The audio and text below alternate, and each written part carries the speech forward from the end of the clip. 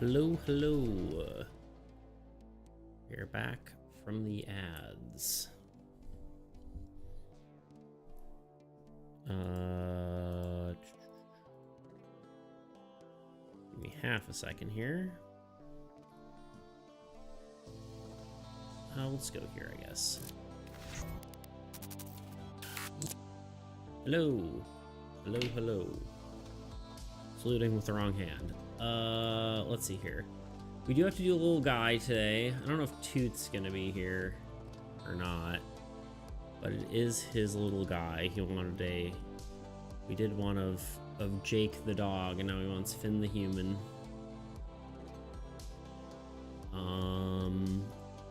We'll probably also be doing some card game stuff as well, as per usual.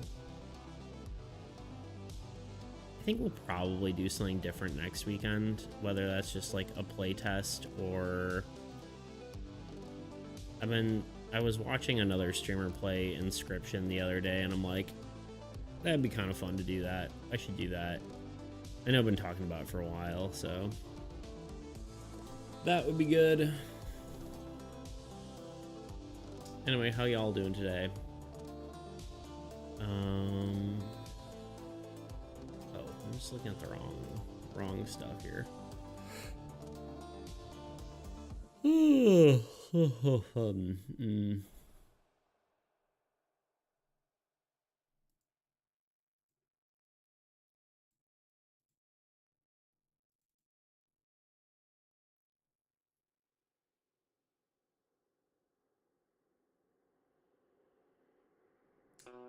Where is it?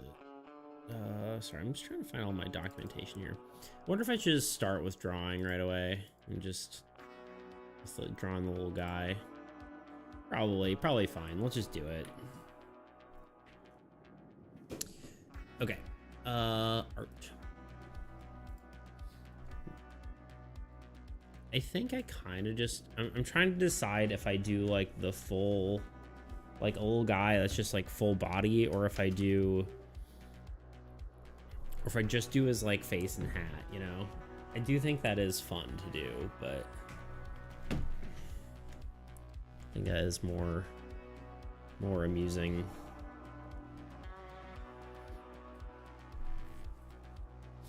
Anyway, let's get started. Kind of feeling a little mellow today. Just in a mood. Just feeling worn out, I guess, is all. But that's okay. It's okay to be worn out sometimes.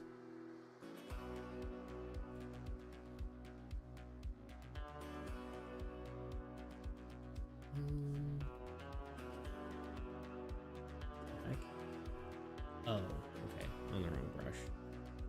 Ah. There we go.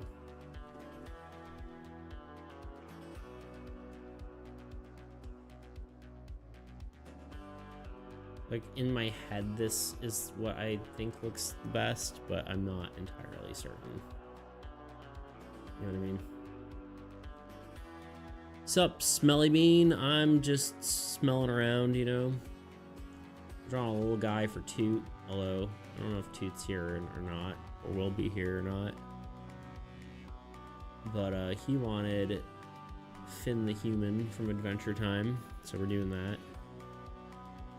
I think just doing the face. Like, I could do like... I wonder if the little backpack would be cute. I guess I could do the backpack. It is kind of cute doing that. And then just like the bottom of the shirt. Which maybe we would just do like... Split the difference here.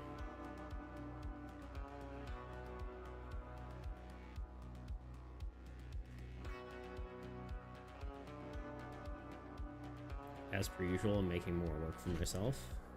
It's fine. Everything's fine. How you doing today, Bean? What's up with you?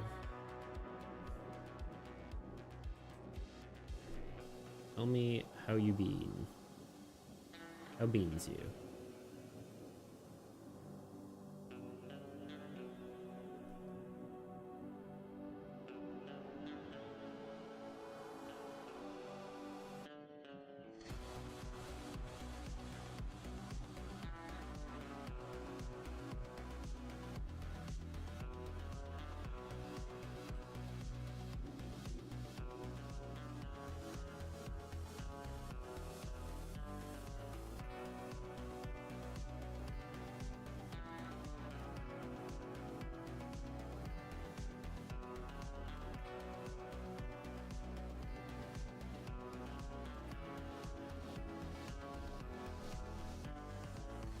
I think Adventure Time may be like the first thing that I was ever really truly like a fan of.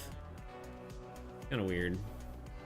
Okay, thanks, buddy. Also a little in a mood today, but it's good to see you. Yeah, dude, it's just, I don't know. Yeah, it's life's hard, dude. Life is hard.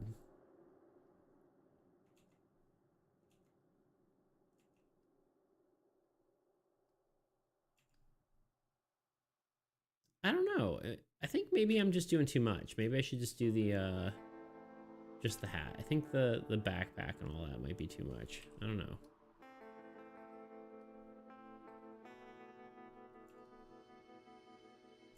I think just doing the hat as a thing might be fine, but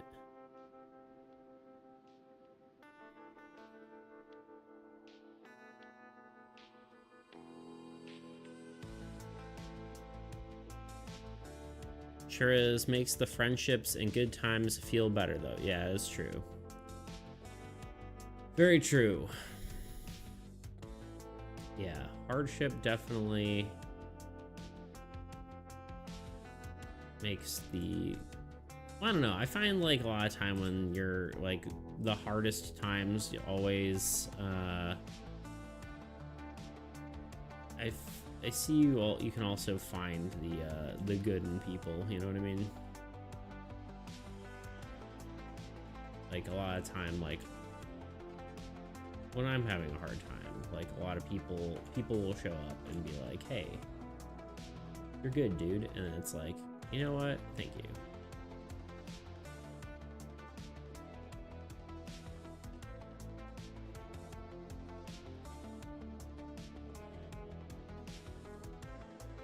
That was kind of a bad explanation of that, but you know what I mean.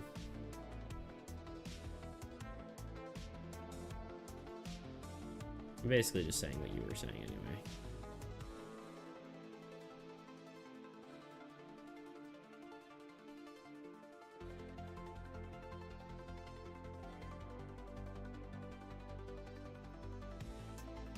On a 20 stream wash streak. What the heck, Bean? That's crazy. I did not know that.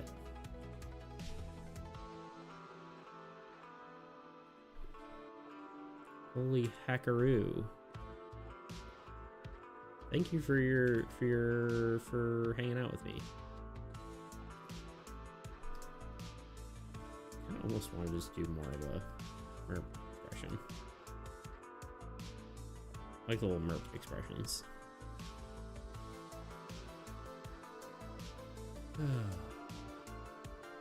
What are you up to today, Bean?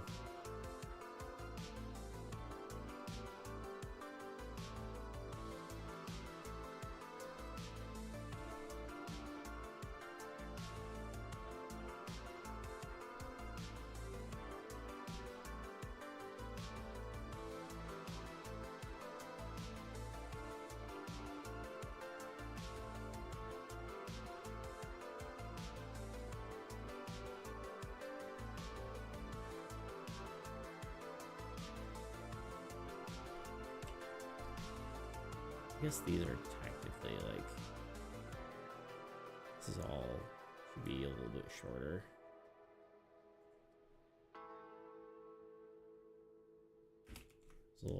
His little ears are shorter.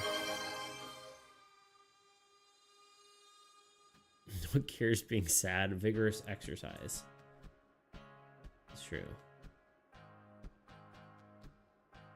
I ain't really just. I wouldn't even say I'm sad. I would say I'm just more tired.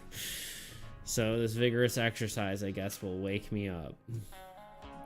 Make me less tired. Alright, let me, how do I do this? How do I run a stream again?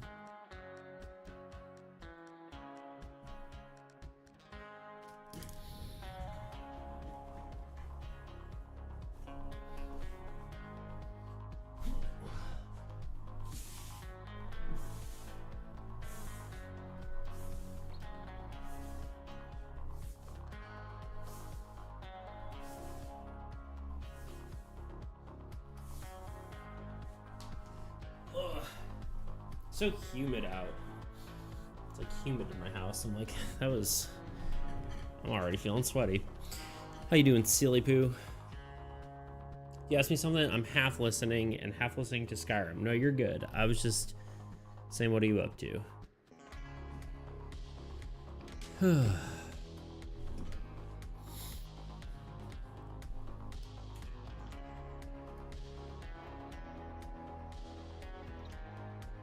That's Coach Silly Poo to you. Sorry, Coach. Playing Skyrim, yeah, that makes sense.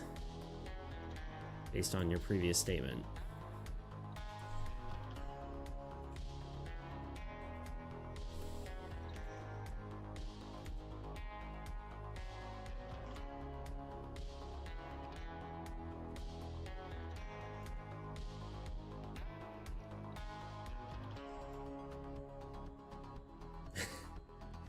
The style always makes me crack up, even though it's my own freaking drawing.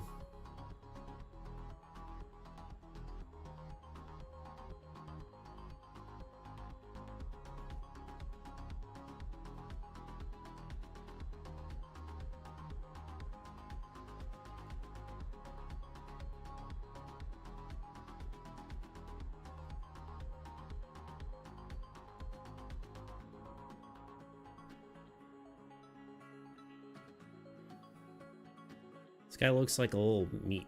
He does look like a little meep. It's Finn from Adventure Time.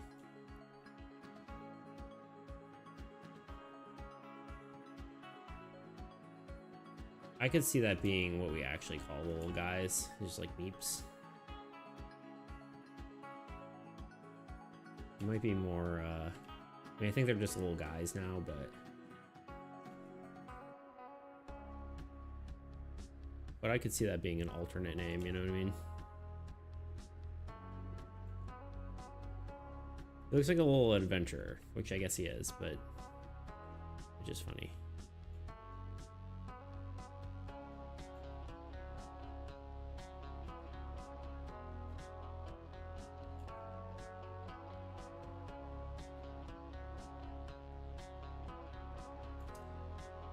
He used to be an adventurer like you. And I took an arrow to the knee. Right, Bean?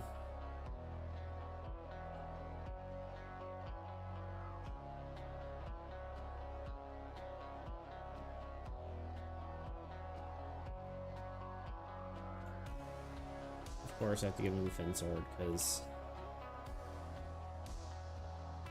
it's the one I made, and he is Finn. I do like the demon blood sword, too. That one's cool, but...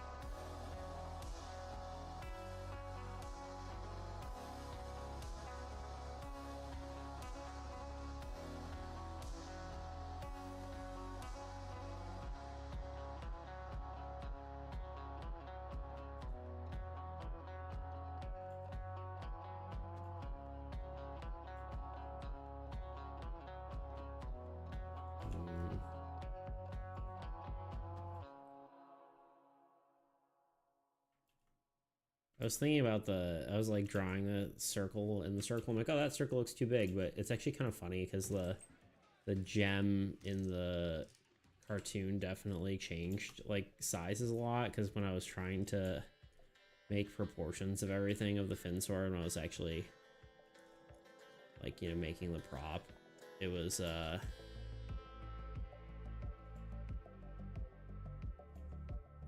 the sizes of things changed, so it was kind of hard to figure out exactly what the dimensions were.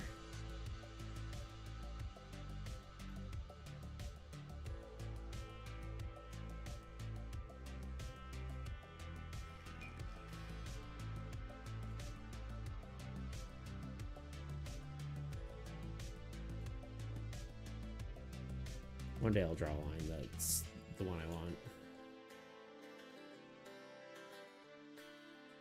Always such a struggle.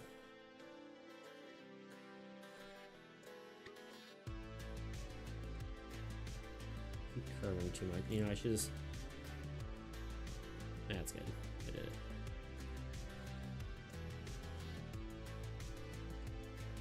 Maybe a little bit off, but it's okay. I think that's it. Oh wait, we just need to give him one.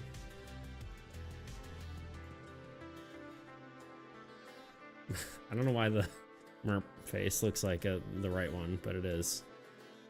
It feels correct. It's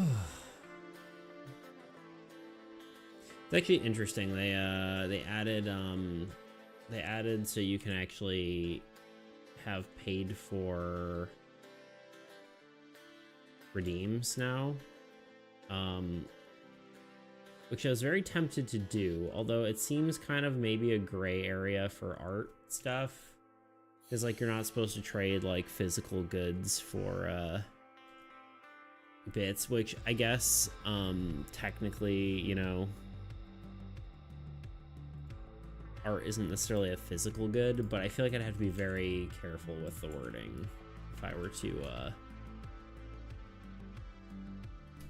do it, you know. Hello DDP, how are you today?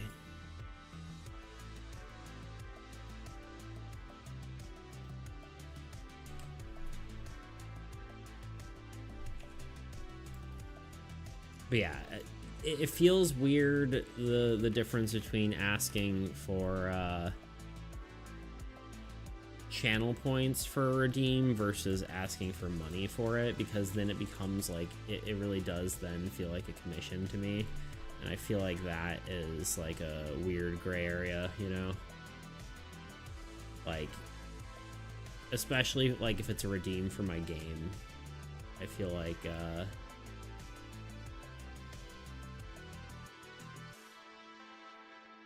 that could get weird, you know, because if they don't get what they, if like someone doesn't get what they want, technically they've paid me money to do it, so it feels weird.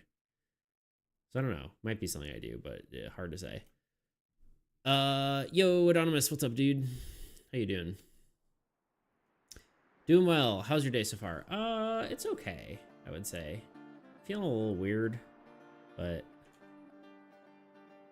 I think I'm just kind of worn out a little bit, but you know, it is what it is. Can't complain too much.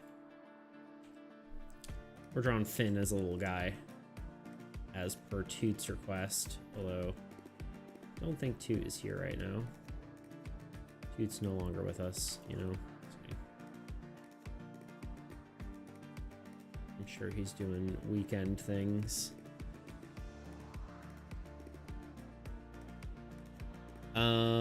But yeah, drawing a little Finn. I started to say this, but I don't think I started. Well, Rip Toot, he will be remembered indeed. Hello, Thunder. How are you? How you doing today? Gornin. Good morning. What's going on? What's going on? I say, hey, yeah. You know what I mean? I said, hey. It's so funny looking. Gosh. Okay. I don't know why I'm not using the fill tool anymore.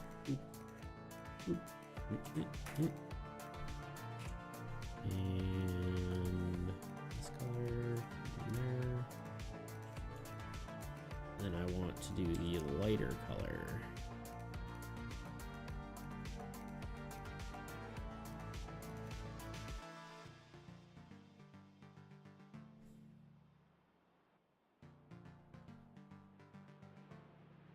It's got a little bit of color variation. IML hummus day today. I'll be doing pictures and writing out my measurements for peeps. Nice. You say it was like peanut butter hummus? I don't know if I've had peanut butter hummus.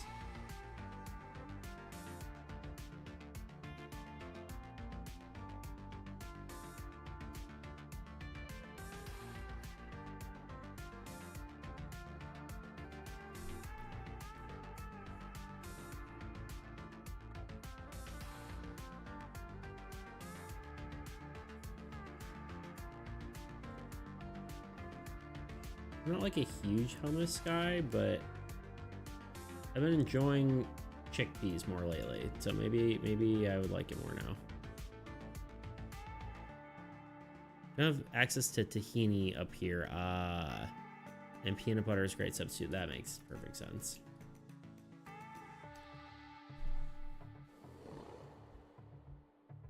Just grind up some sesame seeds. Just kidding. Isn't that what it is? can't remember what tahini actually is. I think it's like sesame.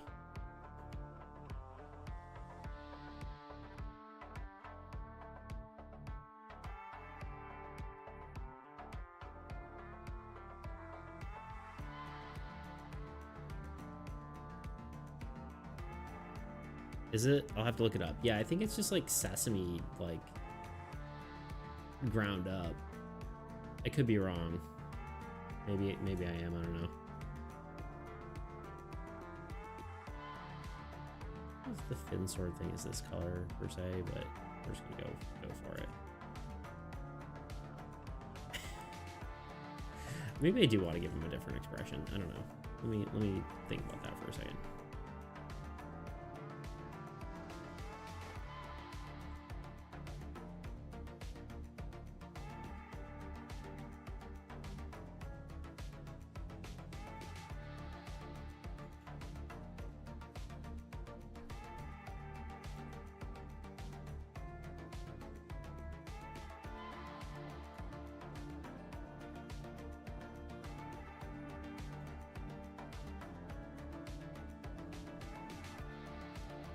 Hummus is mash up chickpeas and tahini. Yeah, but we're wondering what tahini is. Yeah.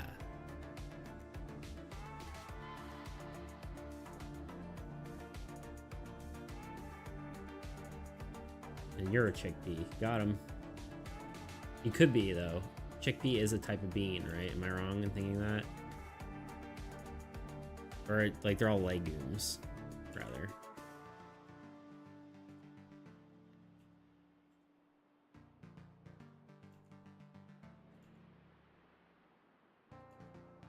Adventure time. We're close. Close to the expression I want. Yeah. You're a legume, got him. No, being your legume. Quite literally. Alright, I'm lurking, Skyriming. How dare you? I do not like this mouth color. That is what I sampled. So. Isn't runner bean a type of bean? I actually think so.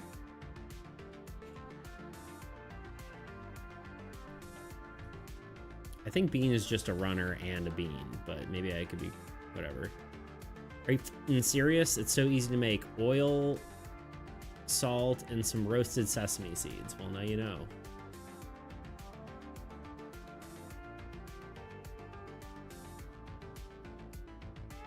Scarlet runner bean. Why am I not understanding the reference?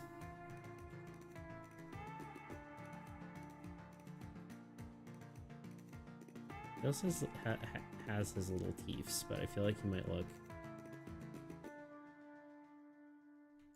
kind of monstrous with little teeth like that.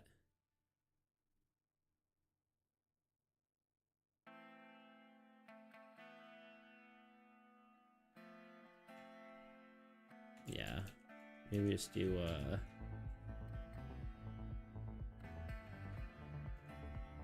there we go. I think that's it. I think that's him. Although I kind of think I want this to kind of come a little bit like a so.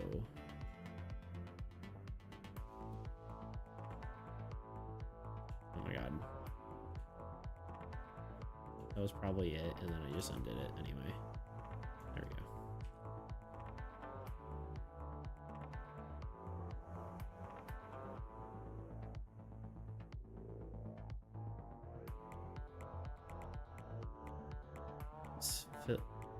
Nope. Oh, Phil. That's. I would assume that's the. I can't read that. I tried. I didn't try, but I can't read it. Is what a runner bean is. I see. Boom. There you go. Okay. And beats. I should have stopped myself. Sorry for going to unwanted. No. You're totally fine, dude. Don't worry about it. No worries at all. I'm literally not in any way upset. I just try to not have like any sort of conversations that could, I don't know, like that would have like what's it called? Just like, I don't know, potentially like could cause fighting. I mean, like, you know, the server is like mainly meant for like, you know, less serious conversations, but I am in no way like annoyed or whatever by it. So do not fret, my friend. I do not mind. It's also weird like figuring out where to like draw the line with that sort of stuff too. Like I could have just left it and it would have been perfectly fine, you know, but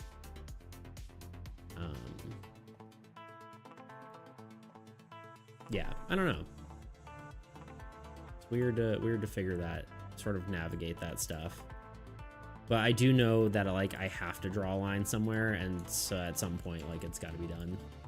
If that makes sense. So thank you for stepping in when you wanted to stop. Yeah, I mean, it's not even like I was uncomfortable or anything, you know what I mean? It's just like I've had situations like I know when it comes to like the server, I have to like there are some conversations that, you know, should happen and shouldn't happen, and like trying to navigate that is interesting. So, wow, this is so cool. Yeah, it's a little fin. So yeah, do not worry about it one bit.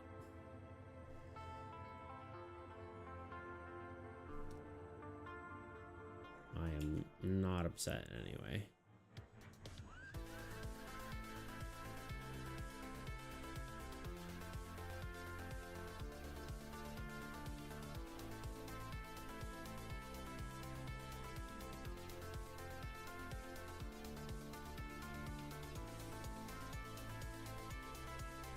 Yeah, it makes total sense. Yeah.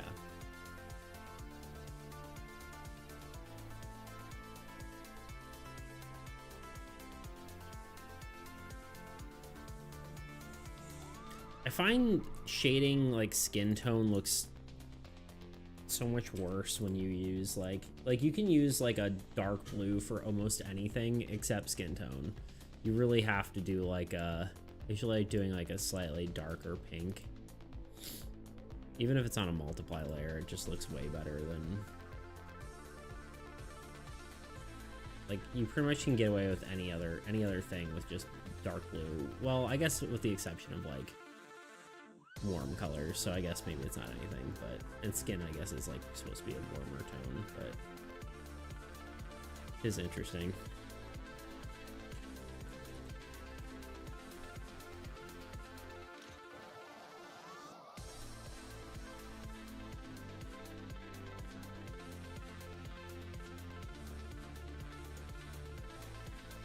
I want to do this as a different layer. Wait, can you draw characters from Steven Universe? I could. You'd have to redeem it, but I'd do it. If you want to redeem a little guy, I'll do a Steven Universe little guy.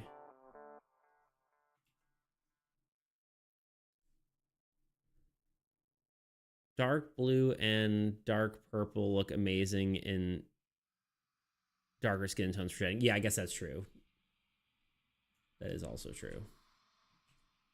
Yeah, I guess actually like purples work, but I think blue just doesn't. At least I don't know. I haven't well, that's untrue too. I don't know.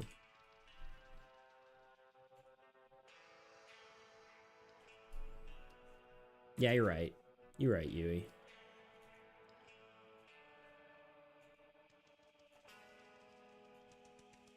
I don't know, I do like shading with a little bit of red though, just because like it brings out the like, I don't know, the blood color, and people have blood in them, you know? But yeah, I guess I've seen purple shading look really good too. I just think like, yeah, I guess on lighter skin tones it's bad, but because this looks like just like muddied, you know, or like he's bruised, I guess is part of the problem. Mmm, yummy blood.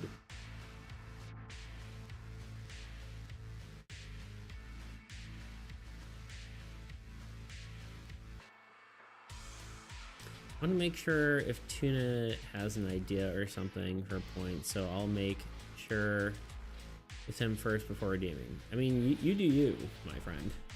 You're allowed to do whatever redeems you want. But,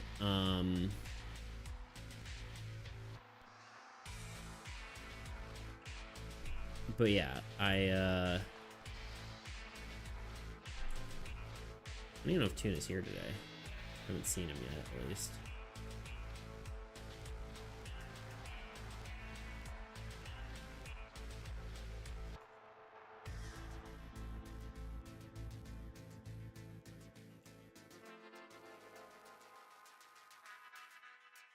Actually, your art is perfect for Steven Universe. I do like Steven Universe. I was thinking about rewatching it, honestly.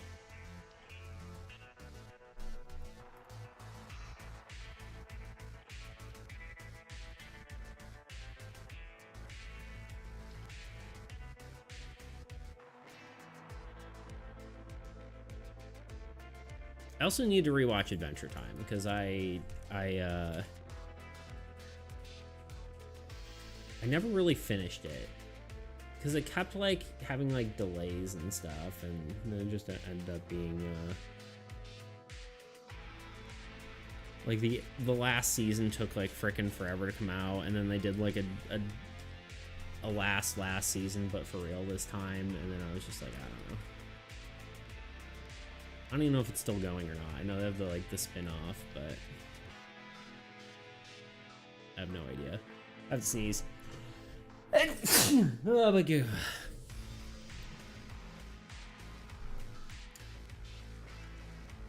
Anti-vampire garlic attack. I don't know. Maybe I missed that one again. Or is that a Adventure Time thing? Sorry. Yeah. Anyway. Love that show. If I find my sketchbook from elementary school, it's had so many drawings of Steven Universe characters. Who's your favorite character, Yui?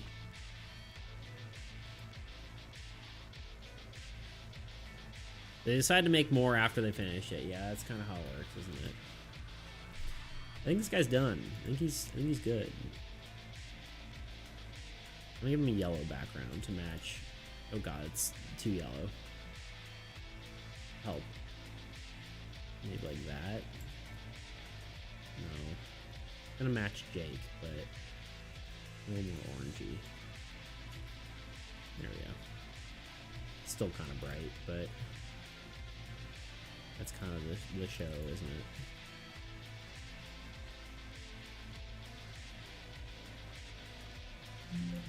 Oh god, I broke everything. It needs to be more central. There we go. Okay. File. Save as. Ooh, that was close. I was saved over my template. Finn the human. Oh, he has two N's. Finn. I suppose most people with the name Finn have two N's. And we'll say this with no background.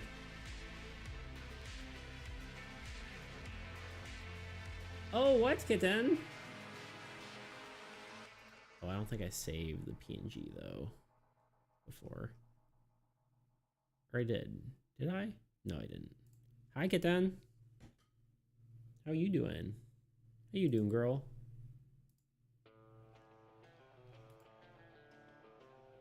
Hey, hey, hey, hey, hey, hey. That's my carpet.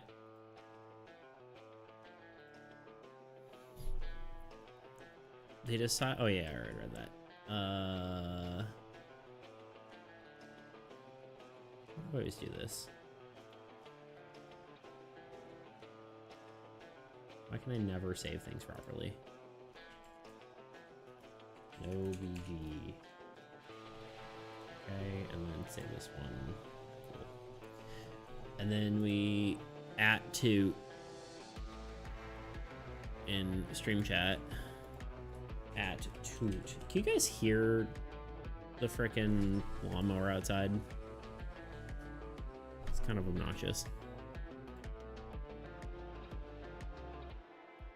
I mean, it's fine. But Where the heck is 2? I don't know. Probably having a life or something. Like a loser.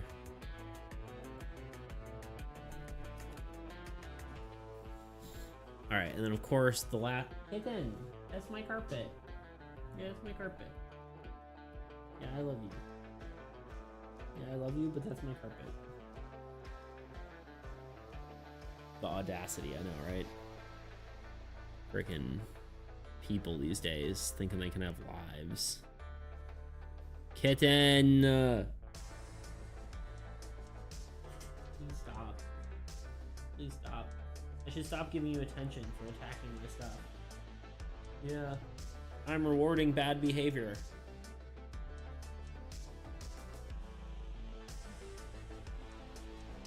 Okay, so I might have deleted a paragraph of yapping because I realized you asked me a question. It do be like that. No. Summoning circle for directed to toot summoning. Yes.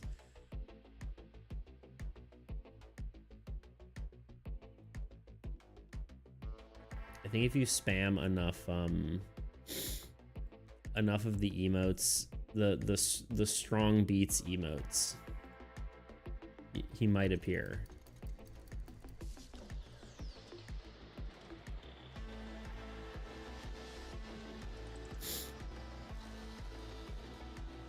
Be Pearl, not gonna lie. Nice, nice, nice.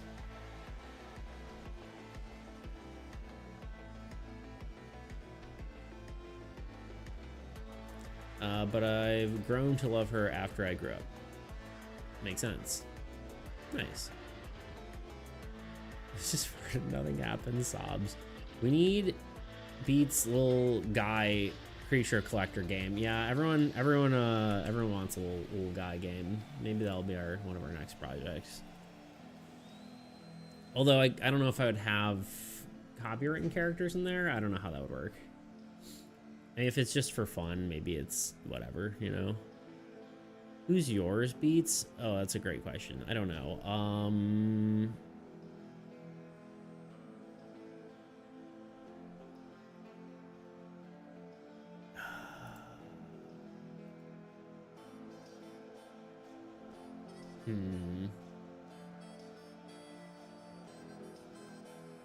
I gotta think about that for a second. I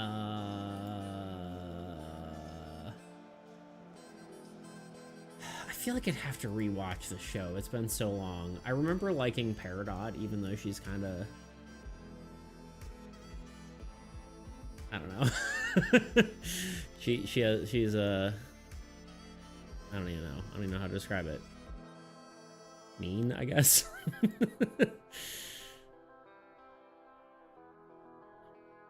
But she was funny. I don't know.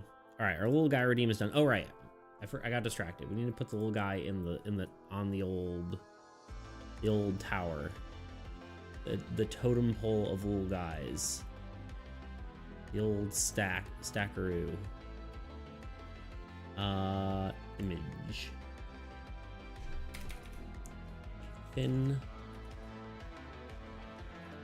Let's start thin. That's fine. Here we go. Browse.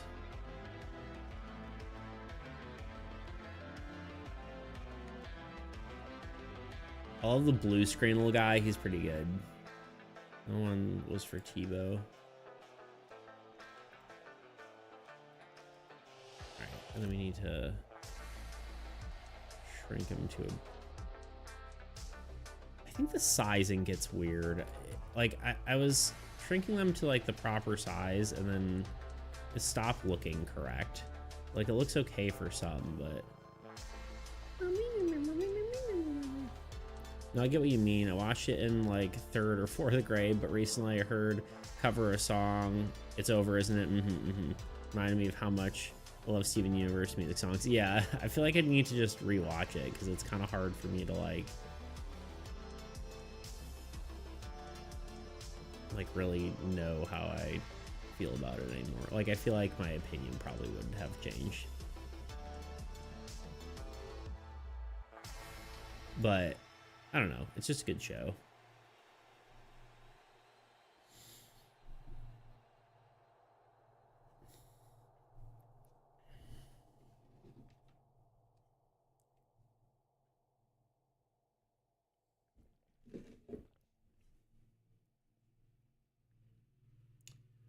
I'm gonna rewatch it because I know I would feel differently about it after these years. Yeah. All right, let's plop Finn in here. Let me figure out where the heck he needs to go. Here we go. Where the heck is it? Oh God. Okay, you know what? I need to... Oh God, why is this not working?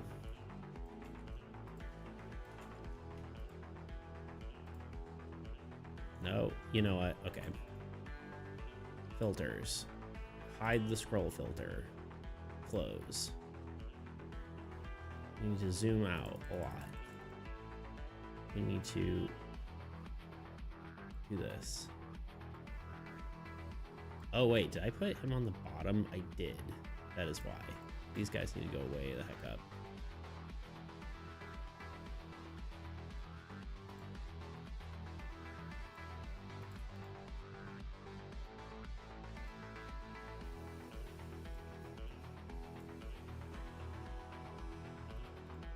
This is getting too confusing. I need to make a better way to do this. Jake goes on the dragon's head.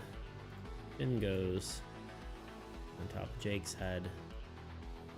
And then we put them here.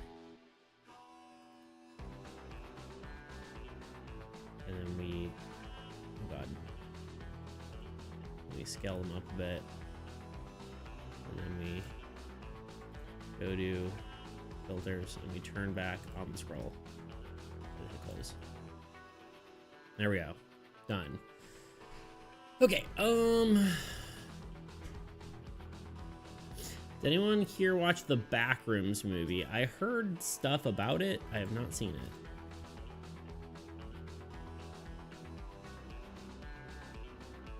Okay. What do we... This is the wrong document.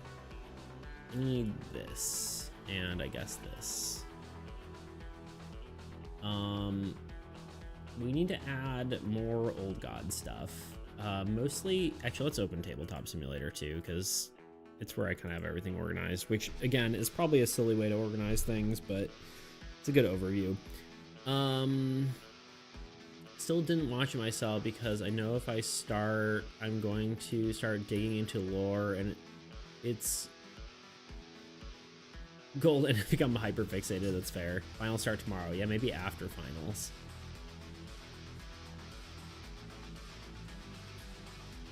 Maybe you should make that your reward for finishing finals.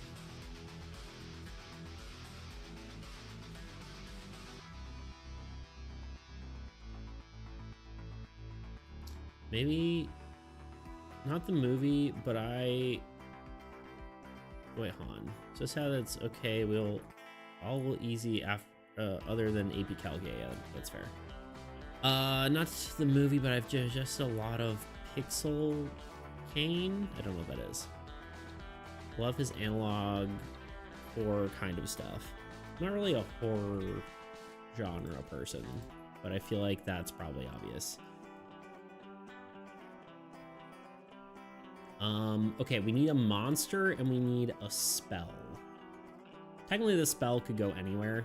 It could go in any deck, really. But that's currently how we have it organized. But then once that's done, we're home free on that sort of front.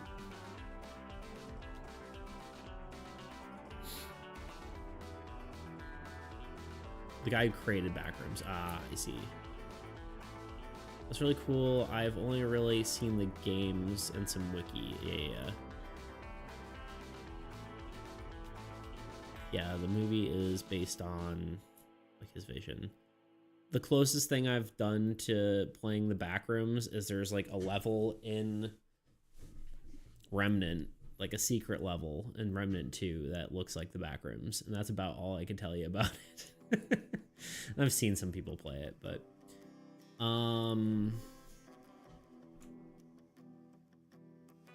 okay, the monster is supposed to be some sort of like drone-like creature that does more damage to disabled enemies, and then the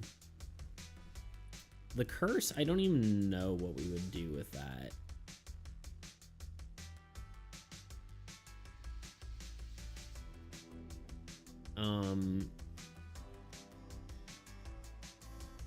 I know what curses to do for at least one of them for Oblivion.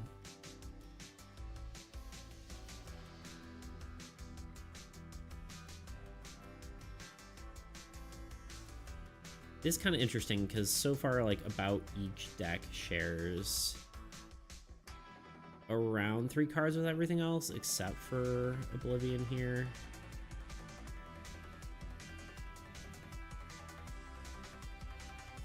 So that is interesting.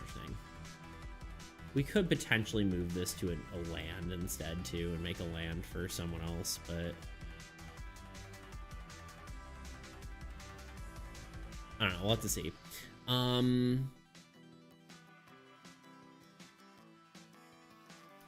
The movie is based on his version. Okay, gotcha.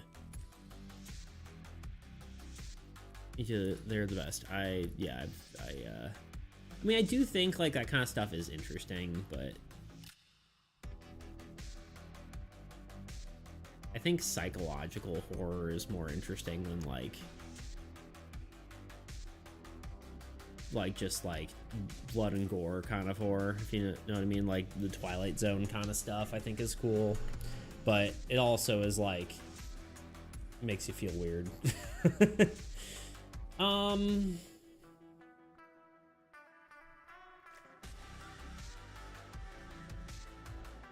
have AP exam tomorrow, going to order sushi. Ooh, the study material while lurking quickly before it comes, and then go eat. See you guys after I study. All right, good luck. There's a place near me called Sushi Burger, and they literally have like basically deep fried rice patties and then just a bunch of sushi fillings in between. Man, is that good. Makes me hungry just thinking about it. We could do one that make like a curse that makes players mill their deck. I don't know if that's really, I think honestly it would be better as a ruins, but oh, does it taste good? It's delicious. I mean, it's more like it's kind of a lot more like, you know, some of the more you know, like the sushi that has like a lot of fixings on it, like, you know, crab, and like it's got like, I think, does it have seaweed salad on it? I can't remember. And like it's got like pieces of not salmon, tuna, and like eel sauce, and what the heck is it called, spicy mayo. I can't remember what else was on it, but it's like all that kind of stuff, and it's just very, very good. They also have some really good crab ragoon there. Maybe the best crab ragoon I've ever had. Unigem cab number, no. I don't think we have that many more curses, so maybe we just draw this drone sort of monster.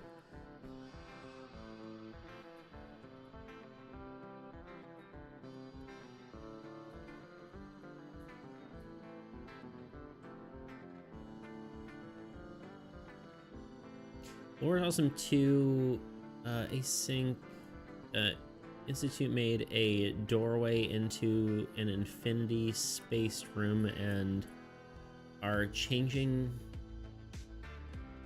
inhabited by messing up things, and sometimes people just fall into the space. Interesting. I don't think I've fully comprehended all that, but I get what you're saying, I think. Okay, we could potentially, let me zoom in on this because this is probably like a terrible viewing experience. We could adapt some of these things to a curse. Like we could just have like the player mill their deck. I don't know if that's really that interesting. Unigem cap when the when X number of units is on a card. That doesn't really work for a curse. This kind of has to be concurrent. When a player card is destroyed by the Old God or its cards, disable a card of your choice. That is just the decay ability, I believe. We do need to actually work on the god itself too, and make sure we've got it all kind of squared away, but discard a card in terms. We did that. That's done.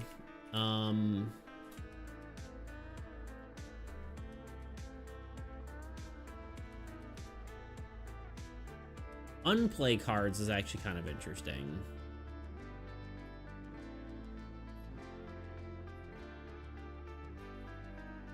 It does fit the theme. I do like that. So maybe we do one that makes you unplay cards, and then maybe you can't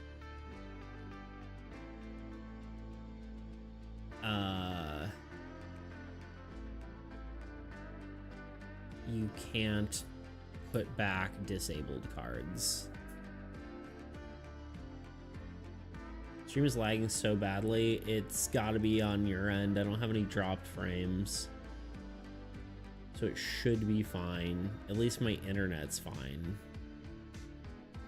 Yeah, I think that's probably on your end, unfortunately. I think maybe we'll do that. We'll do a curse that makes you unplay cards. What does that look like descriptively, right? Like what is the enemy forcing you to like retreat look like? You know what I mean? I think I have one that's already like fear-based, right? That's like the first thought I have is like something like Terrify, I think is one that we have. We have Demoralize and Terrify. It would probably be along those ends.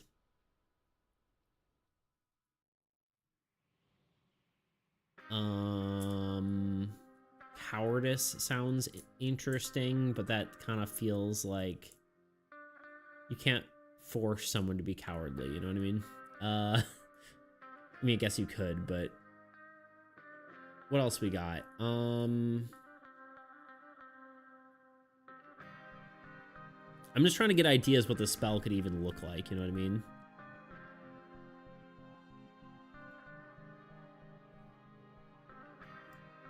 Toot said, huh, what? 3 minutes ago. Or if he's mad I did it before he redeemed it. I don't know. Here we are. Or I did it without him being here. I don't know. Here we are. What did I miss?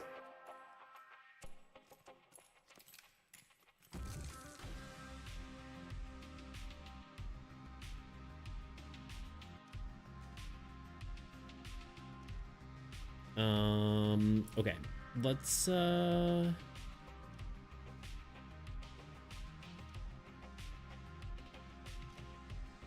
what do we call a spell that makes you unplay cards? Anyone have any ideas? I'm trying to think.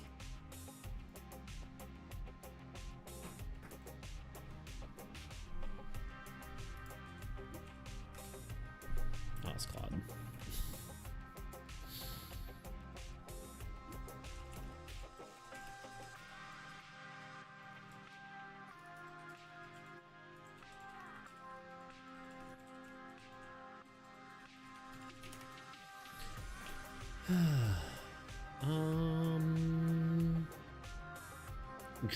Dread's decent.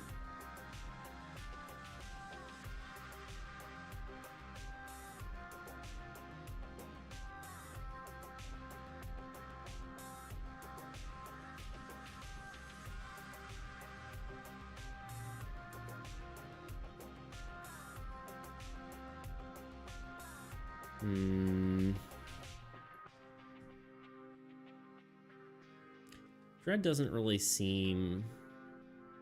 Sorry guys, I have a kitchen to clean and then I am cooking. I'll be mad lurking, no worries. Expunge. Interesting.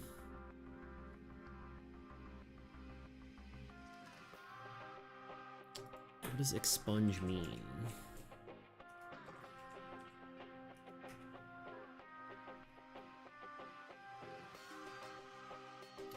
On a road trip with no service, but thank you for the little guy. Of course, it's, I mean, you redeemed it. I was tempted to wait for you, but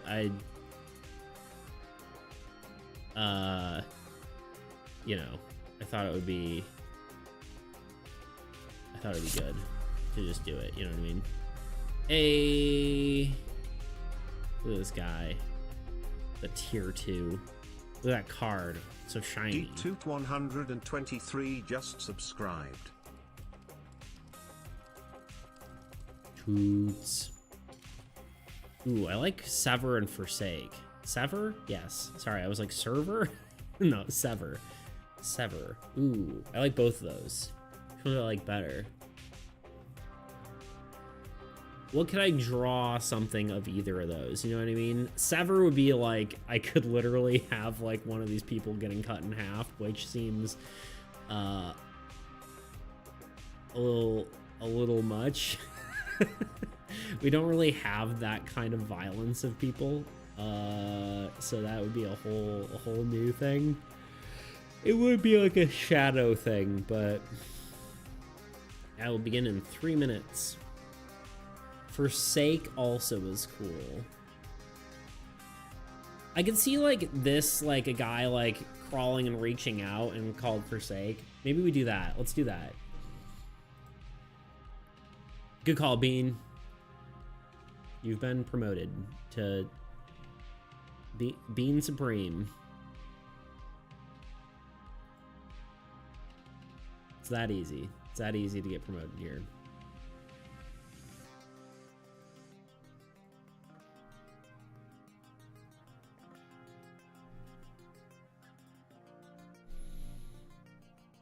I tell you what.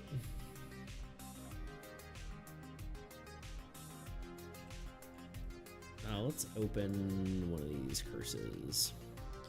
But yeah, glad you like your little guy, Toot.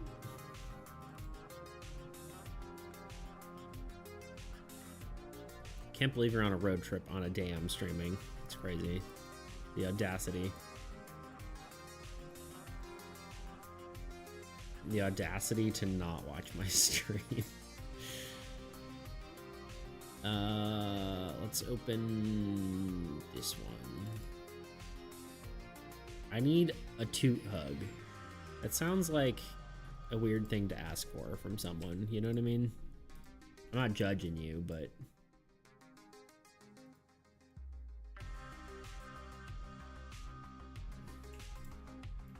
you know what I mean? Okay, sit up, Beats. Oh, okay. I also need water. Doing a bunch of self-redeems here.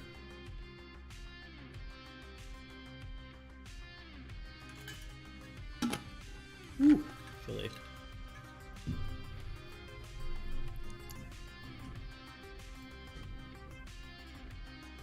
Big Toot hug for a bean.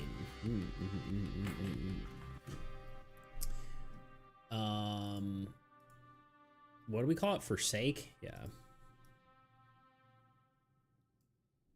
I need the Osgathian homie, as Toot would call it. Actually, he called units homies, so it's not quite correct. He had a different name for heroes. I don't remember what it was. Let's see. Pawns. Ooh, we're about to hit an ad, so we are going to take a 3-minute break, and then we'll be back in exactly 3 minutes, and we'll be back, and we will do the thing, you know? What I mean by that is we'll have another hour of ad-free viewing. Anyway, be right back, and see you in a sec. If you don't mind, just off the top of your heads, would you mind like telling us what your favorite and least favorite part of playing this was? I'll be honest, and I hate to say this, but I don't think there was a single thing I enjoyed. My friend Kyle and I made a game in 2 weeks for a competition, and as you can tell, it didn't go very well. But what actually went wrong? To get into that, let's start from the beginning. As I've been trying to get into more game development communities, I found myself stumbling into the homemade trading card game Discord server. And the coolest part about this server is that it hosted game jams, something that I usually thought was reserved for video games. For the uninitiated, a game jam is a competition where you have a set amount of time to make a game. Then you are given a prompt or theme to follow. Once the allotted time is over, the game is judged and you see who wins. Kind of like a 24-hour film festival or a hackathon if you're familiar with one of those. Now, with all that out of the way, let's get into the development of our Game Jam entry for the May 2024 HTCG Land Jam, Armies Against Entropy. In preparation for this jam, I partnered up with my buddy Kyle. You may remember him from my first devlog of Soul. We made the original version together. Anyway, we decided the first thing to do was to look over the judging criteria, come up with a schedule, and divide up responsibilities. This all pretty much went out the window day one, so I don't know why I bothered telling you this, but let's get on with it. As I said, this jam was hosted by the homemade trading card game Discord community, and as with most jams, there was a theme to help keep everything fair and keep people from submitting projects they worked on for years or whatever. In this case, the theme was lands. For all you trading card game people, this was clearly very Magic the Gathering inspired.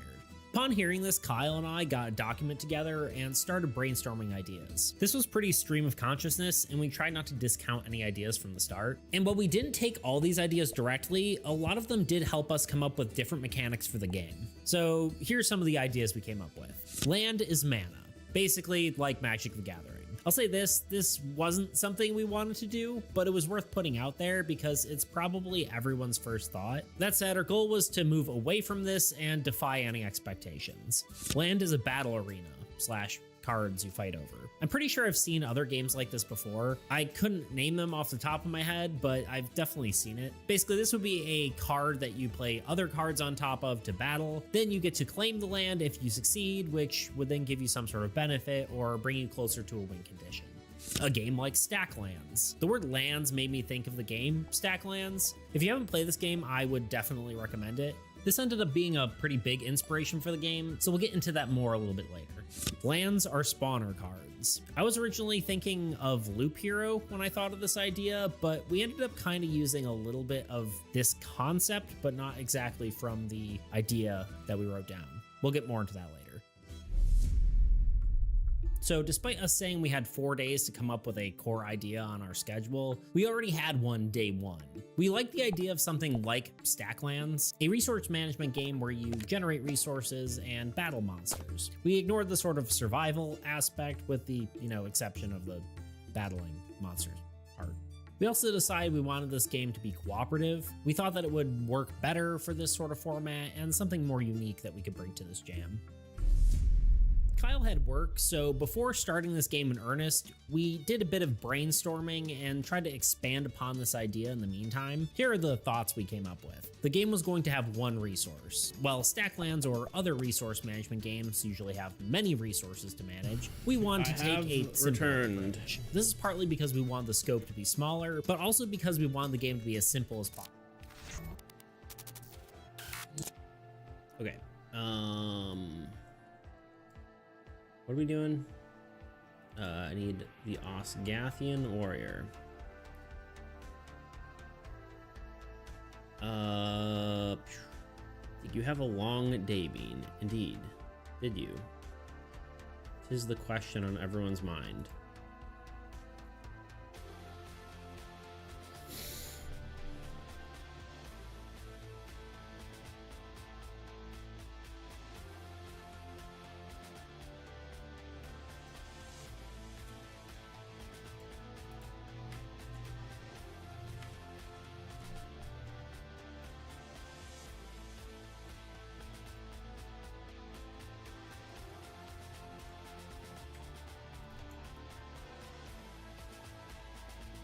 It's funny because the Osgathian Warrior doesn't really have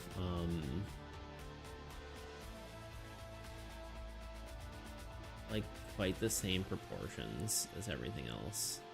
Like his hands are bigger than most other ones.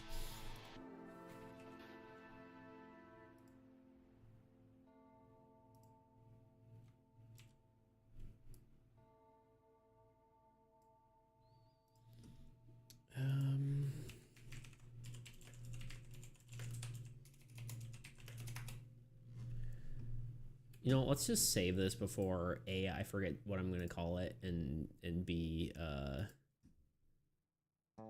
don't know. I don't know what B is. Art. Card art. Old gods. This is a curse. I'm starting to lose, like, track of, like, all my cards. There's just too many of them. And too many different versions, and, like, my brain's just forsake.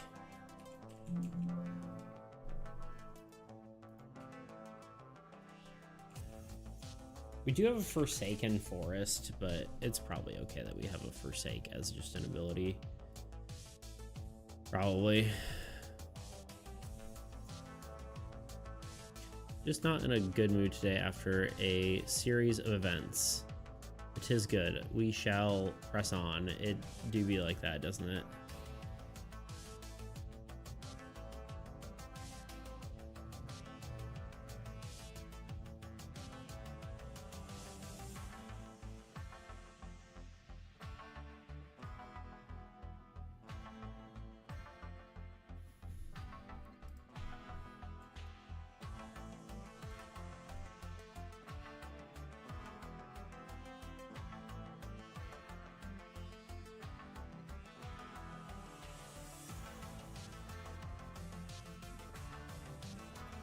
Where are you headed, Tootie? DM me if, oh, sorry, I thought you were gonna say DM me if you want to know where I'm going. And I was like, that's fair. But no, DM me if you want to talk. Talking about it would help, indeed. Indeed, indeed.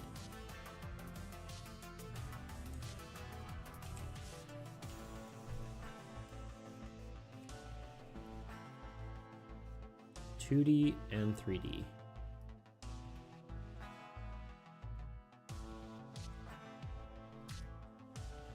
Indubitably. I'm heading to a trade show for work. Gotta take video and stuff. Nice. That's kind of cool.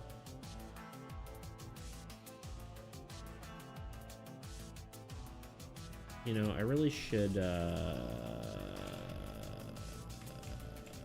make this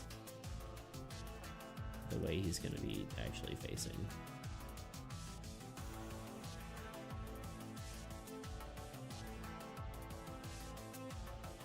It's always weird when you rotate these guys, though, because it doesn't, like, quite work based on perspective.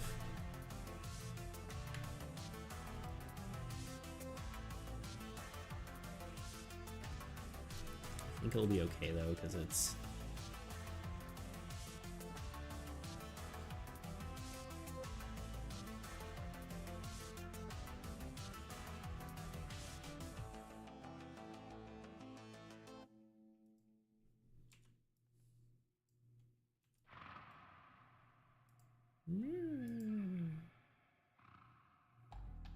Making an animation right now? No. I'm just posing this guy.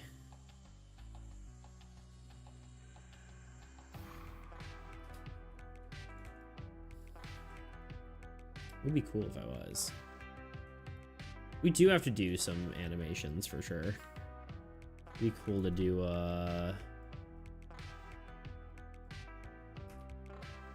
some sort of like a theatrical trailer, you know what I mean?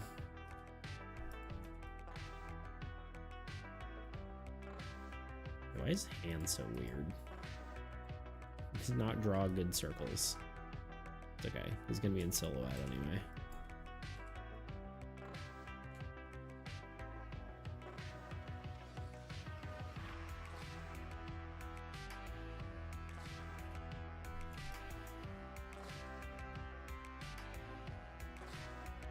It's gonna be kind of like one of these.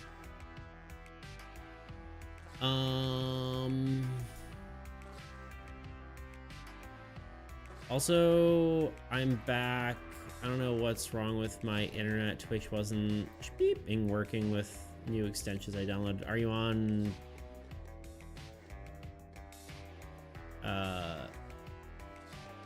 I assume you're on your computer, not on your phone, right? Because I know the Twitch app just sucks.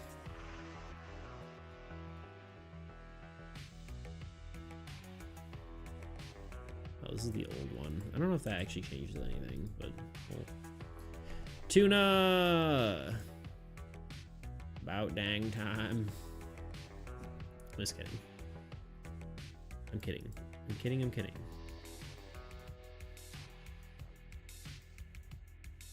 Yep. I'm on a computer website. Gotcha. Yeah, I know 7TV was causing some issues with being able to chat, which was wild, but finally, Toot and Tuna are here, exactly. Two of the three Teamigos. You know what I mean? All we need is Tebow, and then you have all of them. Is that everyone who starts with a T? I think so. Dude, you've been slacking. It's true. He's because he's out of money. He spent all of it on little guys. I'm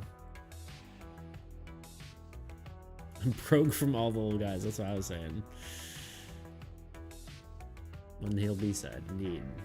I said what you said, what you're saying, what I'm saying. You know what I'm saying?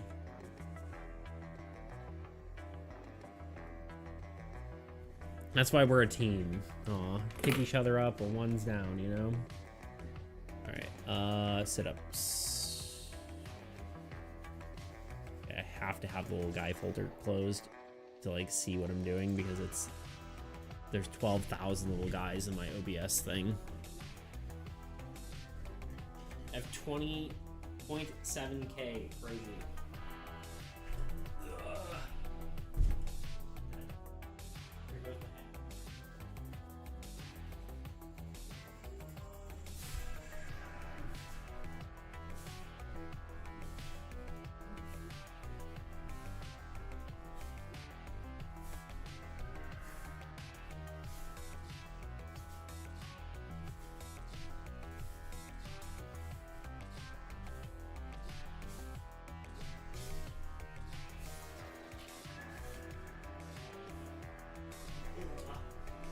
You did it.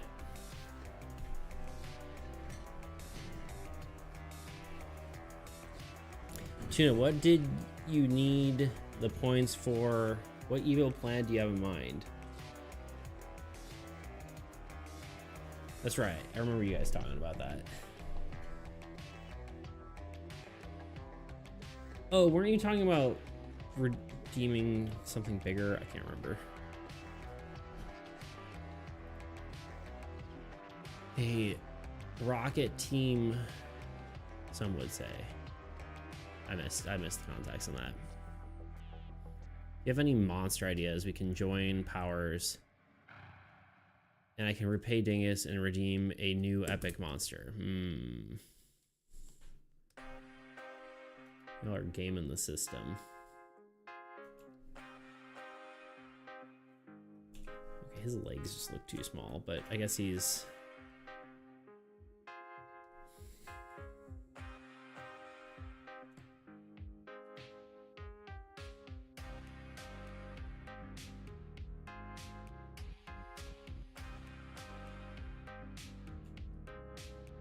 Just know there's only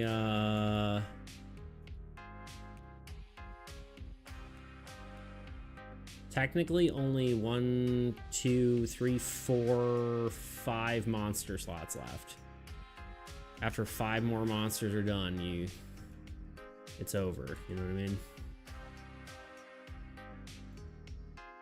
There'll be no more monsters after that.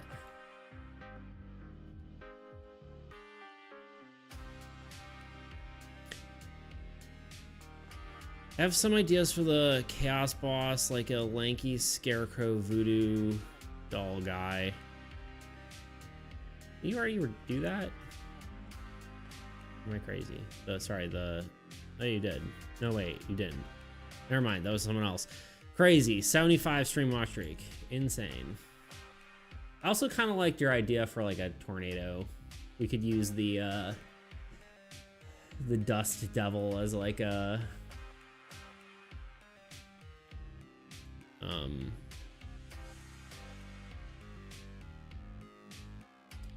as a thing.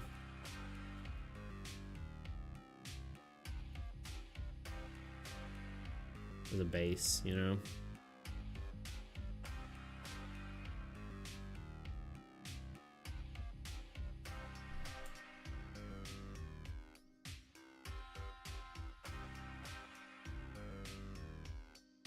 I know that was like a storm as a monster, but...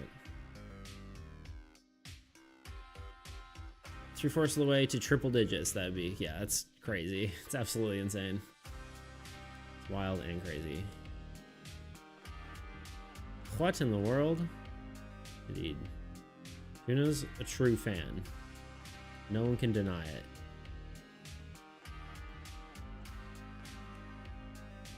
I also feel weird calling people fans. A true member of the community.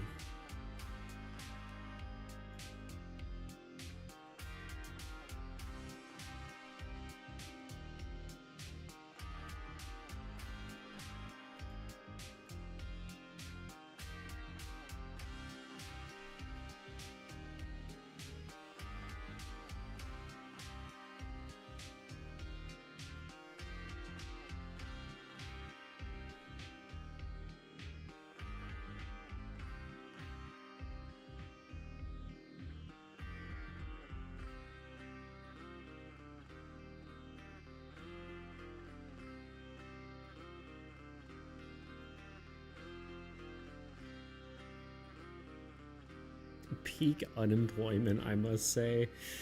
I'm thinking of Chaos Boss would be made by Tebow's Rust Wizard, potentially. I could potentially see that. I feel like his legs are just the wrong length. I think is part of the problem.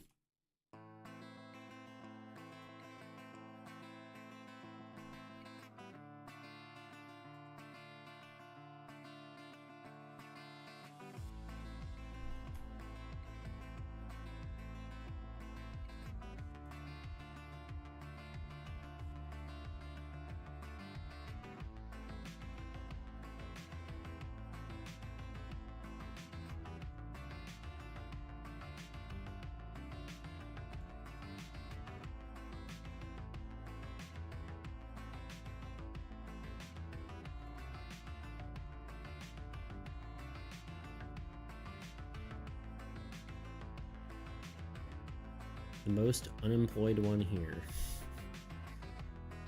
Guys, I think I almost at the limit for people I can follow on Twitch. What's the limit? I didn't even know there was a limit. Shows a job application. What is the limit? What's the number?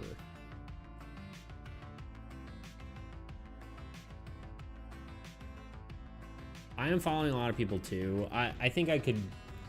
There are people that I could unfollow though. There's like people I don't watch anymore. Or never watched to begin with. They'll be like rated once and it was like... I don't know. What color should I make this?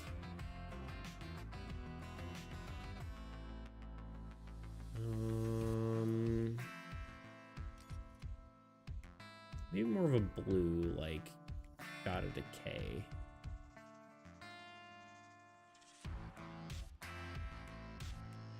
Trying to see what other colors we could potentially use.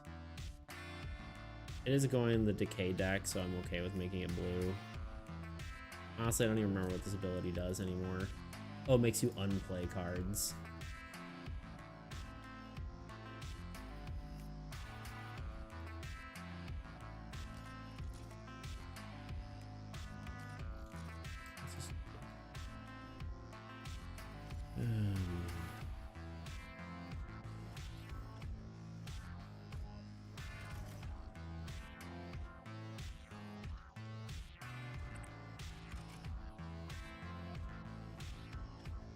It's only 2,000. Can you believe? I cannot believe. That's too many people, Yui.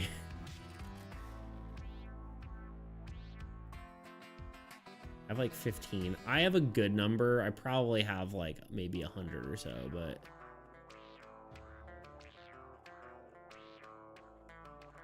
look, to last I watched 17K channels on YouTube. That's channels, or that's just a lot. Yeah.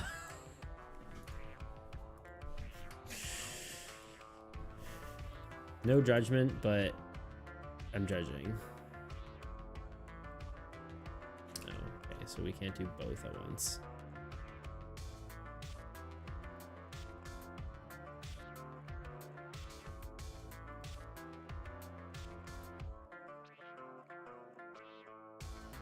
It's the same kind of judgment I have for someone who has like 30,000 tabs open at all times. I know there's some of you in here.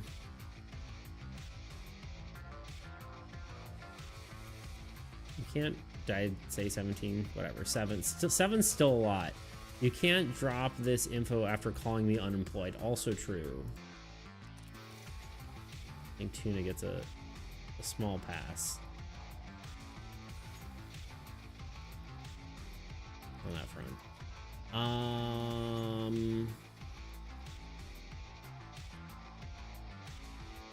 Outer glow, this color, paste, okay.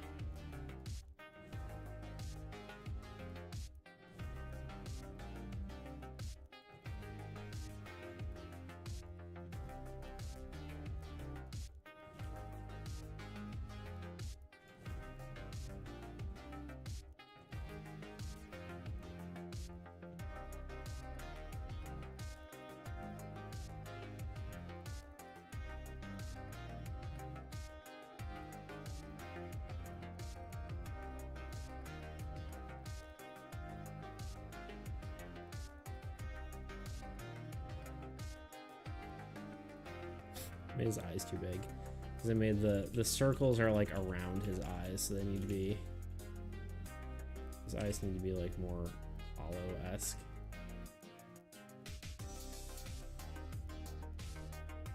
And then with like a bit in the middle.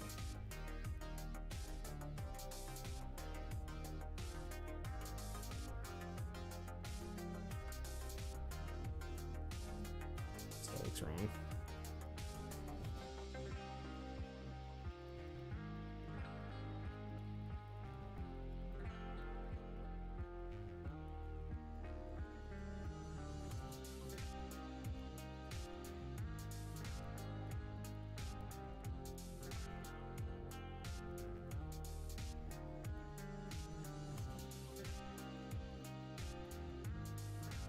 A little better.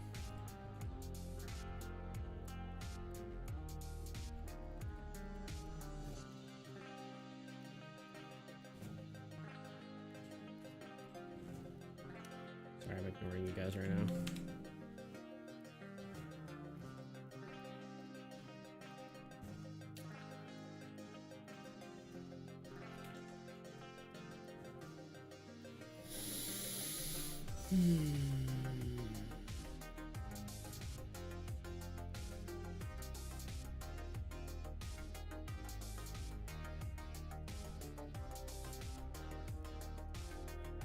I get overwhelmed by following 20 people. It's fair.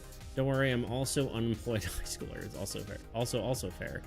Now you go soon. You're going to be unemployed adult.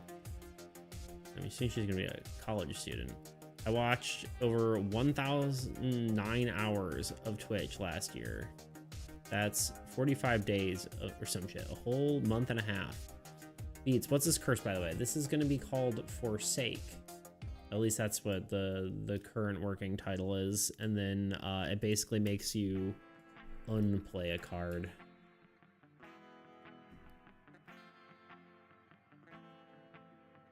I'm thinking it probably makes you unplay a non-disabled card just to make it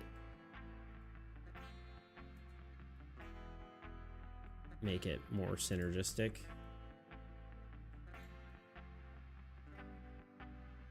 So that'll be kind of cool. Forsake is the working title. But I do like it. So some of the background. Some are background when I'm looking. Okay, gotcha. Yeah, that's totally fair. I mean, technically have like 1,000 hours in Tabletop Simulator, but half of it's just like when I leave the game on, you know? Right. I put some Let's Plays. This background noise, right? Like even in school, they're playing in the background. That's crazy. I wanted to mow the lawn yesterday, but my lawnmower wouldn't turn on, so I tried using the trimmer for the first time, and it's so much slower. I'm still not even done today. What's wrong with your lawnmower?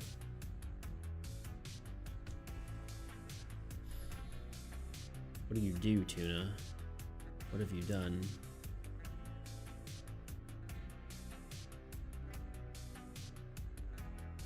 None of those work. Let's do, maybe we'll do like some extra bits here.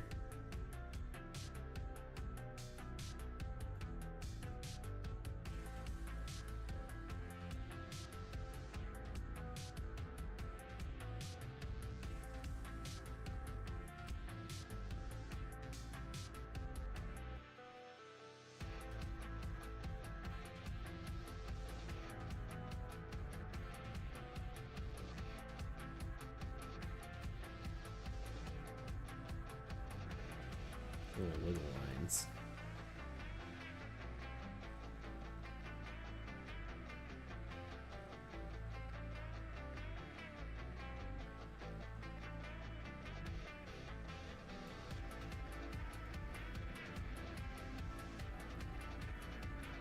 Shaky. Do not forsake me.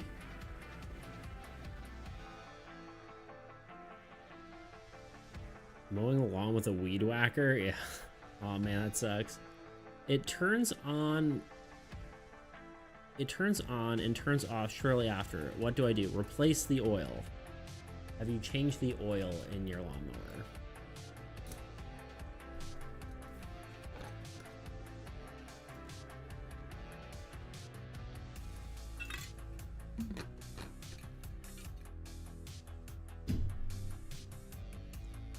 Is that what it's called? It's the little, like, that's what, I mean, that's, I think that might be a brand name that they just ended up calling it, but the little, what's it called? Like, it's got a string in it, whatever. Little string that destroys weeds.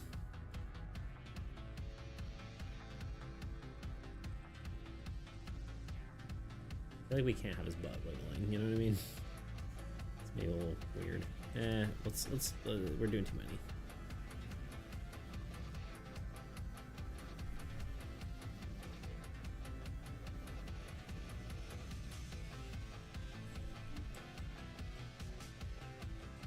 Yeah, I'm willing to bet you, Tuna, that's your that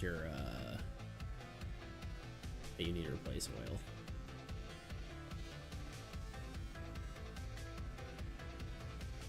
Yes, that's it. The thing you hold up and it spins some string around. That's, yeah, weed whacker is what us Americans call it. I don't know if it's called that everywhere else, but I kind of like giving it a ground plane.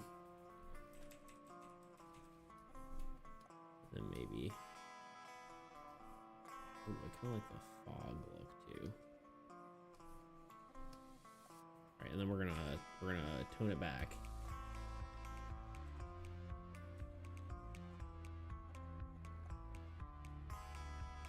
Oh God, I went too far. Help. Replace the oil, as in remove the current and put new. Yes, along with a new oil filter, ideally. But honestly, you could probably get away with just putting new oil in if you. But it depends on like how why does it keep doing this?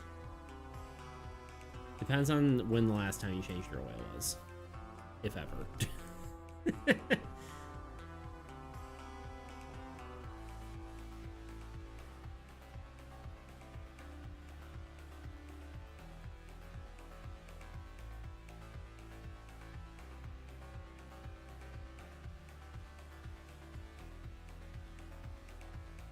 One more at my relative's place had the same issue, so it makes sense. Thanks, I'll try it. Yeah. I mean, worst case, like, they should have, like, a little dipstick to see how much oil is in it, and if it comes out with no oil, then, you know, that's probably your issue. But that would be my guess. I'm no lawnmower expert, but...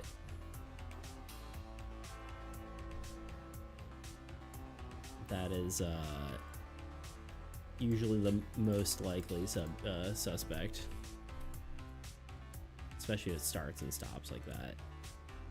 Because if it's starting, it means it's not the spark plugs. If it's kind of like this, but I kind of don't. Sorry, whatever. Wait, you're not a lawnmower expert? Why am I even here? You're right, I'm sorry. I've lied to you. I'll have to put out my apology video. Yeah, that's better.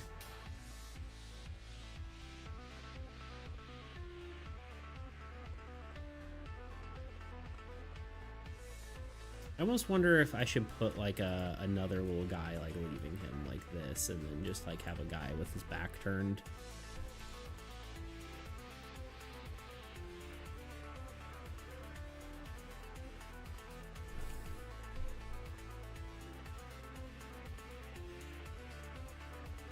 Let me make sure they're the same size real quick. About right.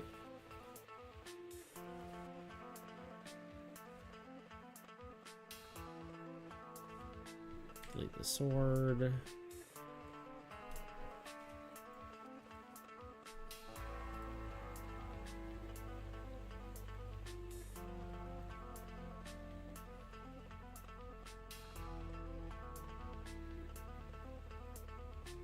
Maybe a slight walk away looking legs.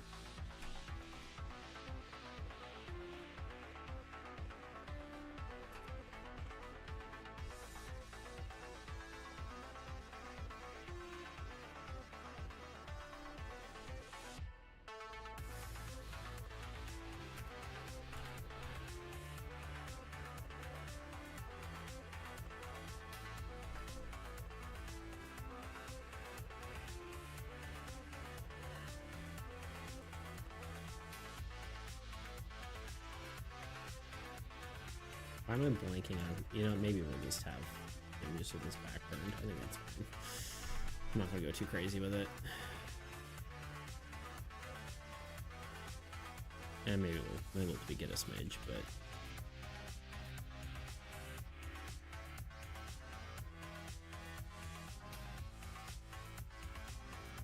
okay now.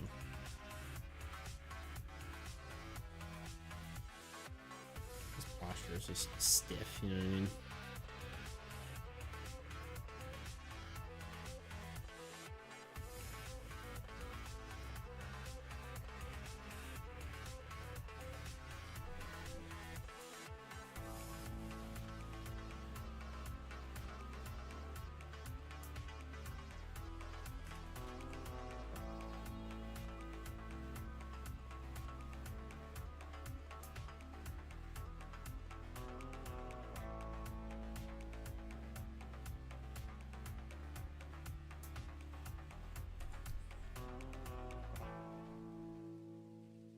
Why does it not let me select my freaking eraser? I just don't understand.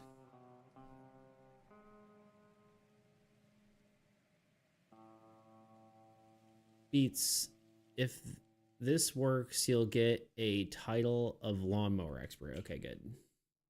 I don't know, I just know like a little bit about mechanics stuff, like hardly though. I would hardly say I'm an expert.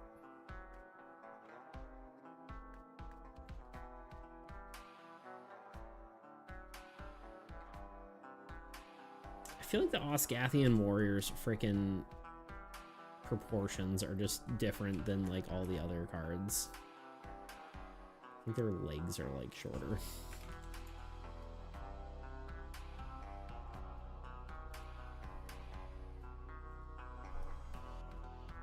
I don't know what it is.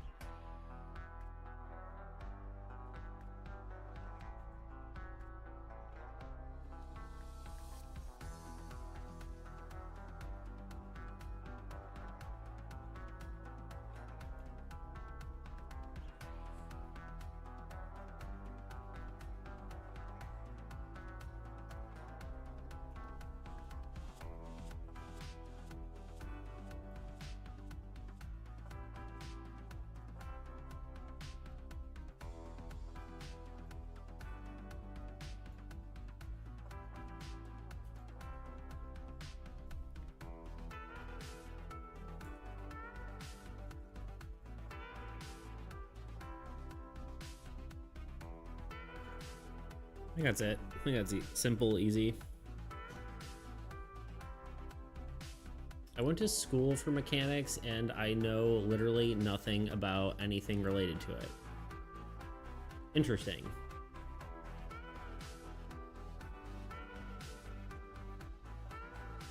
How does that work?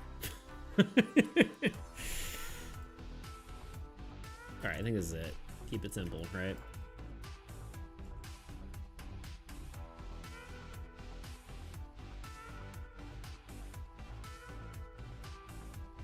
Say as I do more.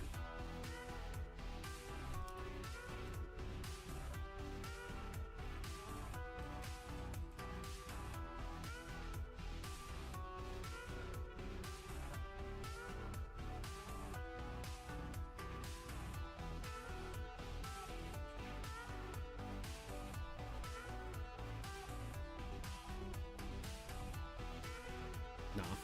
Okay, moving on. File. Save. Let's turn this off. Save. File. Export PNG. Forsake. Yeah, I'm a little unsure about Forsake just because we do have a Forsaken Forest, but I think it's probably fine. What was the other one being said? Oh, it's gone. It was Forsake and...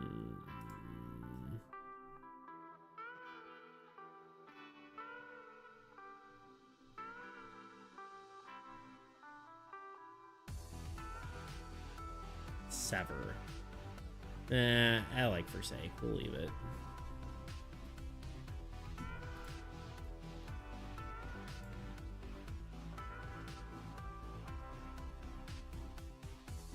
Export PNG? I don't remember. We did. Okay, that's a spell done. We officially only have one more card left for Decay, which I think is gonna be the drone sort of card that Tuna mentioned. I do like that idea, like a drone or like a something along those lines, warrior bug kind of deal. Which I guess honestly could just be an endling, but maybe give something with wings. I feel like that would be cool.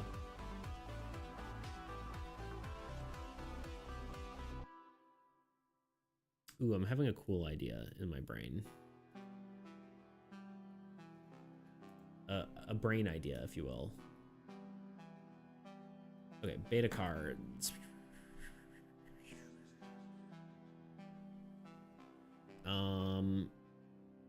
Okay, Okay, we need to reset this because this is just way too zoomed. Okay. Okay, we did ensnare. This is what's this one called? Forsake. Is Forsake, and the ability is each player must take one card from their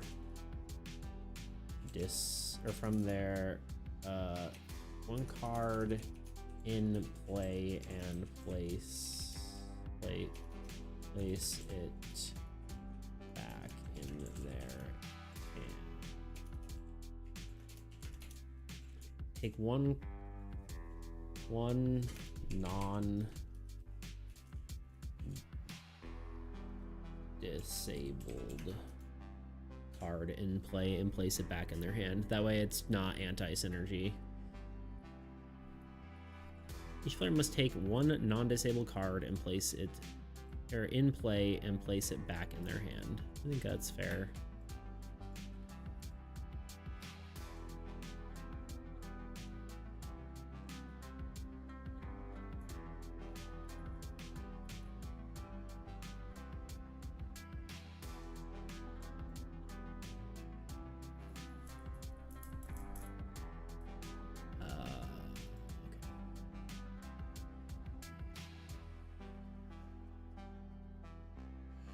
Oh man, yawn.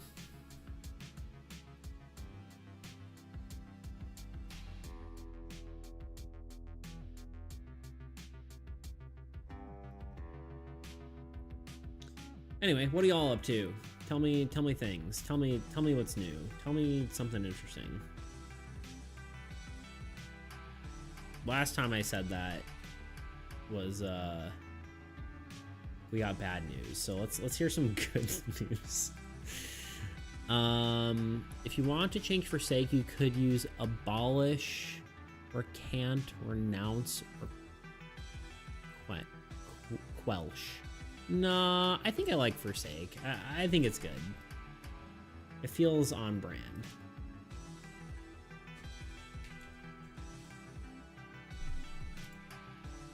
And we have cards that have like similar names, so I think it's fine. I'm not too worried about it.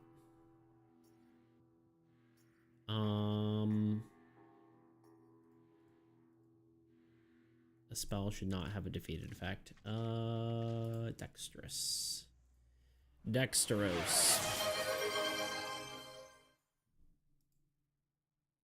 A push-up redeem, you say, huh? You would like that, wouldn't you? You sick freak. Just kidding. I'm sorry. I don't know what came over me. I just wanted to say something funny, you know? Yeah, thank you for the suggestions, Bean. Thank you for the push-up redeem. I will do that in just a tick.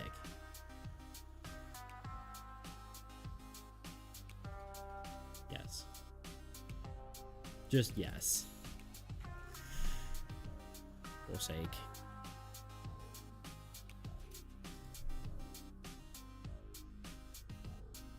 I got some coins for my streak. Nice.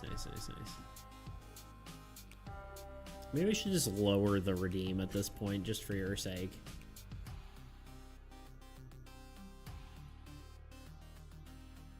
You know what I mean?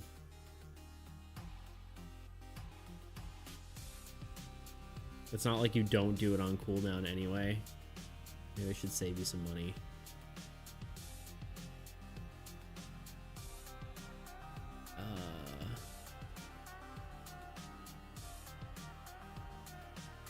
Mommy, I got some V-Bucks from watching my favorite YouTuber. 100 is cheap, it's true. Is forsake, some would say. Some might say that.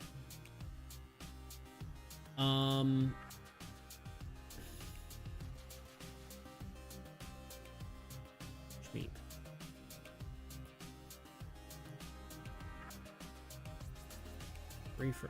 Unlock. Refresh CSV.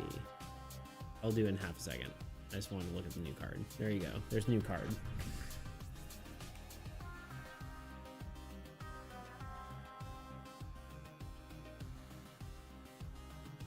Oh, look, my cool table. Ooh. Anyway, push-ups. It's no problem. It's nice, round, and even.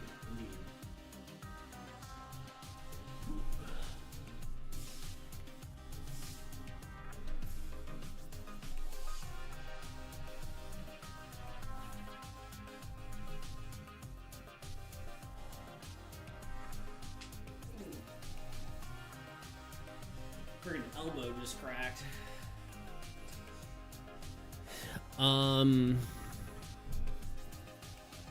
Yeah, I started to say it earlier, but they actually added, or maybe I did talk about it already. I don't remember. They added paid, like redeems for bits, which I think is interesting. It does make it makes me very tempted to do stuff with it, but I don't know. Just do a push-up redeem that costs 100 bits, and then 2 would just be broke. 2 would spend all his money. I spent $100 on. Still don't have those. Still don't have what? Money? Bits?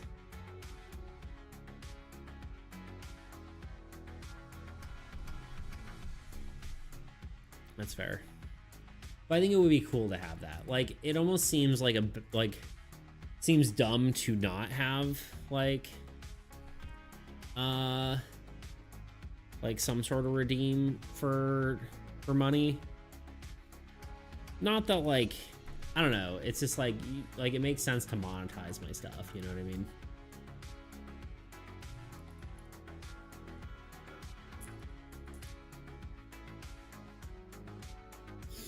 But I don't know. I also feel weird about doing like art redeems for money. It's also like seems slightly potentially TOS or against their TOS for that. Just slightly.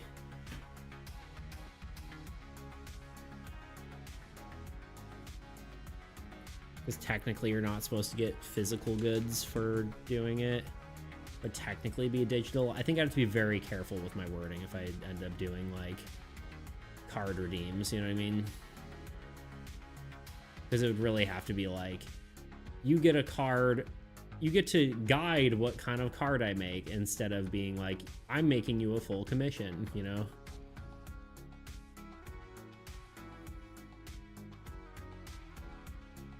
Should make a bald redeem, a bit redeem. Yeah, I could definitely see that.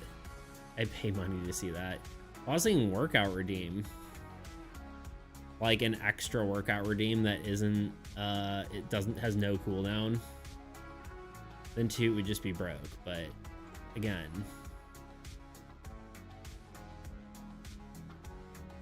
Should do it, but don't do it for card redeems. Yeah, I agree. Or even little guy redeems. I think like I could do it, but at the same time, like it gets kind of weird.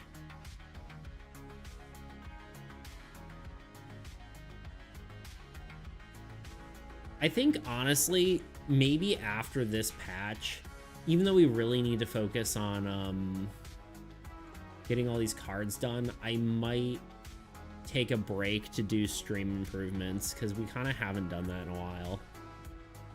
I think it'd be really good to just like make more fanfare for a lot of stuff, like redeems having animations and stuff like that. And we still have like a few emotes we need to make. No cooldowns will get you killed. Maybe there should be some cooldown. I mean, you make it like $2, $3. I mean, 250 bits is $2. Sure, I guess someone could spend $25, but or you make it 500 or like $5, you know? It's like it's expensive and people would do it, but it's not like someone's going to be like, here's 5,000 bits. Here's $50 for you to do 100 sit-ups. Actually, it would be less than that. It would only be, or no, it would be that. No, more than that. Anyway, you know what I mean.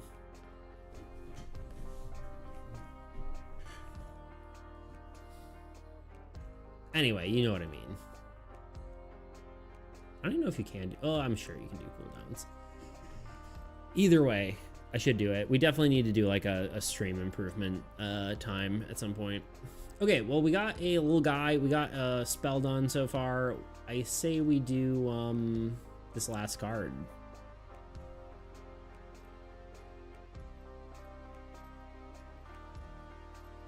You never know which of your viewers won the lottery and has murderous intent. That's true.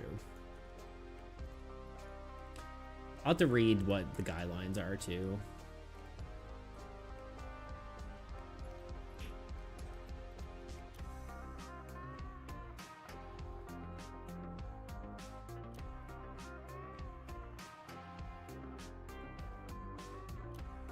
God of Decay. Mephisto.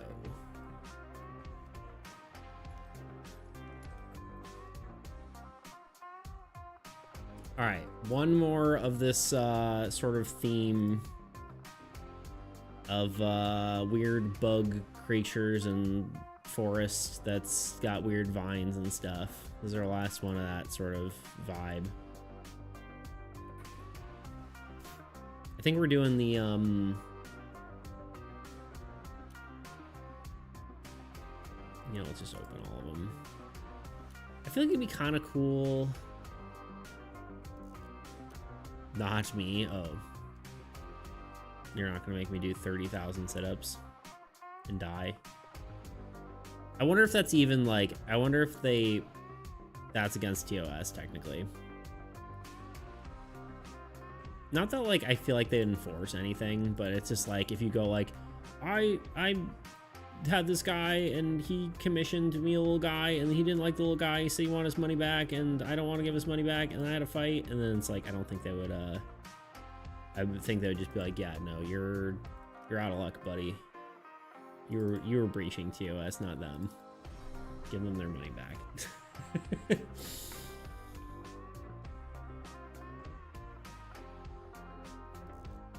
Anyway, why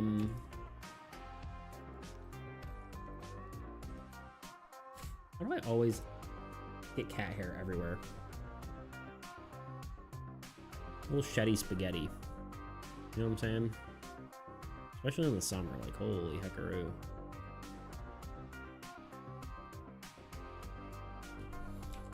Start with this base color, I guess, and then go from there. What are we drawing? Give me monster ideas. I think we're going with some sort of like, it's going to be strong, right? It's sort of like big, heavy attack.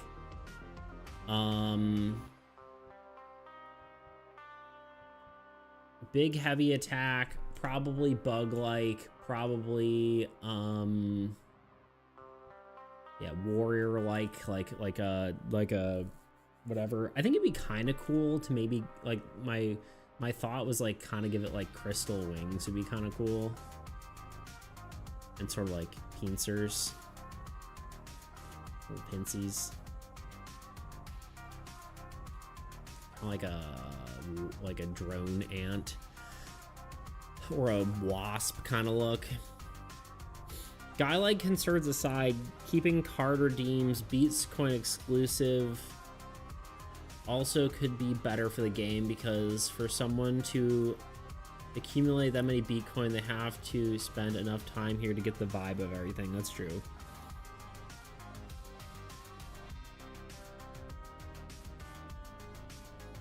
Same species as Endmother and Grubling, right? Should have wings for sure. Yeah, maybe it's like the male of the... Although I don't know if like entropy creatures work the same as like,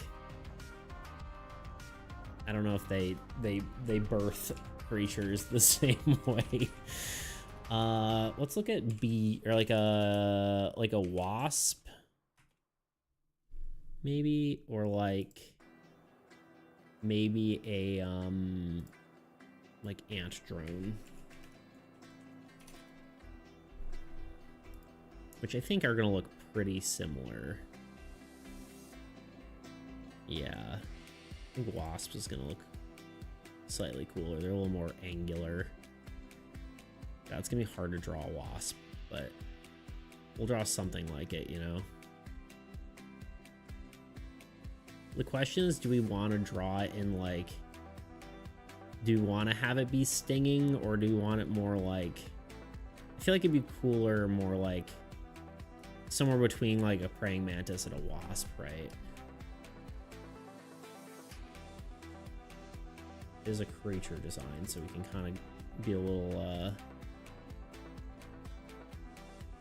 loose with it. It doesn't have to be exactly like something that exists. I'm close to an ad. Yeah, 3 minutes. Literally right before it says 3 minutes. See.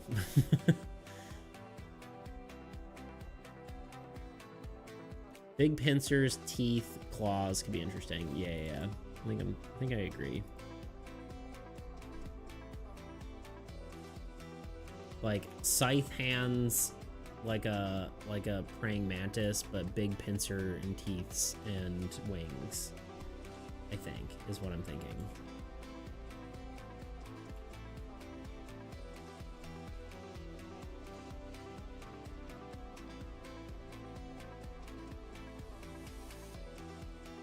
I'm gonna try to get the general shape.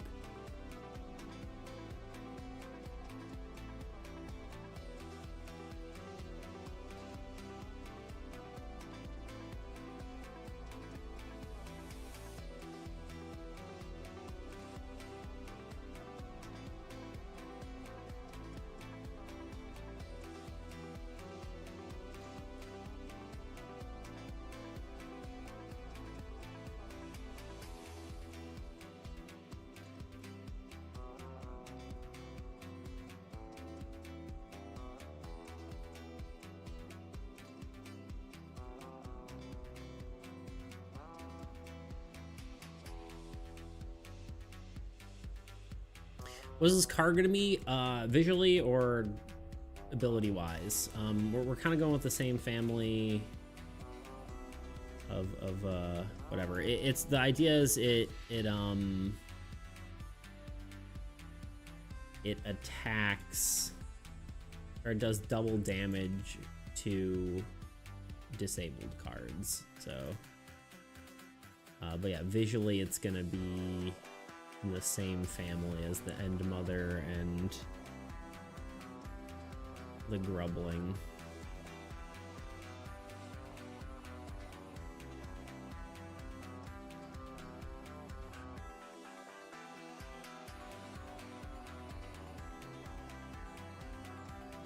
I almost kind of want it to be like doing the stinger attack move. It's just kind of a good pose for a bug, you know?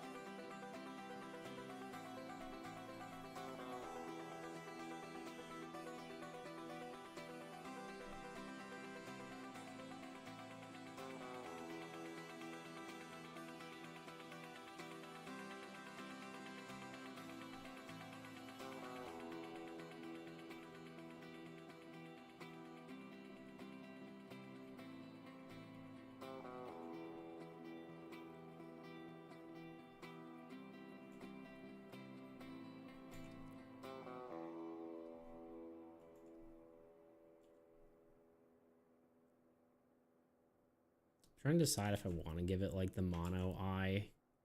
Well, the grubbling technically has 2 eyes.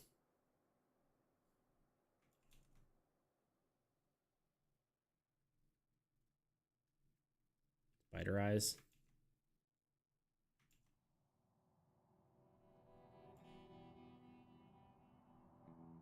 It's looking kind of cool, right? Maybe.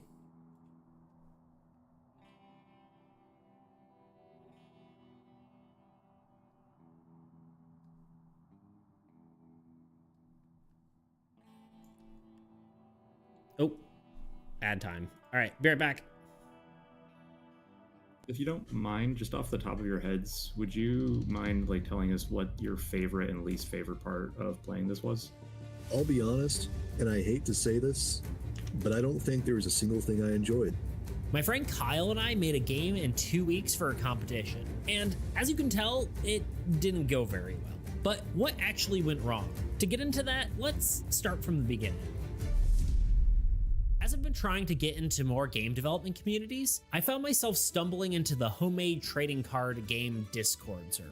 And the coolest part about this server is that it hosted game jams, something that I usually thought was reserved for video games. For the uninitiated, a game jam is a competition where you have a set amount of time to make a game. Then you are given a prompt or theme to follow. Once the allotted time is over, the game is judged and you see who wins. Kind of like a 24-hour film festival or a hackathon if you're familiar with one of those. Now, with all that out of the way, let's get into the development of our Game Jam entry for the May 2024 HTCG Land Jam, Armies Against Entropy.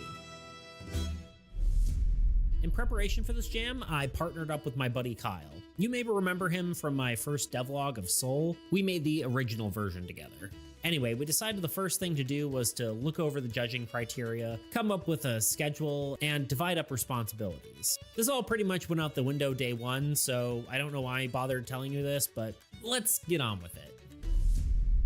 As I said, this jam was hosted by the homemade trading card game Discord community, and as with most jams, there was a theme to help keep everything fair and keep people from submitting projects they worked on for years or whatever. In this case, the theme was lands. For all you trading card game people, this was clearly very Magic the Gathering inspired. Upon hearing this, Kyle and I got a document together and started brainstorming ideas. This was pretty stream of consciousness, and we tried not to discount any ideas from the start. And while we didn't take all these ideas directly, a lot of them did help us come up with different mechanics for the game. So here's some of the ideas we came up with. Land is mana, basically like Magic the Gathering. I'll say this wasn't something we wanted to do, but it was worth putting out there because it's probably everyone's first thought. That said, our goal was to move away from this and defy any expectations. Land is a battle arena / cards you fight over. I'm pretty sure I've seen other games like this before. I couldn't name them off the top of my head, but I've definitely seen it. Basically, this would be a card that you play other cards on top of to battle. Then you get to claim the land if you succeed, which would then give you some sort of benefit or bring you closer to a win condition. A game like Stack Lands. The word lands made me think of the game Stack Lands. If you haven't played this game, I would definitely recommend it. This ended up being a pretty big inspiration for the game, so we'll get into that more a little bit later. Lands are spawner cards. I was originally thinking of Loop Hero when I thought of this idea, but we ended up kind of using a little bit of this concept, but not exactly from the idea that we wrote down. We'll get more into that later. So despite us saying we had 4 days to come up with a core idea on our schedule, we already had one day one. We liked the idea of something like Stacklands, a resource management game where you generate resources and battle monsters. We ignored the sort of survival aspect with the, exception of the battling monsters part. We also decided we wanted this game to be cooperative. We thought that it would work better for this sort of format and something more unique that we could bring to this jam. Kyle had work, so before starting this game in earnest, we did a bit of brainstorming and tried to expand upon this idea in the meantime. Here are the thoughts we came up with. The game was going to have one resource. While Stacklands or other resource management games usually have many resources to manage, we wanted to take a simpler approach. This is partly because we wanted the scope to be smaller, but also because we wanted the game to be as simple as possible. While a video game like Stacklands might be able to manage having players deal with nitty-gritty resources, a real physical card game doesn't really lend itself to that and can end up bogging the game down. To go along with this, we decided land would generate units. These units acted as both health and damage when placed onto cards. We had debated on whether or not these units would be different types of creatures and had different effects based on what generated them, having different lands generate different units, but we figured in the end this would make the game much more cluttered despite maybe sounding more interesting. So we ended up keeping the units basic and allowed the card to change the unit's functionality. For example, the idea behind it was like sending a peasant to a castle makes them a knight. We also decided units would be represented by tokens rather than cards. Originally I was opposed to this idea, seeing we were trying to make it like a trading card game, but then I looked at Magic and was like, oh, right. Anyway, more on units in a bit. We also decided there would be 5 types of cards: gods, heroes, structures, lands, and spells. Spells we didn't include in the first version as it didn't seem necessary for our minimum viable product, but we got them in later in the development. Our last thought was that maybe this game could either be played as a co-op game or a dueling game. We decided to test the dueling game first because we didn't really need to make a monster deck and we could just jump right into playtesting. It being the weekend, yeah.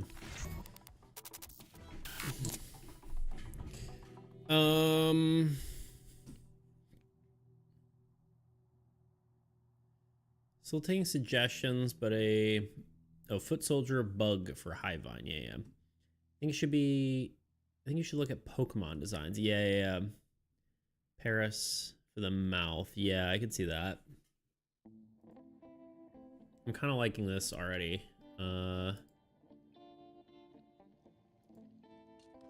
Okay, got a call, so I didn't hear anything, but let me send you some things that came to mind. Go for it. No one's stopping you. I'm already liking this, though. Oh, hi, Kitten. You giving me headbutts? Let me define the scythes a little bit more.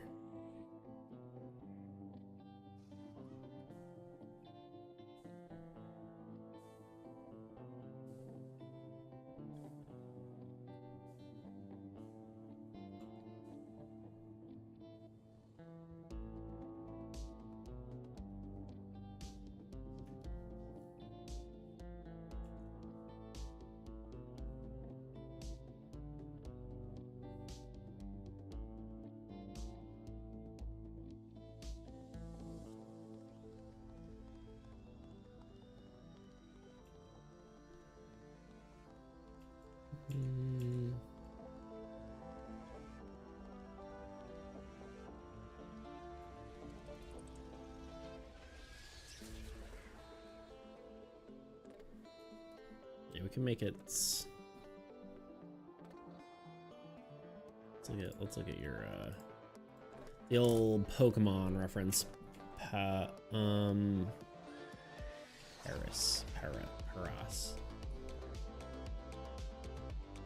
I never understood the name of this one.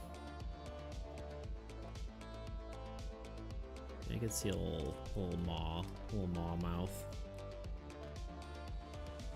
I think I like pincers. Probably sharpish.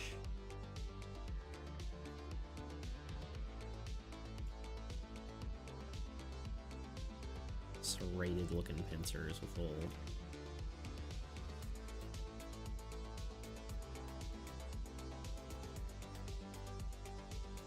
sharp mouth.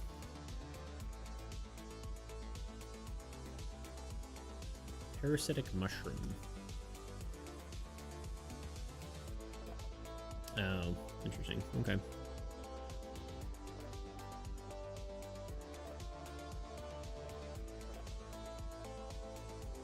Perfect eyes. I could potentially see that.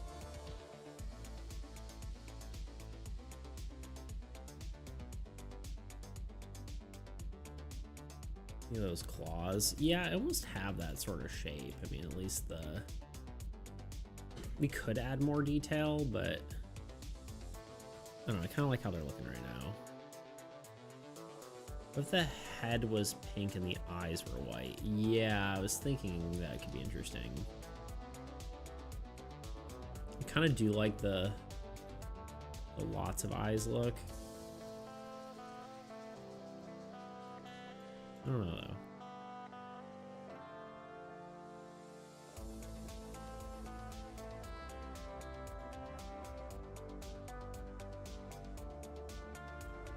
So we could make them like white.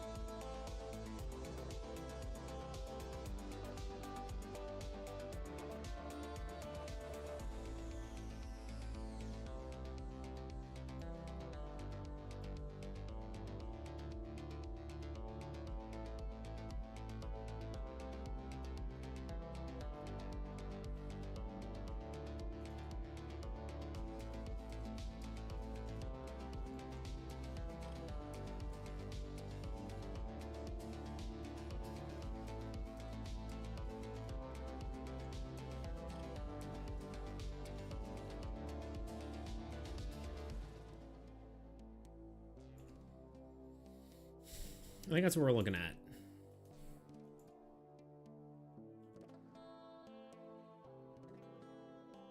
He could be crystal-like, but I am worried that that's going to be too like endling adjacent for this type of creature. Although I guess it could be the other sort of,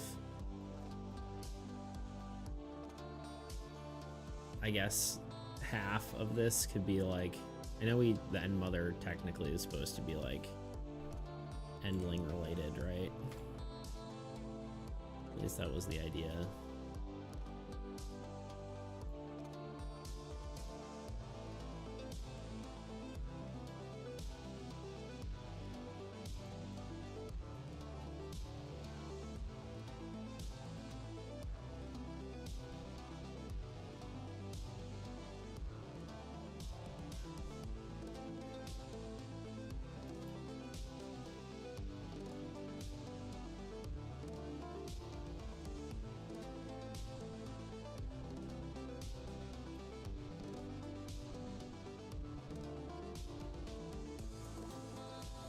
The stinger was a crystal and claws were too. I could see that. You gave him a bee butt, yeah. Sure did.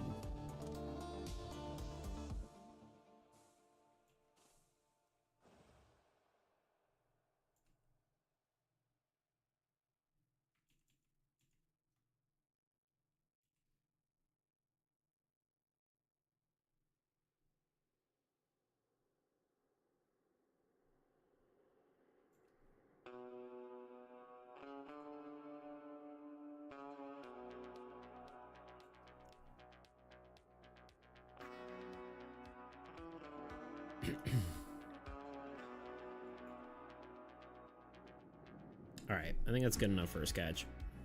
Let's go for it. YOLO swag it, as the kids say.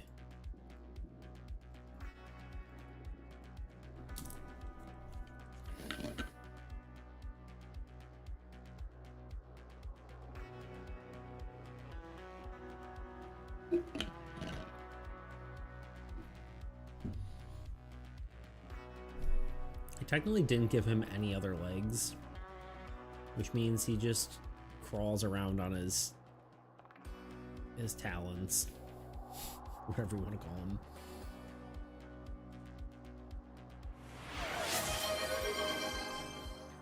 I'm always just baffled by how quickly those come up. A half an hour just does not feel like enough time. What am I on, setups again?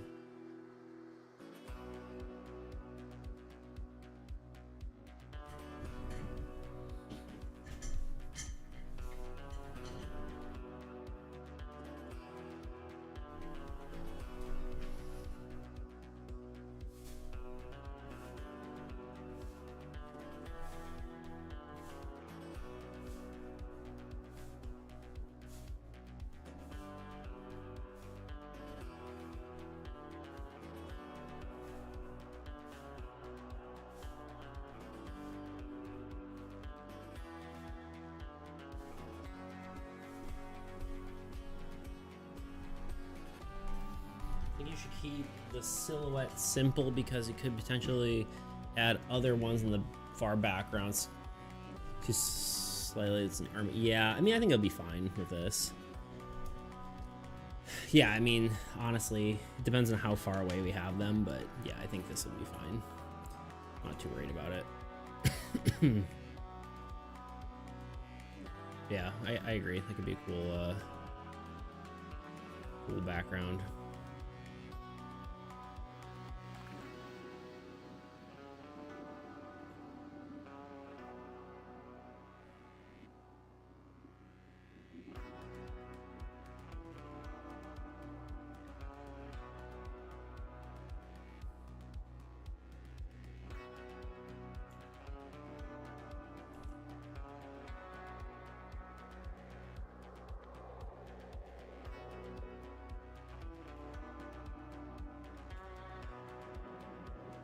What, kitten? Hey. Oh, yes, invites. You're just searching for attention today, kitten? Oh, yes, hi. Hello, my love. Hey.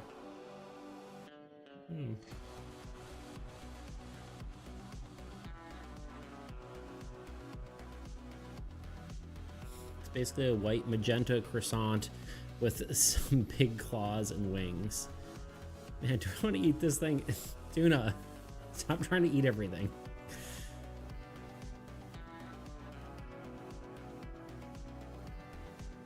You have a problem.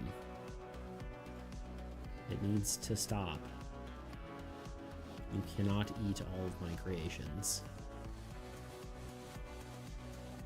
My Beats creations,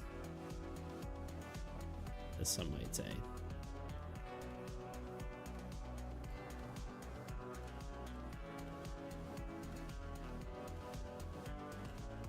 Have you eaten bugs before?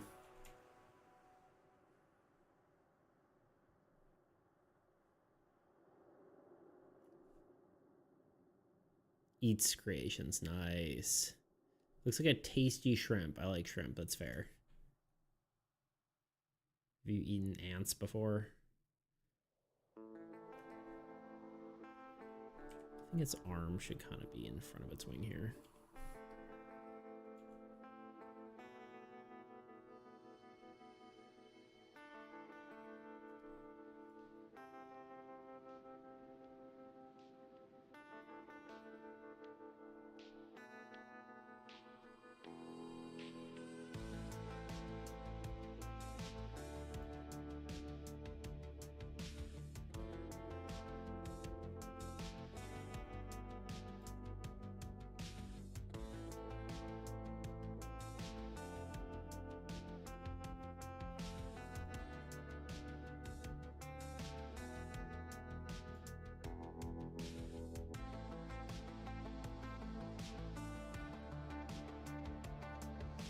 I haven't eaten bugs, I think, but I want to. Also want to try snails still, and frogs.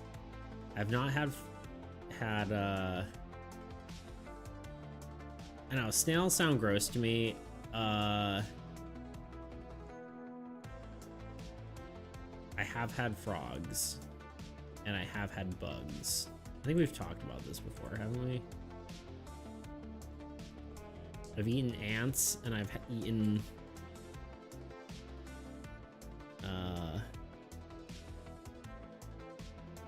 what's it called? I've had grubs before. Should I do the like multiple crystal thing down here? Feels a little weird, but I don't know. Maybe it's fine.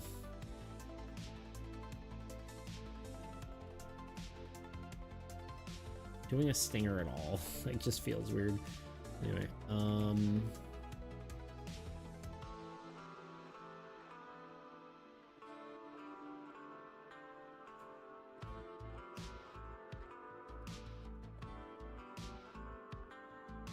kind of almost like how it looks like it has ribs here.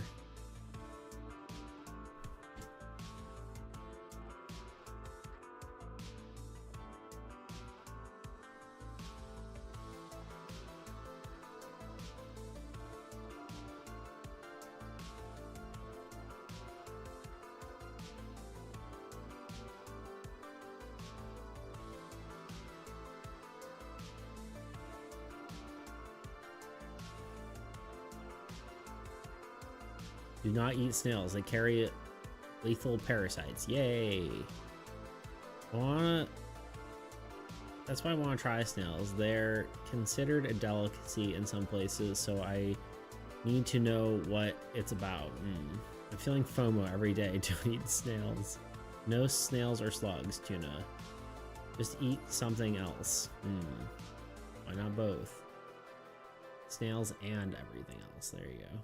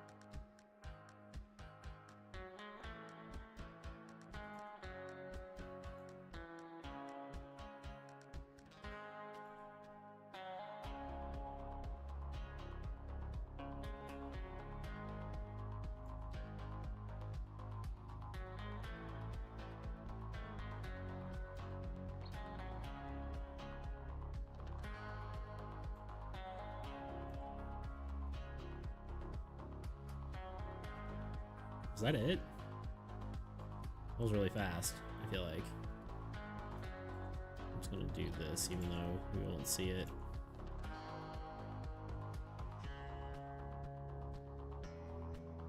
Yeah.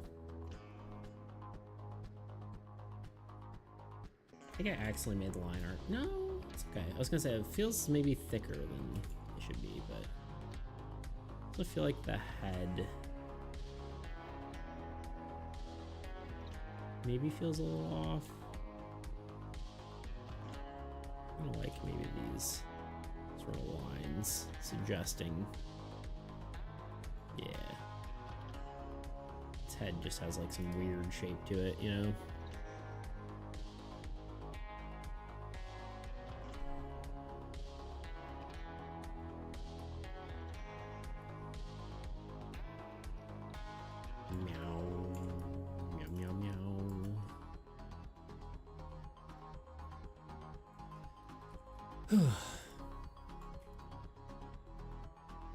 I guess its other arm should be back here.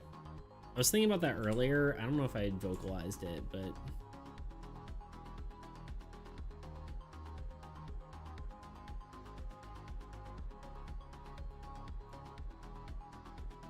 think that works, I guess. I don't know. I still think this might have to be white. A white body, because if we're making it crystal, I don't think the head can also be crystal unless we just make the whole thing crystal colored, which I don't think I want to do. So I think that's probably what we'll have to do. Yeah, if it's claws and wings and whatever are crystal, it needs something to break it up, you know?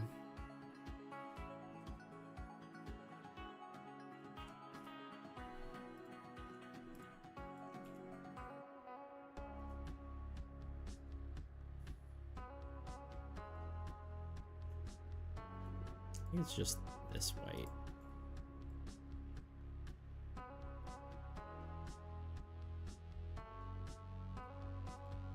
Oh, okay.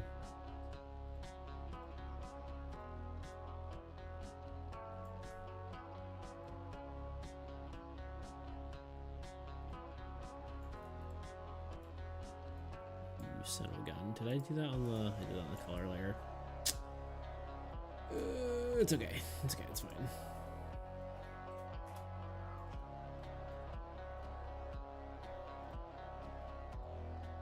You know what's the easiest way to do this is? Hold on. First of all, let's erase this. Let's fix it before it becomes a problem.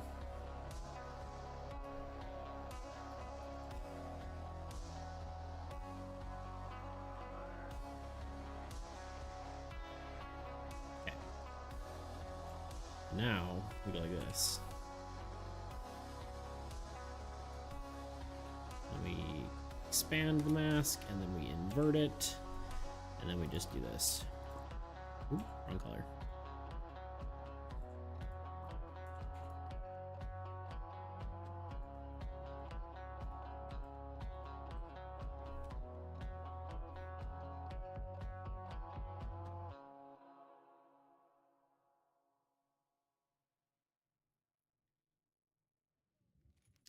For someone who barely eats, I sure do love eating.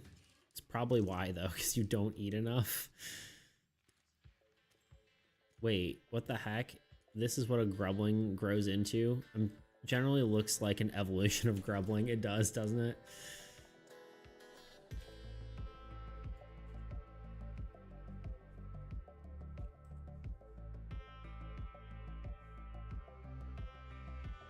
Are you just noticing that?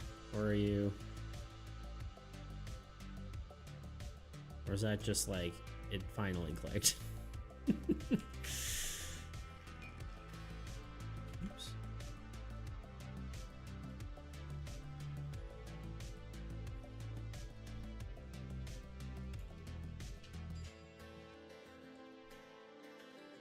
I feel like the stinger looks a little bit weird, but I think just stinger placement is kind of awkward for our human minds, you know what I mean?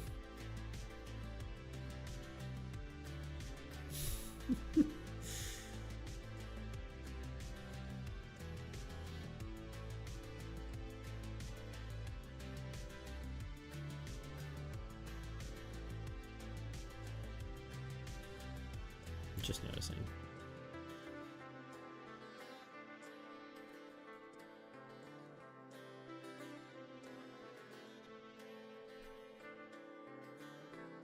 I'm slow.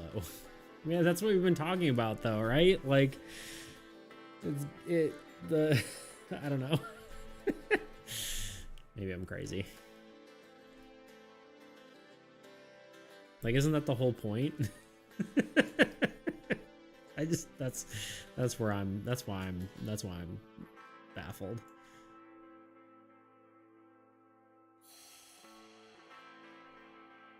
I don't know what else we add. And we gotta go, Maid, enjoy the rest of your stream. Toot's freaked out by another thing that's related to End Mother. He's like, I can't be here.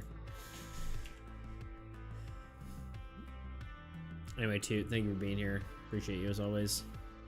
Enjoy your road trip or whatever you're doing. Good luck. Have fun. GG.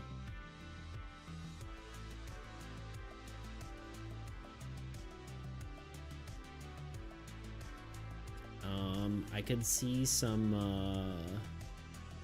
we could do the old, it has to be above. The drool again.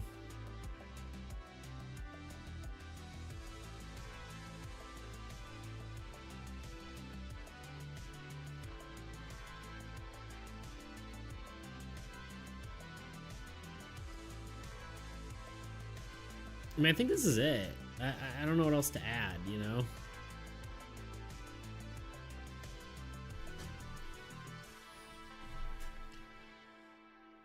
I thought grublings were scavengers, but this adds lore. After scavenging and growing enough, they return to the hive and become soldiers. Yeah. I mean, that's actually how bees work.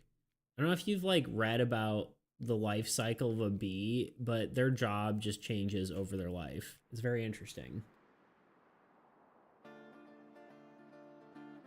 Like as they get older, then their occupation changes. It's not like I don't think they're specifically, I don't know, it's very interesting.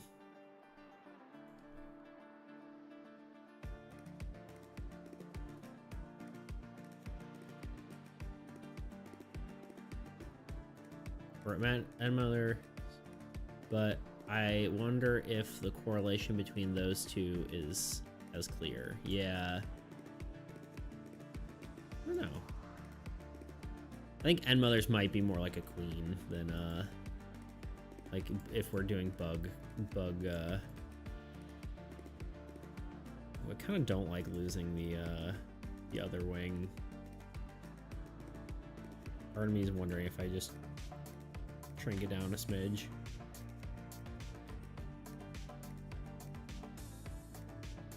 Maybe like that.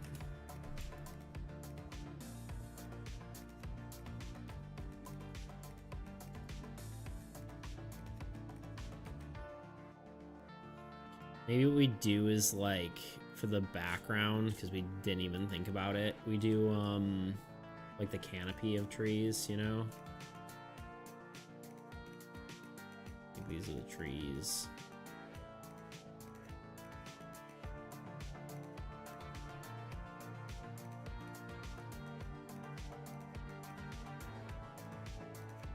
Maybe it wouldn't even actually be, it'd probably just be the top of the trees. We just have a bunch of branches. So I don't think the tree should be alive.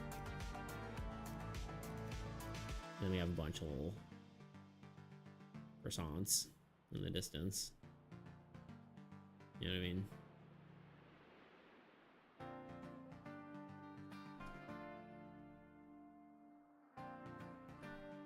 Something like that, you know? I guess some of them wouldn't be like croissanting, you know?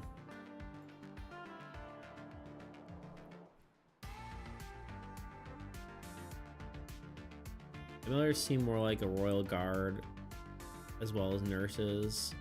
Also, maybe they change when they plug into the hive vine. Yeah, I guess that's true. Yeah, interesting. Could be yet another part of the life cycle, who knows? It could go, the evolutions could go, no, I feel like it's a branch evolution, right? It's either, grubbling either changes into a, whatever this is. Drone something. I kind of like use like the term drone. I know we talked about that. I don't know what I don't really want to do like end drone. I feel like that's kind of like meh.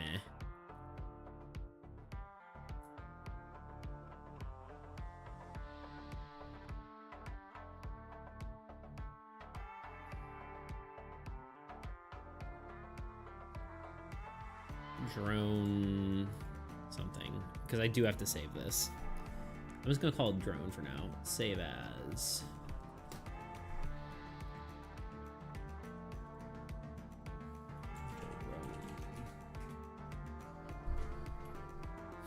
Yeah, like a grubbling either evolves into an end mother. Oh my god, she's terrifying. Or this guy, you know.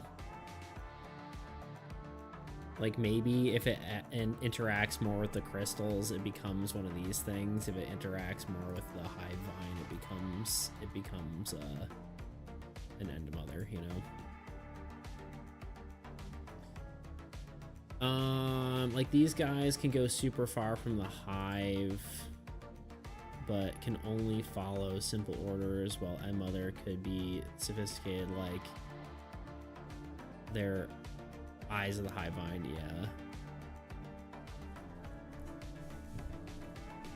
Yeah, well, we definitely have to think of names of these guys, but let's start with drawing some trees.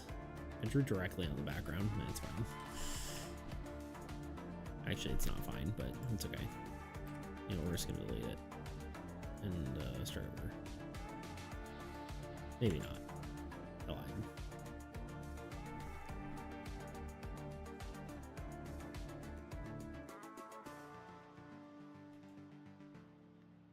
I need to look at some tree reference. Tree. What do you call a tree without leaves? I don't know, dead tree.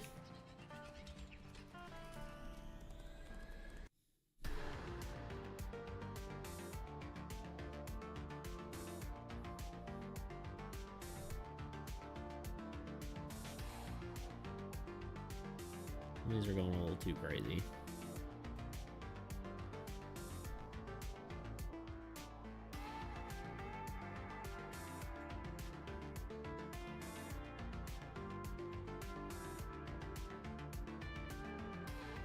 Okay, I can't do this. We need to start over here. Let's do just do a lighter background just so I can know what I'm working with here. It's kind of hard to draw lines and not be able to see them.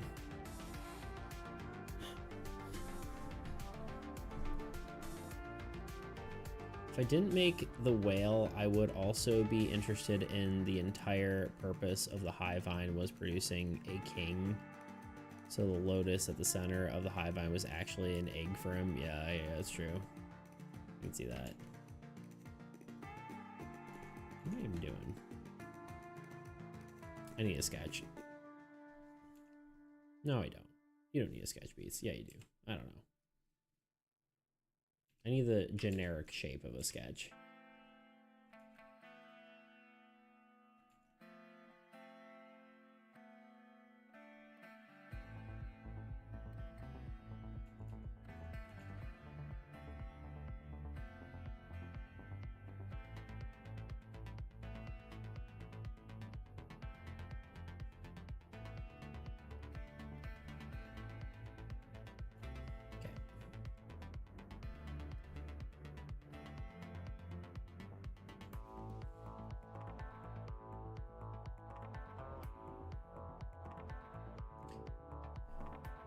Basically chimera ants at this point. Yeah, pretty much. God, my ear is being weird. It's funny because my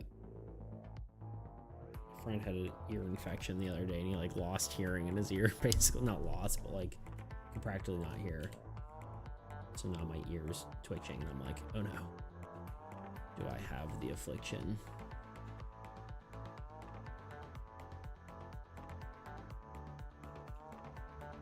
Been afflicted.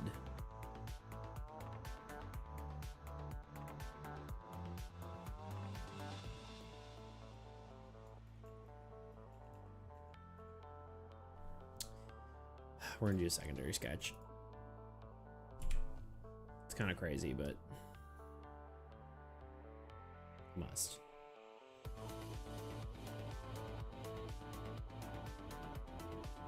Oh, it looks very different against whatever against this purple.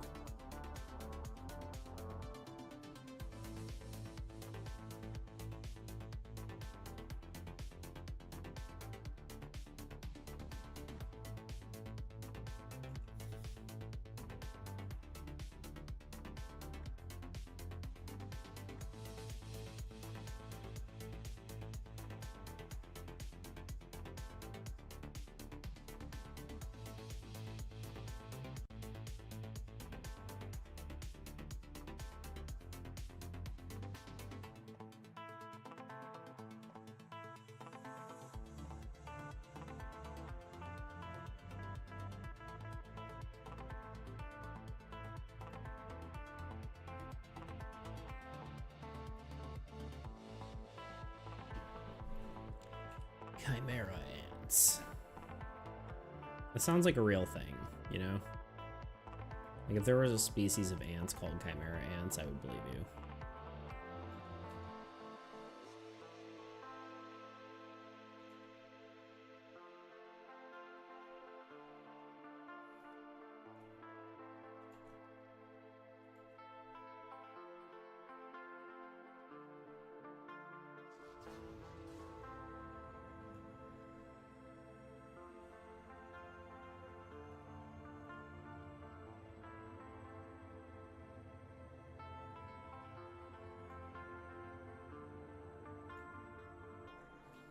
One thing to like remember too is that trees are three-dimensional.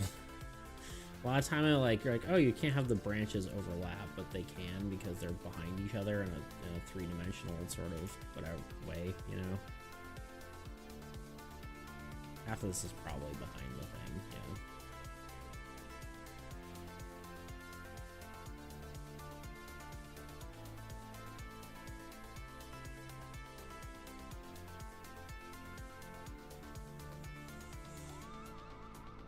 I wish they're some of the coolest creatures in fiction.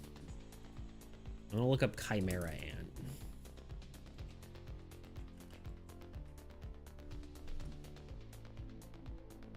Ah, fictional. I was just curious if there was a real creature called that, because you never know. Like, that sounds like it would be something that would be a real, like, just the name, not necessarily like what it is, you know, but what it do be, you know.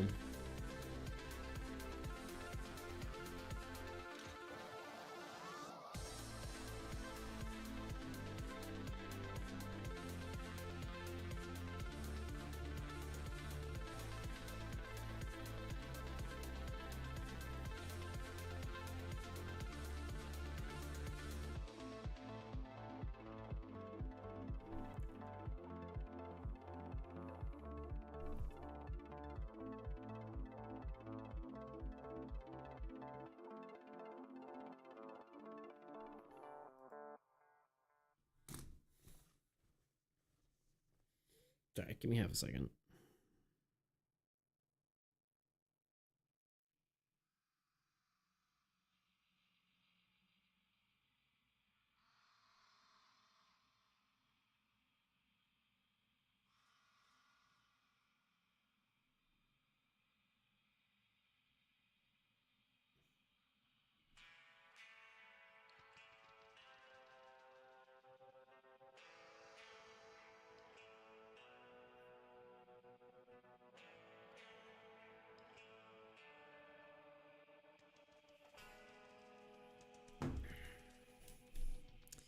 Also, one of my favorite story arcs in fiction.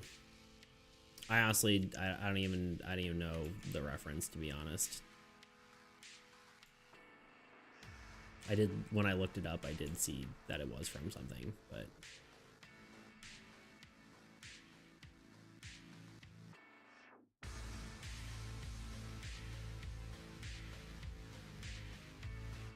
this is like kind of a little higher than I had hoped.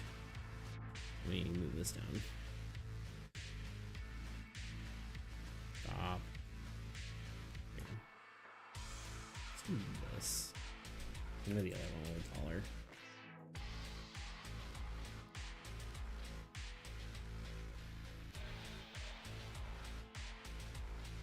I think that's fine. And then we just do the rest in the background.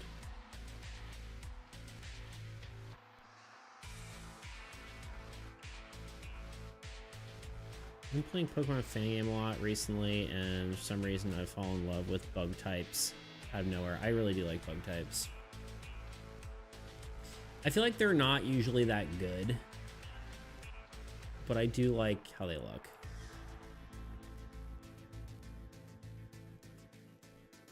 I'm a fan of, I don't know, I kind of like just the beetle type Pokemon because they're, you know, gives me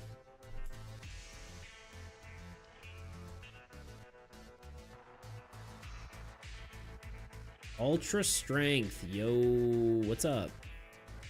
Oh, you're one of Bean's friends. We have a 1 month. Wait, did you get a gifted sub? Yes, actually, yes. That Bean did mention that, actually. I was like, who are these people? You're the one who talks in Kirby emotes. Welcome on in. I'm drawing a weird bug. That's you. The Kirby dab. Why is that so funny?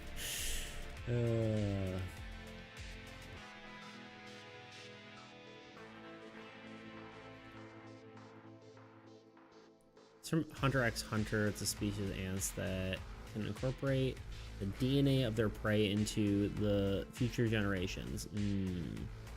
But they eat humans, yes, indeed. It's kind of like the Zerg, basically, from StarCraft.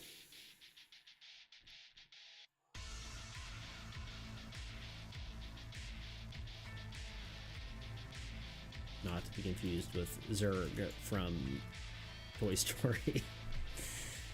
They become human ant hybrids. Makes sense. Also, you become a human ant hybrid. Got him. What do you do about it?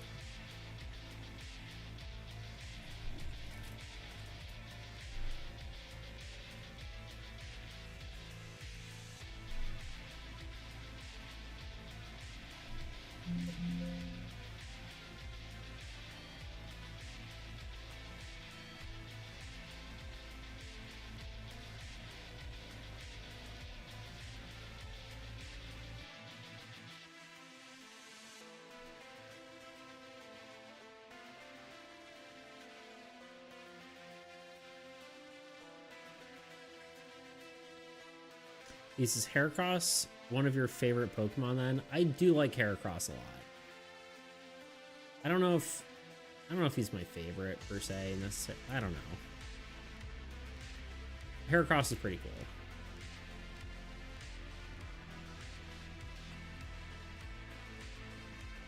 I would say he's the best bug type Pokemon as well, from my experience.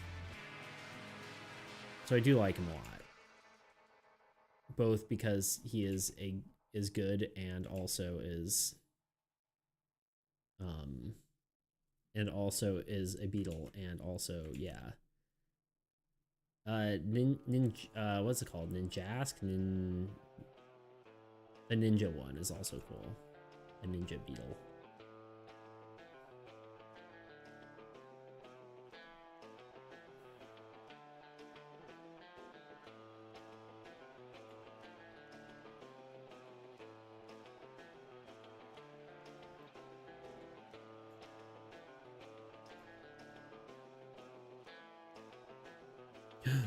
Don't eat the beetle.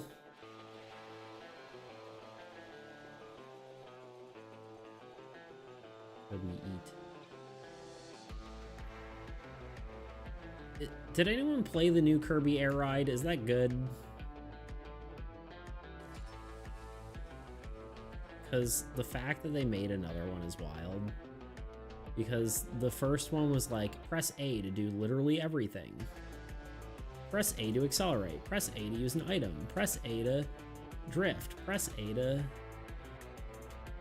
At least that was my memory of it. Maybe I'm wrong, and I don't know if they... I wonder if they kept that. You know what I mean? Is that something that they were like, yeah, let's keep that functionality, that A literally does every single thing possible. Best Pokemon. Yes. Good old Clefairy. Not Clefairy. What's the other one? Jigglypuff. That's it.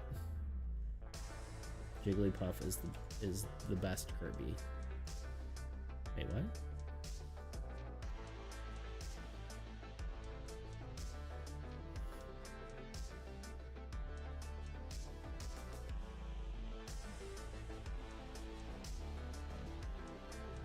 Love Paris and Butterfree. Those are pretty cool. I can see it.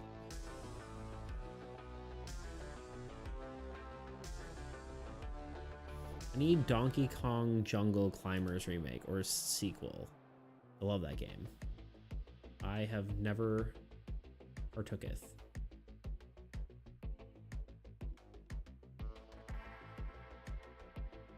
Partooketh in that game.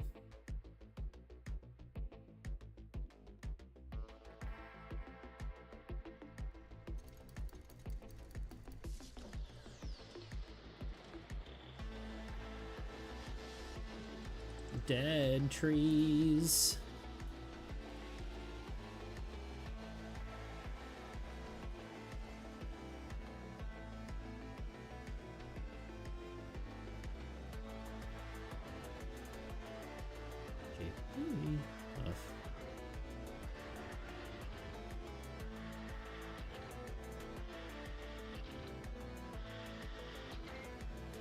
I do like Togepi a lot too. I don't know. And honestly, most evolved forms of Togepi. That's just a random one. I think he's cute. I also like Ampharos. Why? I don't know. I think he's cool.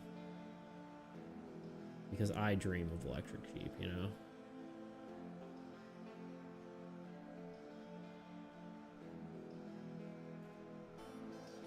Okay.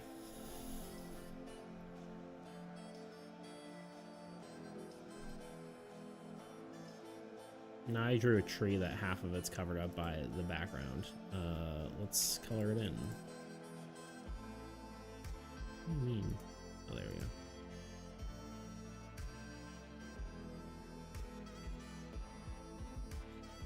Missed a line. Who would have thought?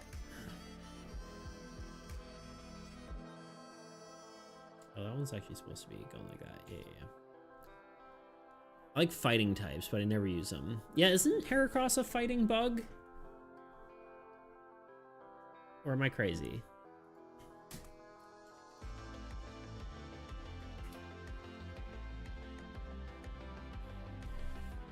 Yeah, he's bug fighting. He's a good one to add to the bug roster.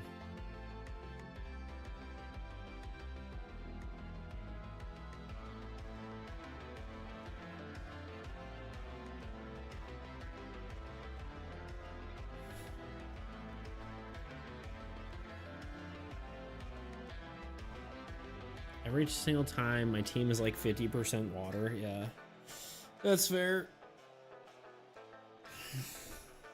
I don't remember what my team was.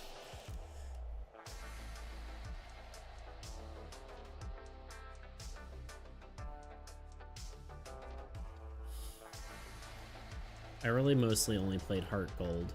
Although I'd be down to try the what's the Pokerogue, Pokemon roguelike game where it's just battles and it's like a roguelike battler thing. That one seems cool.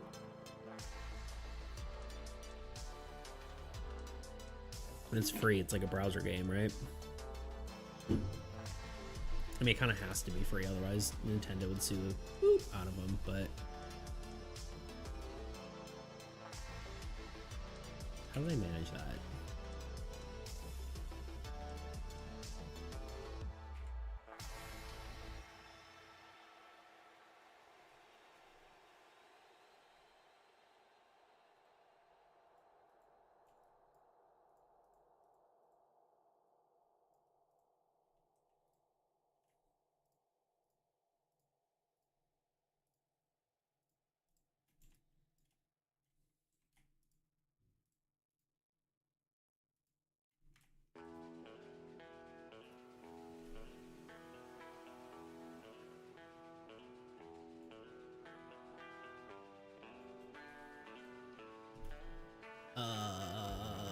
Let's make it.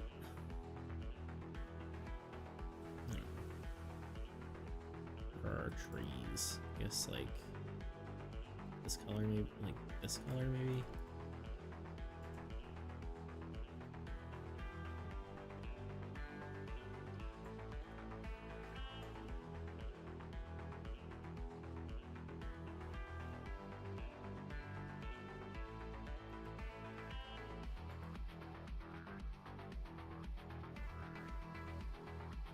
Move the trees down a little bit. Oh god. Move them down a little bit. I think I do.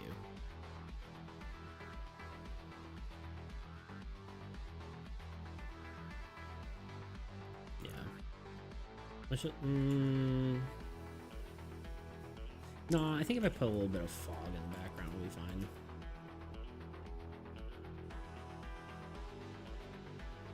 And then maybe a suggestion of the vines crawling up these trees, you know, just like a little bit.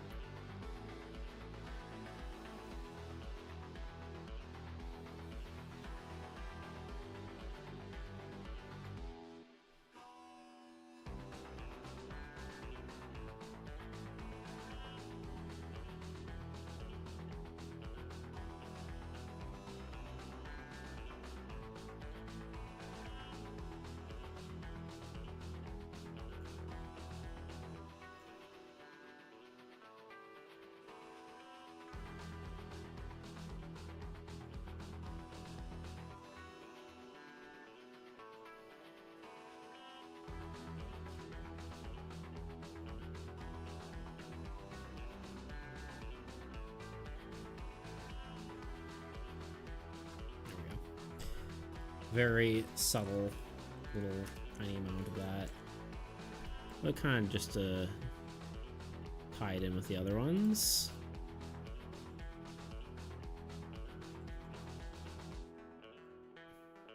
Ultra Bean. Yeah, Ultra is here. Or was? Is? I don't know.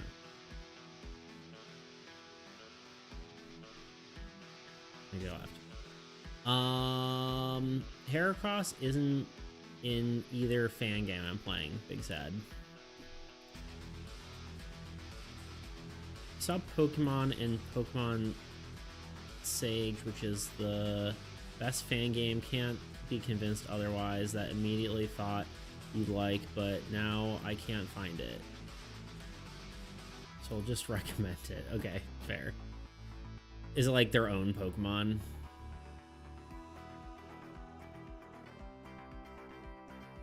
Okay, we need to change the background color to something more, maybe like this color.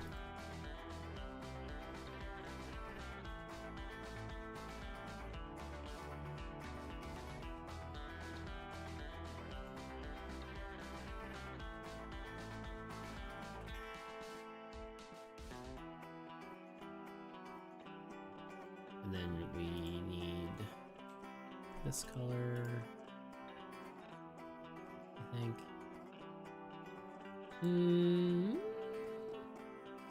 Yeah.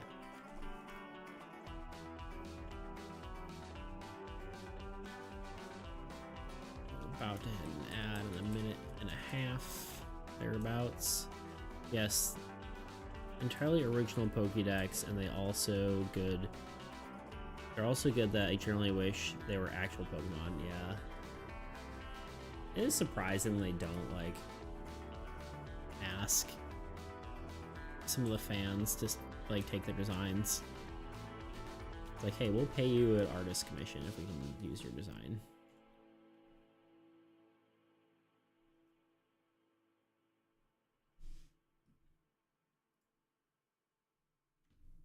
I like the darkest color here, maybe like that.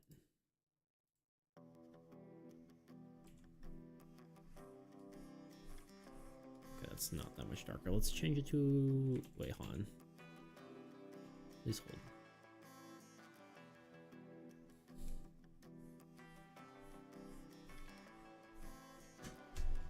Multiply. There we go.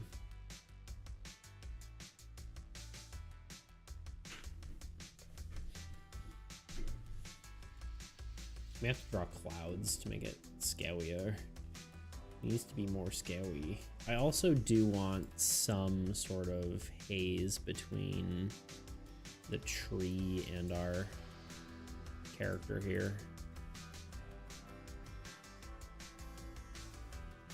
Let me put all these in a sketch layer. That's a sketch. That's a sketch. That's a sketch.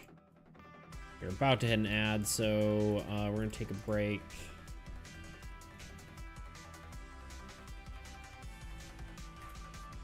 I'll probably finish this card and then we'll call it a day, but we are gonna keep going after this for a little bit. I might take a few extra seconds on my break so I can throw some food down my throat. Anyway, be right back. If you don't mind, just off the top of your heads, would you mind like telling us what your favorite and least favorite part of playing this was? I'll be honest, and I hate to say this, but I don't think there was with the, you know, exception there, of I guess, battling monsters part. We also decided we wanted this game to be cooperative. We thought that it would work better for this sort of format and something more unique that we could bring to this jam.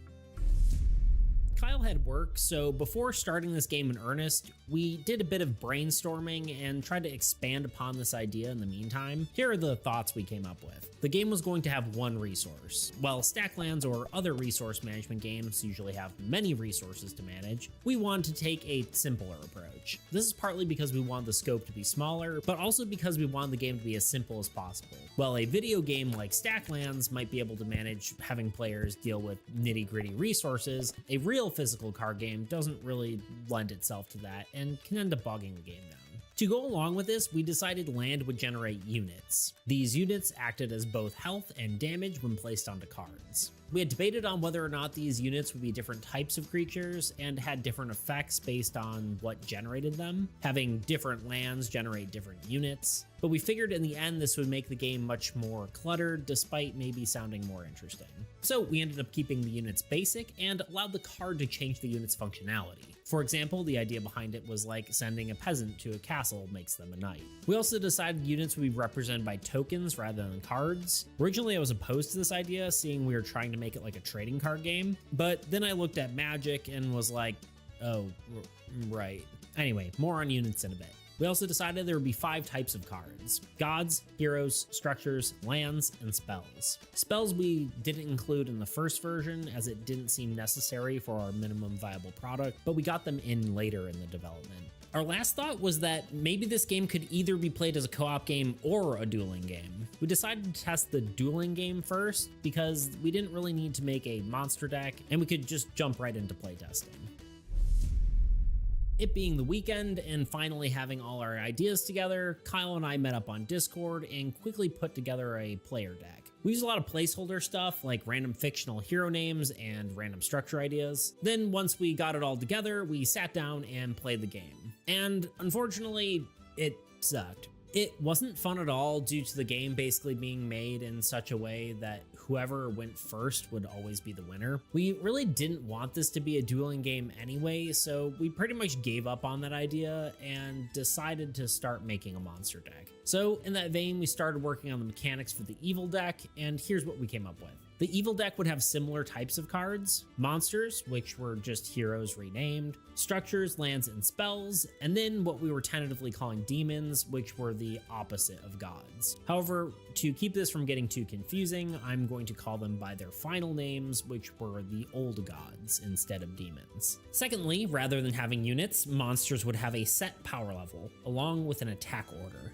This meant we didn't have to make any decisions allocating units or deciding who they attack on their turn. The cards essentially play themselves. And lastly, we wanted some sort of conquest mechanic. One of our ideas for this was to have reversible cards. As you defeat an evil card, it would flip and then become yours. However, we decided to start simple and just have it so the cards granted bonuses on the evil card's death. So one of the things I didn't mention is from the time we sat down around 7-ish, we had a playtestable game around 11. That includes making the players only version and the monster version and playtesting both. This was possible because of a few tools: Google Sheets, Dexterous, and Tabletop Simulator. Google Sheets allowing us to make spreadsheets for our cards, Dexterous being able to interpolate that information into cards, and then seamlessly importing it into Tabletop Simulator. I'll probably be making a video on that at some point, but I would definitely recommend checking that stuff out if you're making your own game. And because these tools were available to us, we were able to make a fully playtestable version in 4 hours. And the crazy part about it is that it was fun. We were already seeing the game taking shape, the game felt cool, and the interactions and synergies of the cards were already coming together. We were just having a good time playing. So now that the game was functioning, let's actually explain how the game works rather than just talking in vague terms. First, the players would select a god. The gods act as a sort of passive bonus, along with being your lose condition. If your god dies, you lose the game. You also choose your opponent's old god to serve as the difficulty of the game. Then players would draw cards from their deck, and that's basically the extent of setup. Then on a player's turn, they will draw a card and play cards into their play space. This includes heroes, structures, lands, and spells. After cards are played, then you enter the unit phase. Here, any cards that gain units do so and are placed onto the cards. From there, you're allowed to move the units from card to card, granting them more power. Effectively, these units grant you more health, and if the card can attack, it grants them more attack power. After this, you are allowed to attack, and then your turn will be passed to the next player. But before we talk about attacking, let's talk about the enemy. The old god determines how many cards it draws per turn. As it draws cards, they are placed in order and then resolved. Monsters with an attack order attack, and then all other cards do the effect that is set on the card. Past my, only like 2 minutes, right?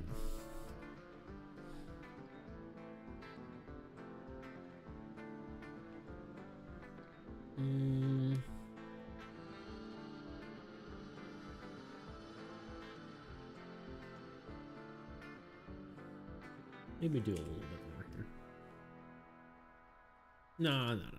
We'll leave it.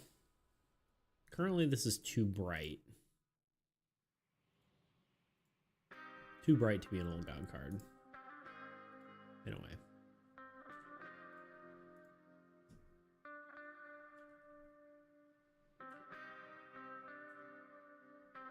What do you think about Vikavolt?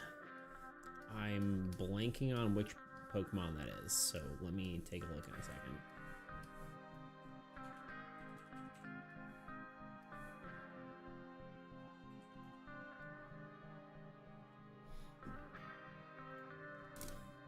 Vikavolt.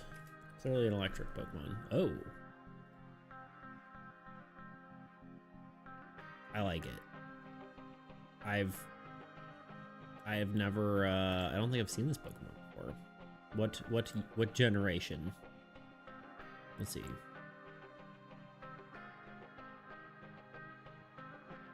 Generation VII, which was what?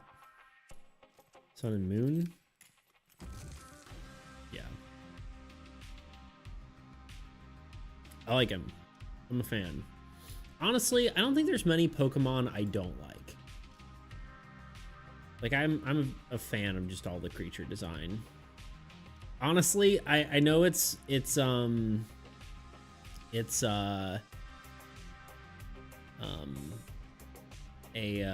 the word? An unpopular opinion, but I kind of like the Pokemon that are random things, like the trash Pokemon. Or like the one that's like the ones that are food. I think they're cute. But I know some people are like, y'all are just running out of ideas, but I kind of like them. I don't know. Garbodor, yeah, or like El Cremi or whatever. Maybe not. I like the lower, or like the teacup one. I don't know. Those are fun. I'm a fan.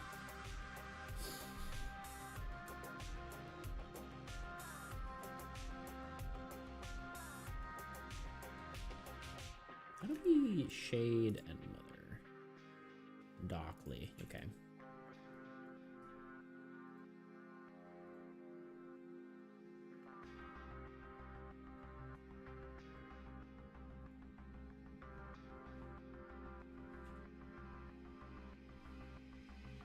I like those ones too. I don't like is more anthropomorphic ones. I agree. I think they went too far with some of that.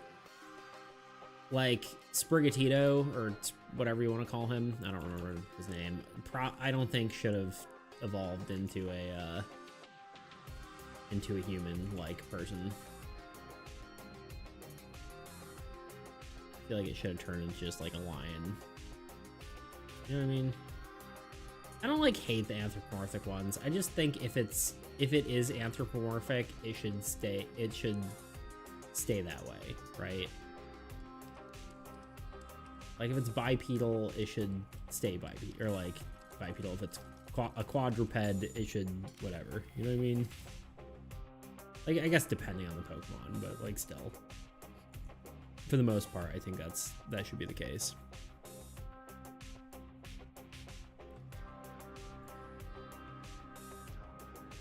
Like, I don't mind that, like, Gardevoir looks like she does, but, like, the evolution line makes sense. But when the evolution line changes from, like, something that looks like an animal to, like, something that doesn't, that's kind of where I don't like it. Not that I don't like a lot of the designs on their own, though, if that makes sense.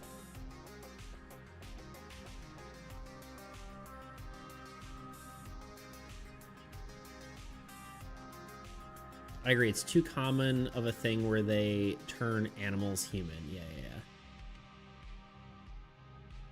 That's what I don't like. And just from like an evolution standpoint, I feel like it just doesn't feel right. Like, imagine if, like, Bulbasaur turned, like, human-like.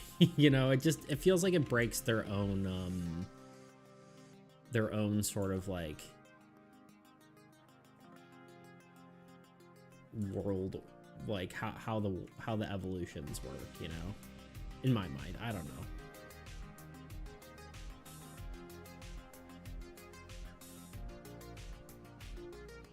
That's just how I feel about it.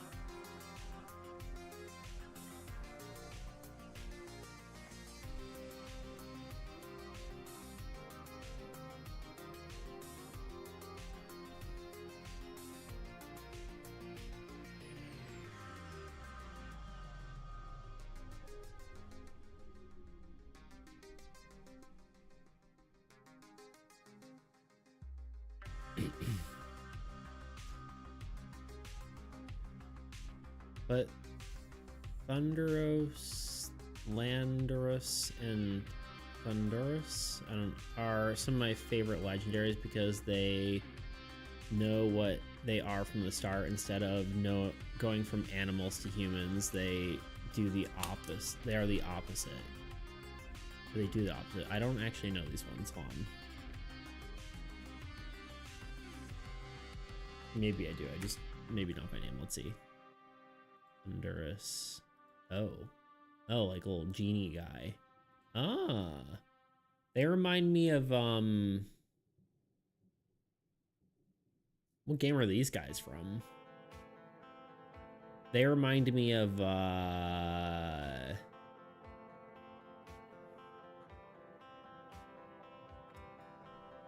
remind me of Wind Waker.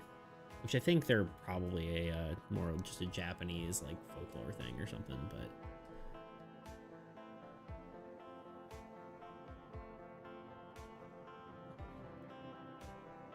or like gods or something. I don't know. Can't remember what kind of creature they are.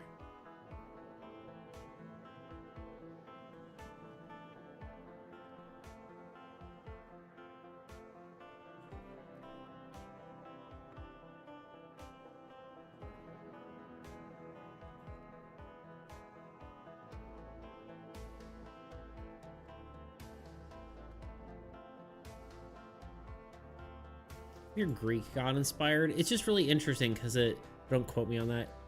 I was almost thinking they're like genie inspired, right? Like a whatever. What's the like sea god Wind Waker? Like the frog guys, you know what I'm talking about? It reminds me of these guys a little bit because they're just floating on a cloud. It's probably the main reason, but yeah, these guys. I don't know if they're gods, whatever they were.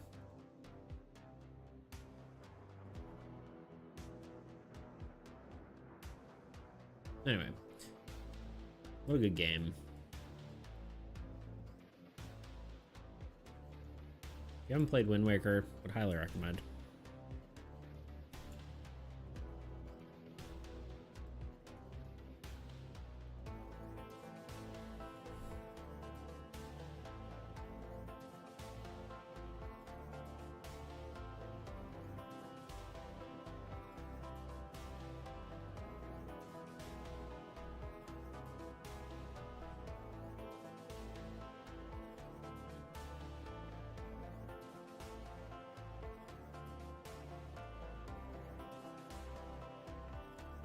I feel like this is really missing something, and I don't know what it is yet. Probably our atmospheric perspective trick. It could be cool to have something between the trees and the... I think I meant to add, but forgot.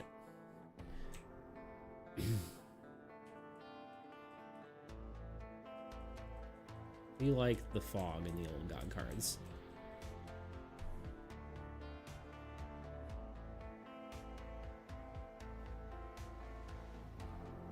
I don't think it's the right color fog, but we're on to something, you know?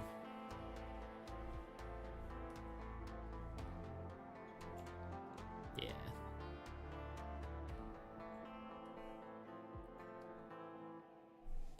the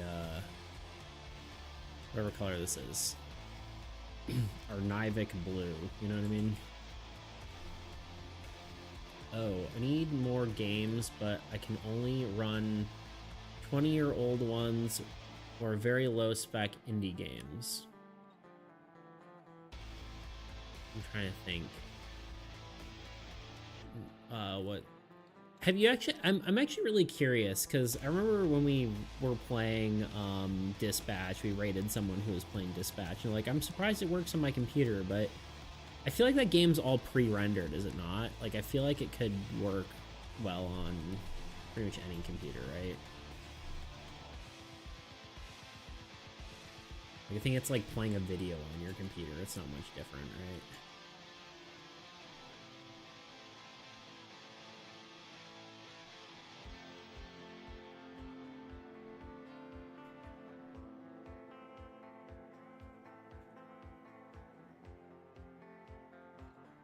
I think I might need to do like just a full frickin' darkness layer over this.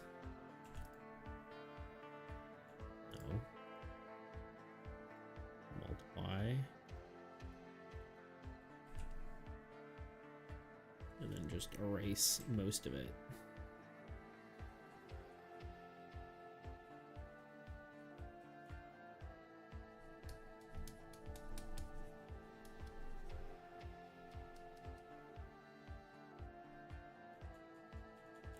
Actually, rather than erasing, let's do a clipping mask.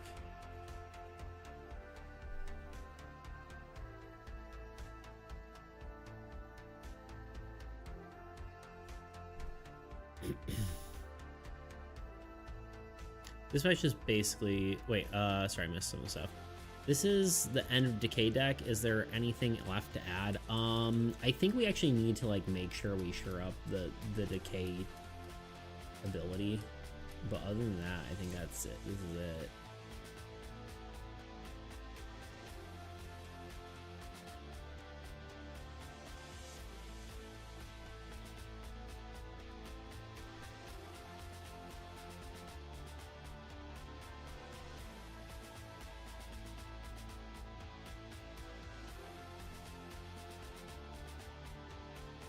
Again, it's hard when the crystals are a light source, because then it's like, what is in darkness? Nothing. How do you make this thing that's supposed to be scary not in darkness when everything is a light source? You know what I mean? I think we do this, and then we just like tone this whole thing down a lot. Yeah. Honestly, maybe this is the wrong color too, but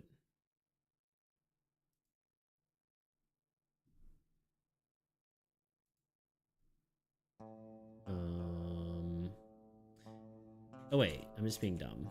I should just, rather than doing a color overlay, I can just change the whole color of the whole thing.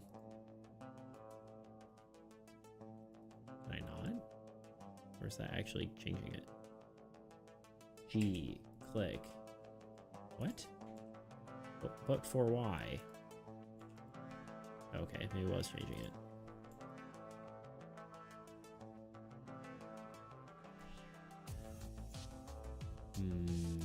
Purple? Light purple?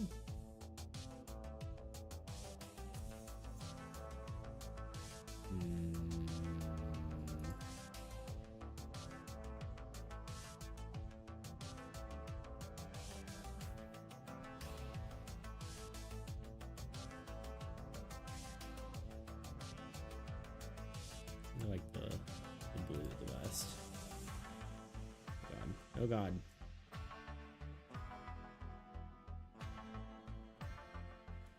Light blue it is. Just adds a little something, something, you know what I mean?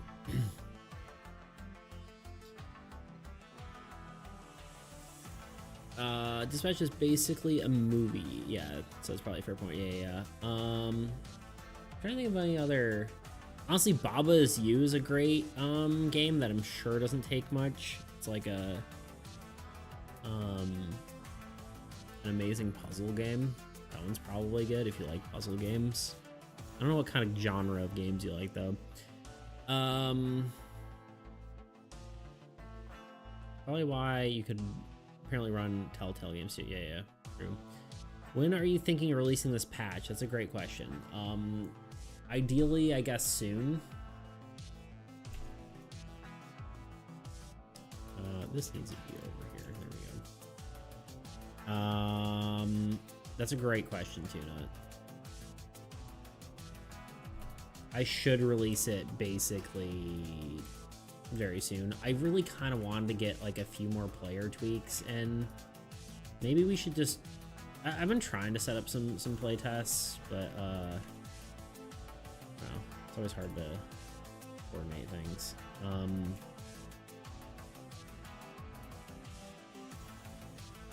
Maybe I should do some like community playtest days. I really need to get better at that because I think people would like doing it, and I'm bad at it. You know what I mean?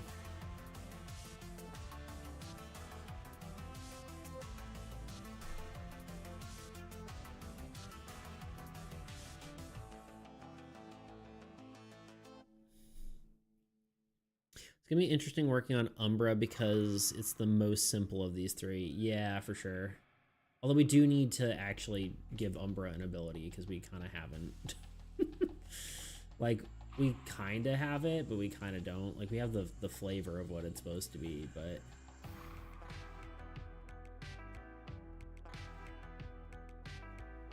Although maybe it can kind of be close to what it is now that, like, the deck is built around the ability. You know what I mean? Alright, we need to give him one more glow layer.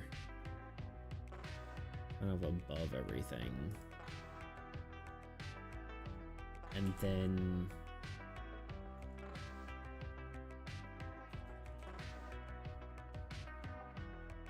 kind of give it some bloom, you know?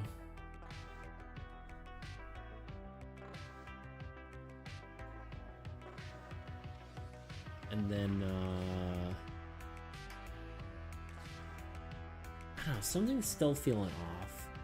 We can put, let's just put the guys in the background and then we'll see how we feel.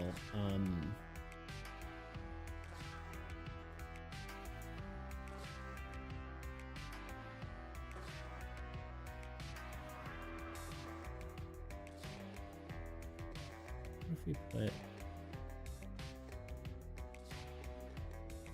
that? Looks a little better. And then we need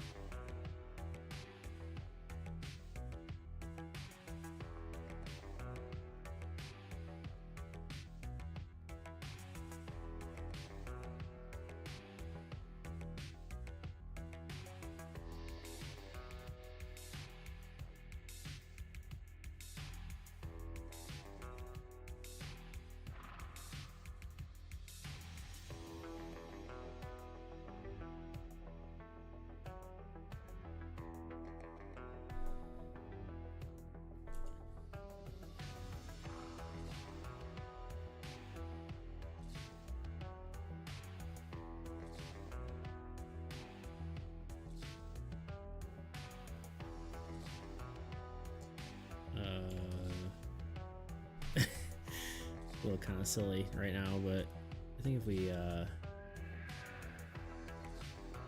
put some sort of layer and overlay, and then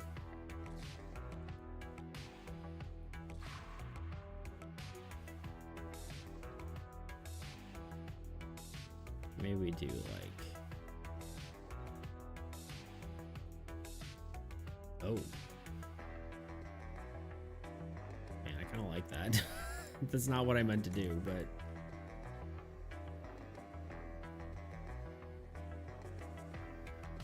just kind of in the background, and then maybe like a little tiny bit of glow on top of them.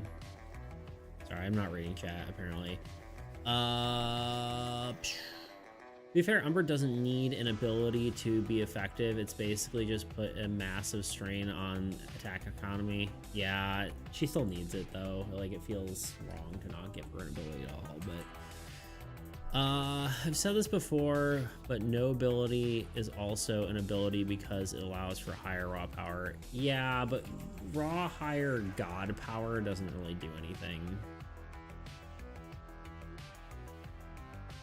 And thank you, Bean. I appreciate that.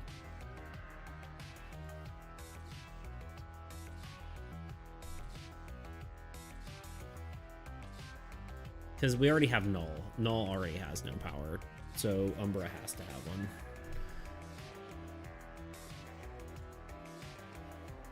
I really do kind of like that.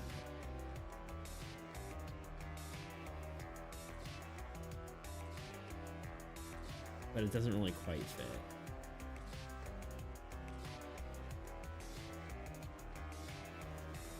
Nah.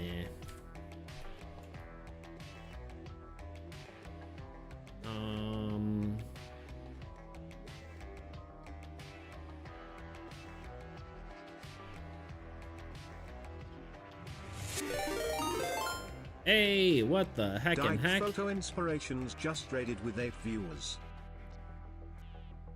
GG Photo Inspirations. Hello.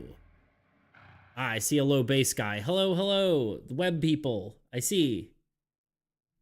Hello, hello. How's everyone doing? Happy Sunday. Happy Sunday. Welcome on in.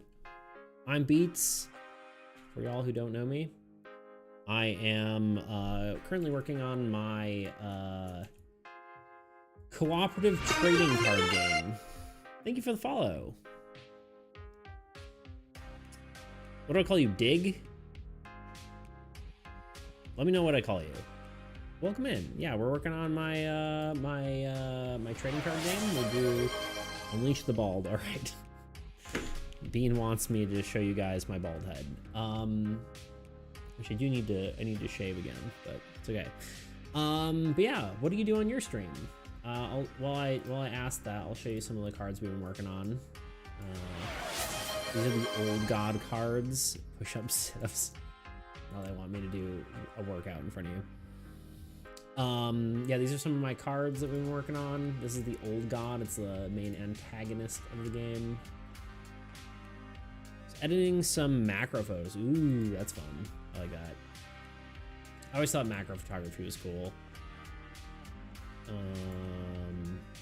there's some of the player cards. Yeah. This is basically the game. So yeah. Yeah, I appreciate you coming here. We're just doing some drawing. We're getting pretty close to finishing up. Who was a macro shot up? Great question. Bean asking the correct questions. Yeah, what kind of are you specifically a macro photographer, or what kind of subjects you usually take? Also, if you want to just raid and run, feel free. I don't mean to keep you if you're you need food or something. But yeah, this is what we're working on. Appreciate y'all being here. If you want to share any of it too, I'd love to see it. I'd love to see your work.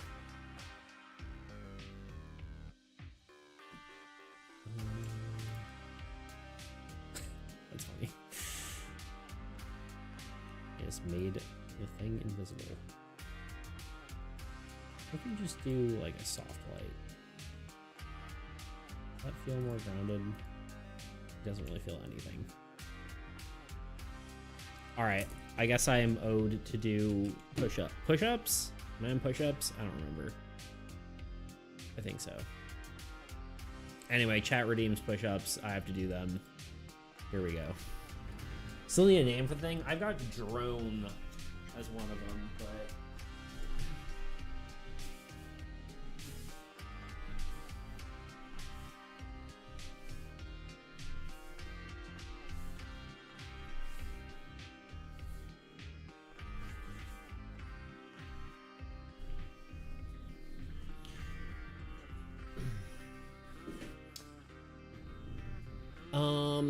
used to take macro photos of bugs a lot, specifically bees and ladybugs, sometimes grasshoppers. That I feel like would be a fun subject to do.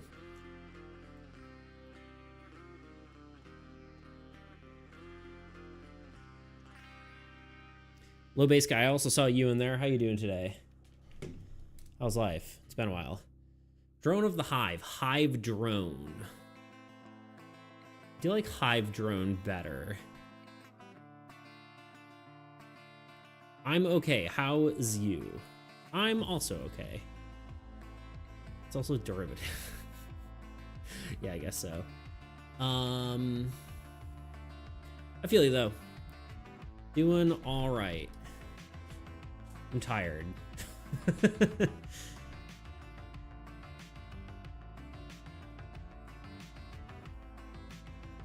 Life takes a lot of energy, you know?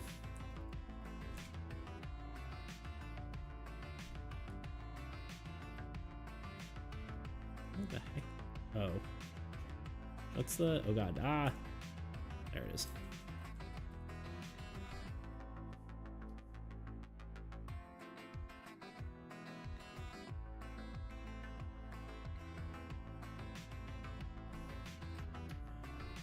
Started raid and run, need to get lunch. I totally understand that. I'll probably have to do that the same shortly. I do need to eat. I kind of crammed some food in my mouth last ad break, but I probably should eat a real meal. I don't know, is this done? I kind of feel like compositionally we could do more with it, but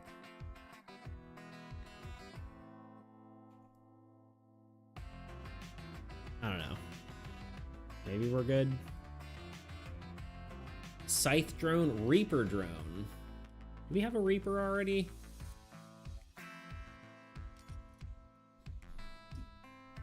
Why do I think we have a Reaper as a creature? It's so bad I'm starting to lose track of everything. Maybe not.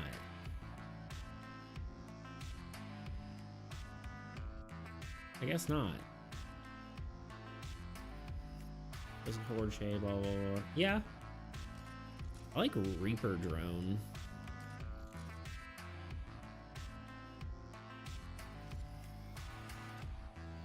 I think.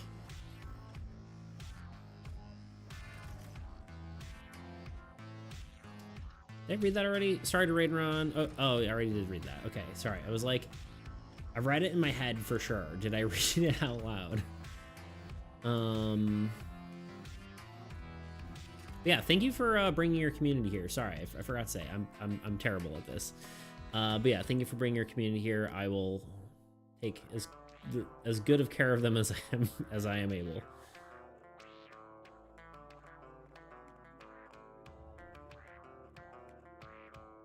Hopefully they like trading card games.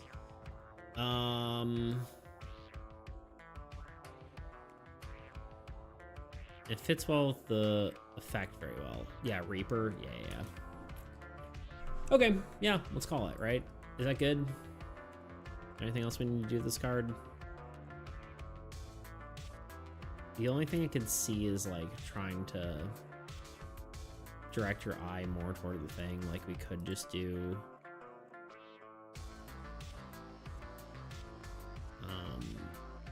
like, I don't know, like this. I think I might just call it though, because I think it's probably good enough. Like sort of like shading like that, but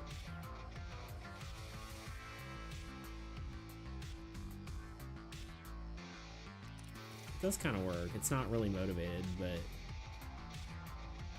kind of does what I want it to. Yeah. Maybe we could add one more vine over here. Or we just leave it. I think this is good. We're just gonna call it.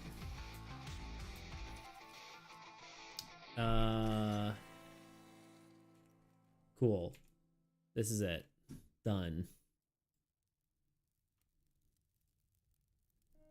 File, export, PNG.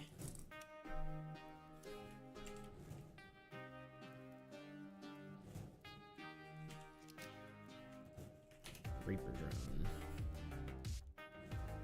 Is this free? No.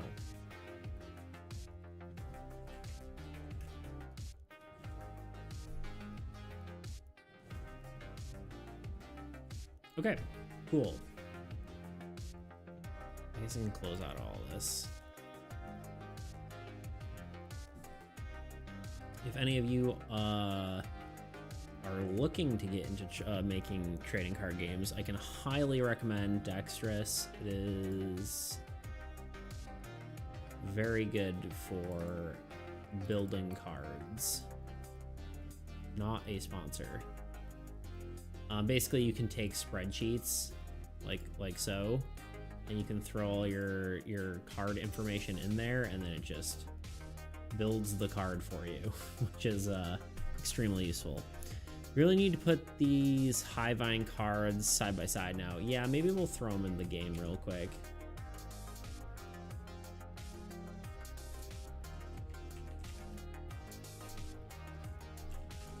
I have to be very careful to not misspell that.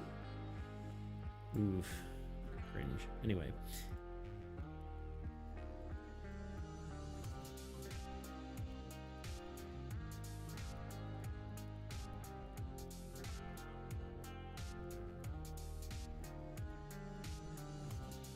Sorry, give me half a second. Just trying to find the file here.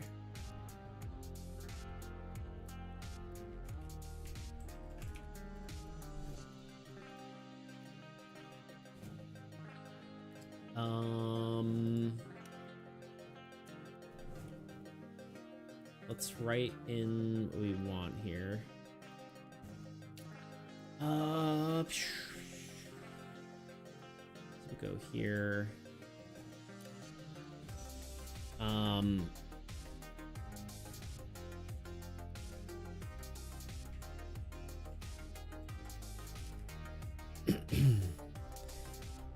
Okay, what's its abilities?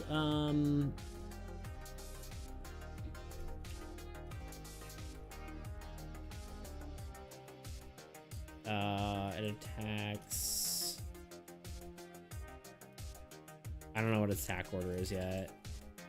When attacking this card does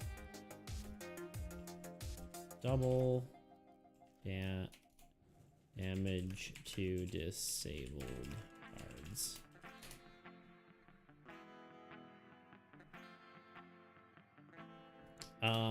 Death effect too.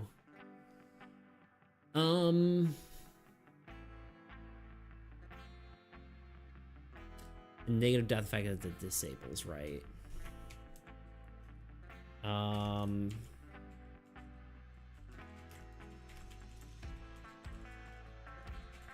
Yeah, I'm curious how, if we have too many disables. I know that was one of your worries.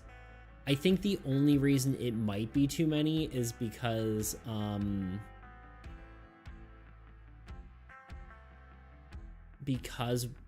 well, if we add the secondary effect to the God of Decay, the one where it's like after a player, so right now it's after we have like the losing units sort of part, but we also were talking about having it be the same as the infested remnants, right?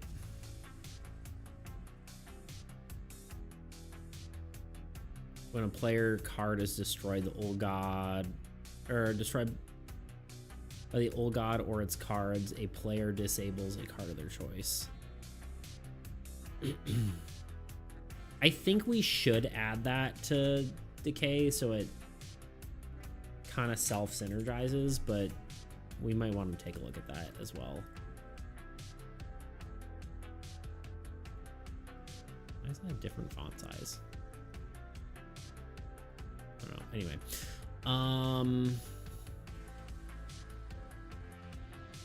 We can easily tone it down by nerfing So Cool himself. Yeah, or honestly, maybe not even nerfing So Cool himself, but just changing the defeated effect to something else.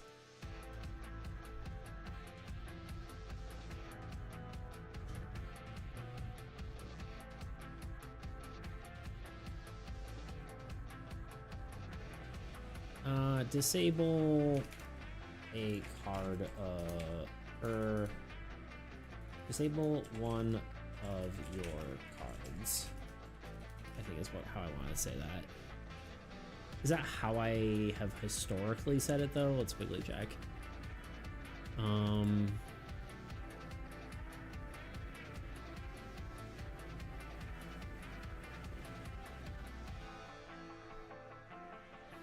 I'm back. Hummus is posted. Nice. Let's check the Discord. Food. Well, there it is. Holy heckaroo. Look at that. I'll have to read it in depth later. Can you make like a sweet pesto, you know? Because, not pesto. Did I read pesto? Hummus. Did you say pesto somewhere in there? Am I losing my mind? I think I'm losing my mind. Oh, you do say pesto. Other alternatives. I just read the pesto and then I said it. Anyway, yeah, can you make a sweet hummus?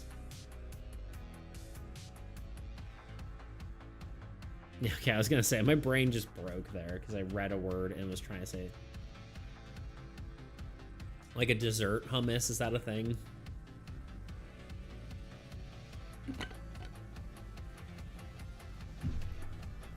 Like, I know you could do like a sweet and savory one, but... You make a thin little guy today? I did, yeah. I just saw him, yeah.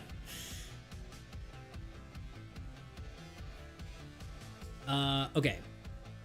How are we... What kind of strength is this guy? I feel like he has to be a relatively low strength because he's doubling his attack damage when attacking weaker ones.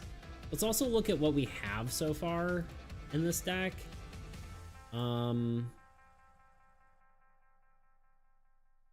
Shade, Shard Brute, and Mother. I think we could probably put him at like a 3. And so he does 6 damage when attacking other ones, but normally it's just 3 damage. I think that's probably fair.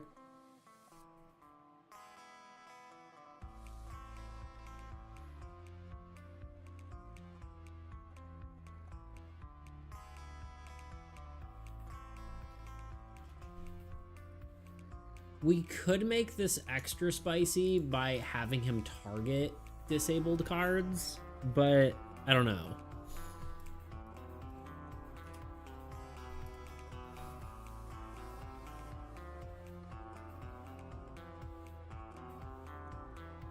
I think 4 is basically that ballpark. Yeah, I think 3 is probably good.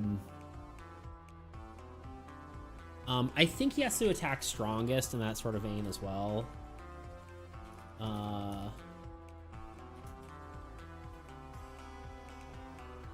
Hero structure land, I think.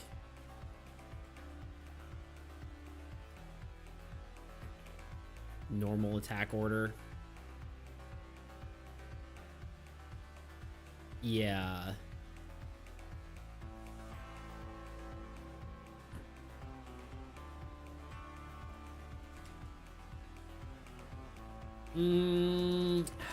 How would I word that though?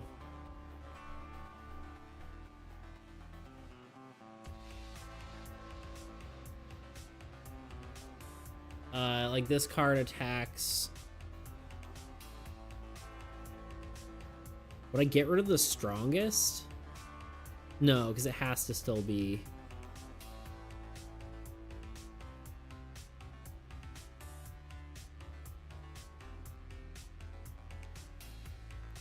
I'm trying to think how I'd word it.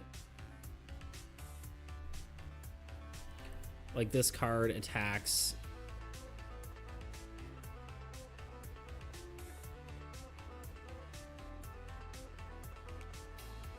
What's this card do? It attacks the, it does double damage to disabled cards, but I also think it should prioritize disabled cards. I'm just trying to figure out how to word that.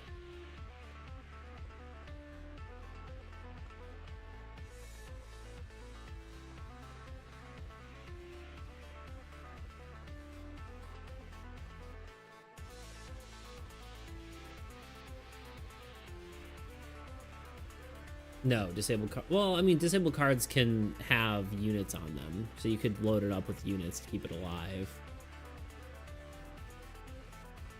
Yeah, you can still allocate to a whatever. Wording is tough, despite how simple it is. Yeah, yeah. Like, you could say this card prioritizes disabled cards in the zone that it is, or of the card type that it is attacking, because like it should still, like, I don't know, maybe I just don't do it. Maybe I just leave it as is.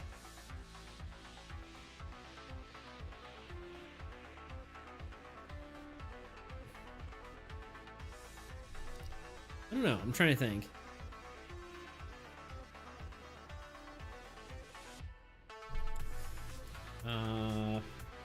This card attacks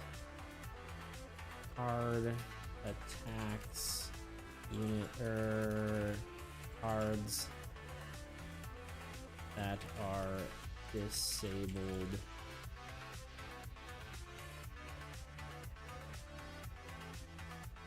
in like that zone. Is that the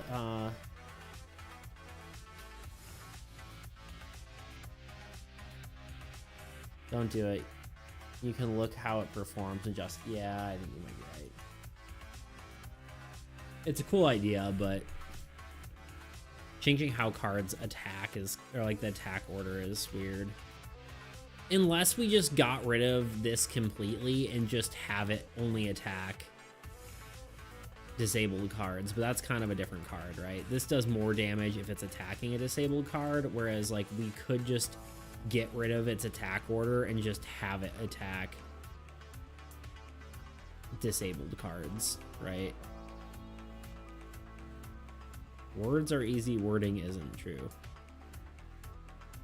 Give him attack lowest. Yeah, but lowest sometimes could just be one unit, and so it doesn't attack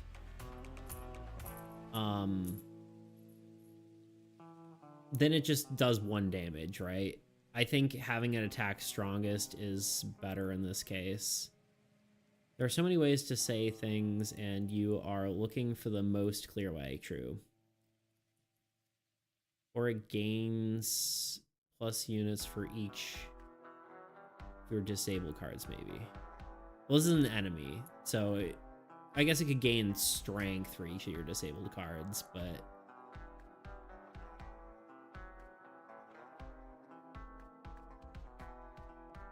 that could be a way to, like, to Reaper. So basically it's clean up, right? It spreads the disables either way.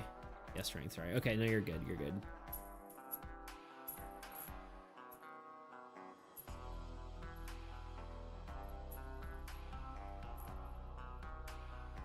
Do we have something that deals extra damage for each disable? So Cool already does that, technically. Or it always kills disabled cards, no matter the units. That seems crazy, but could be. I think double damage is fine. 6 damage is a lot of damage to deal to a card. Especially heroes.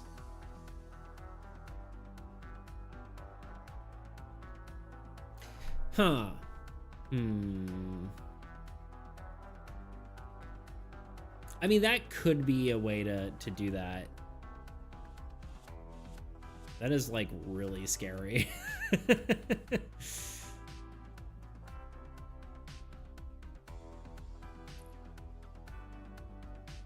Is that the kind of scary we want, though? Well, let me think about that for a second. I do like that idea. I mean, that is very Reaper coded, which is what we call this thing.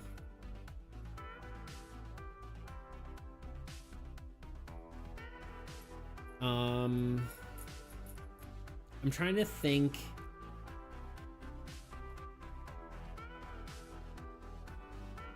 How one handles this. Because part of it is like figuring out the counterplay to it. I guess if you can't remove units off of a disabled hero, right? So that kind of means if you have a hero with high strength, I guess you just kind of have to know what's coming, right? Because if you have a hero with high strength, then you can't really move units off of it. But if there's a hero with low strength, or if it's attacking like a hero with like a medium amount of units, you could buff one up so it gets attacked first instead of the one that's... Yeah, you know what, Anonymous, I kind of like the crazy just kills a card.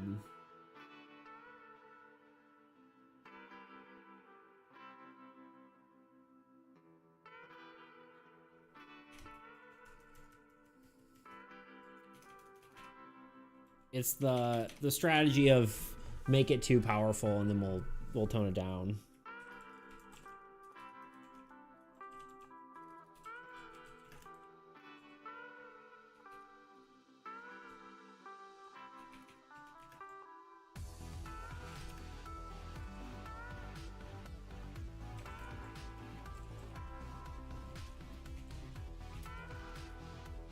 I always do destroys when I destroys.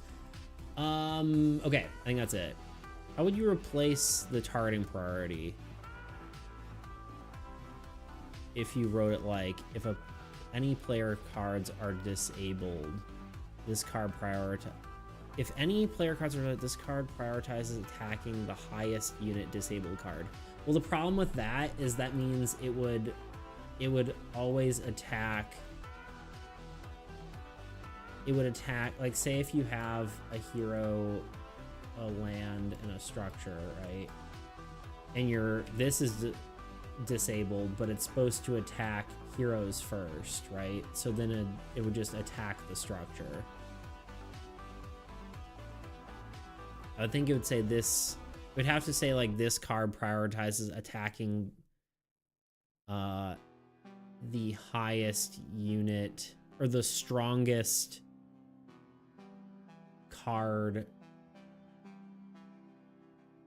strongest disabled card of that zone, right? It'd have to have zone or like card type, but it gets kind of confusing there. I don't think it's worth it, really. I think we just leave it as is. All good enough.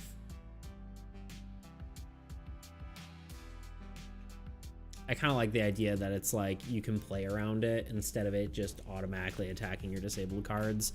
Although I guess either way works, but isn't that cool though? It skips over heroes or something.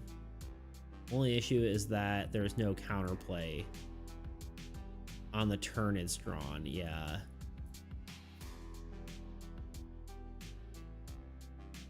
That's why this is potentially cooler, where it's like it's destroying a card, but you can, in theory, buff a card that you would rather get rid of, you know? So, like, there's, well, I mean, it's still bad on turn one, but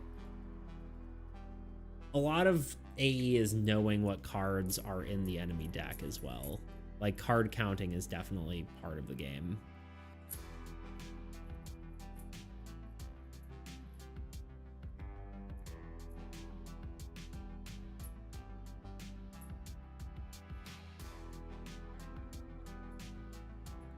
Yeah, I almost feel like there's no point for it to like prioritize disabled cards and deal extra damage against disabled cards, because I feel like then it may as well just deal extra damage. I guess once all your normal cards are destroyed, it loses power, but like that's a weird thing of gaining power when your power is low, which I kind of am against, right? Like it should gain in power based on your power, so it should scale based on how powerful you are and not scaling based on how powerful the enemy is or how weak you are either. There is going to be some of that, but I think we'll go with it destroys a card outright. I think that's crazy. We'll see how it goes. We could always change it if we don't like it. This monster attacks a disabled card, it destroys that card. Cool.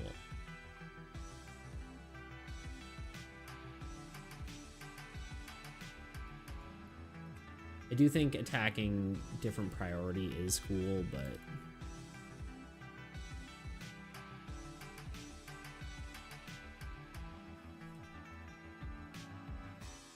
and now we've got like a weird assassin card, so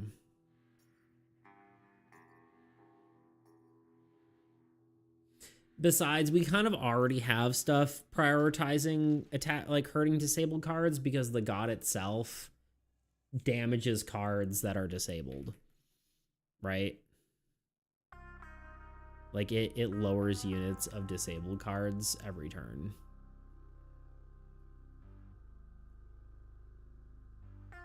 So I think we don't double down on that, you know?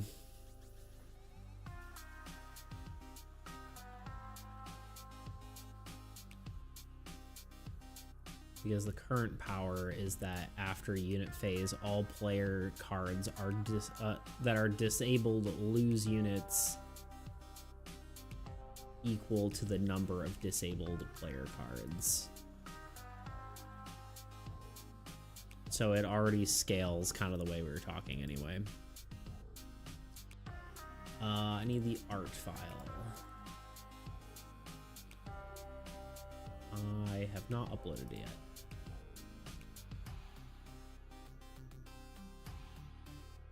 We'll see how it goes.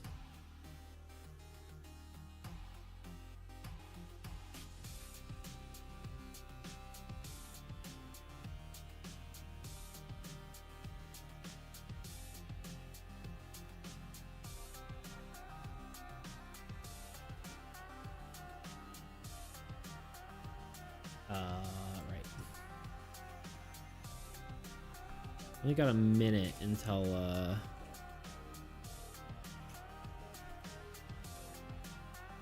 ads. Do the thing beats. Do this thing. Do the thing you must do. Okay. Projects. Beta. Refresh CSV. There he is.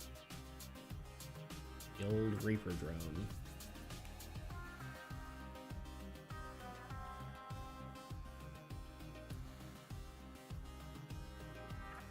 I think it's pretty cool. I think it works.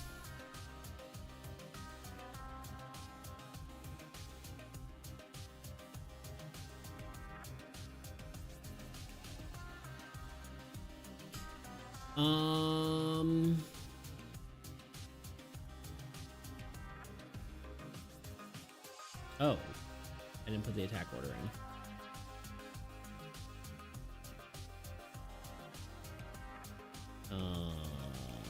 Strongest hero structure land.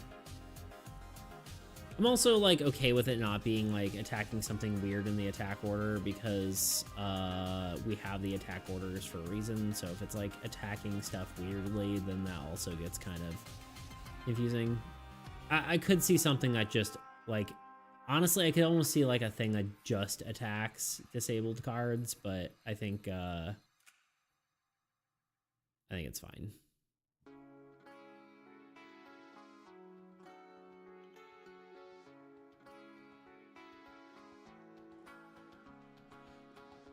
Anyway.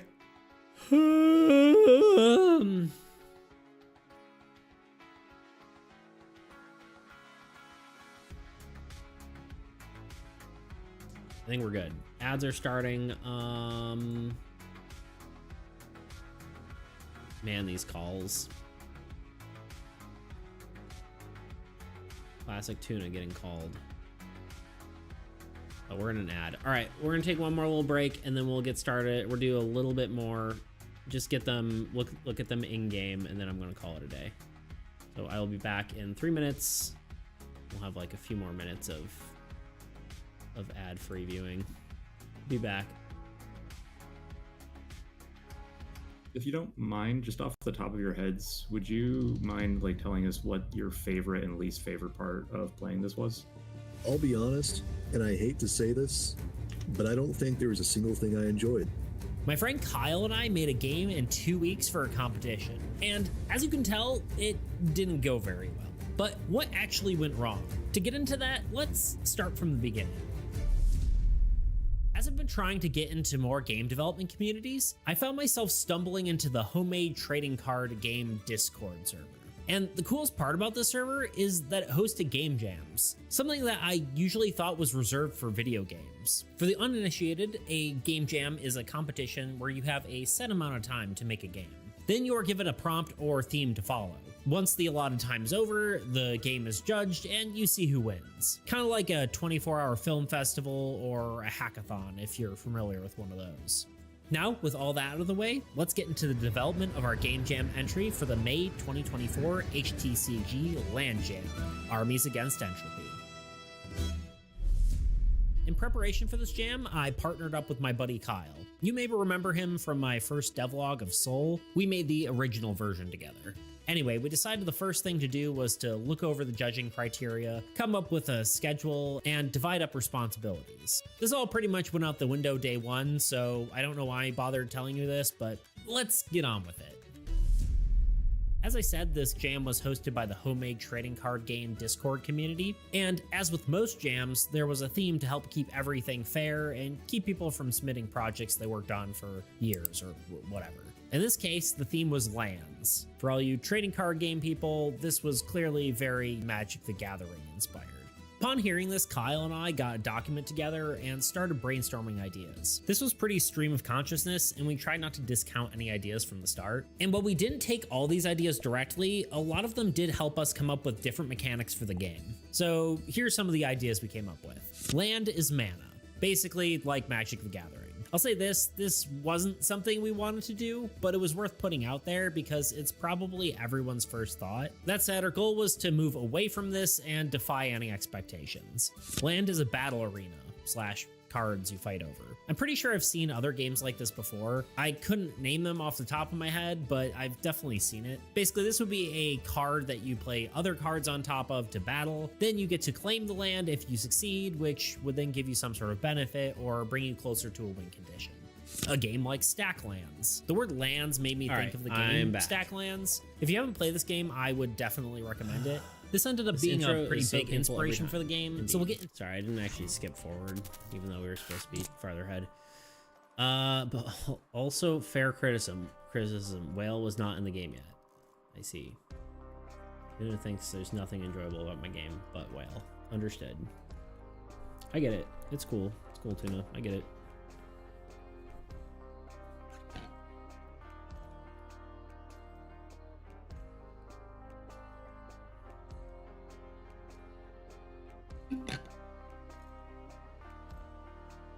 This got clip farmed. It's your fault, really.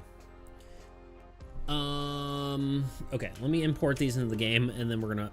got my back just like spasmed. And then we're gonna be done. Are we close to the end of the playlist? We are. Let's just change it before it's a problem.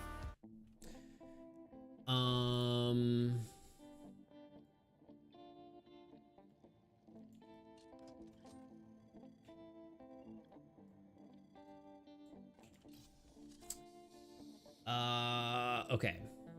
How do I do this? I do this via going like this. Export components. Export tabletop simulator. Create TTS file.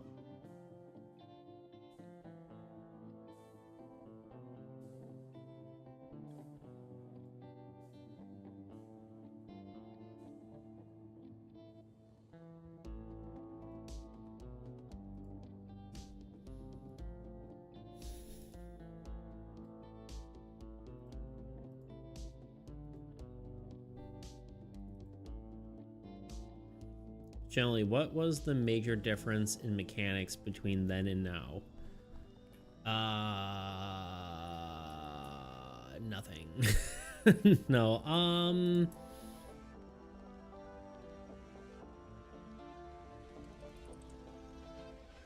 mechanics difference. There were a few things that were like weren't figured out yet, like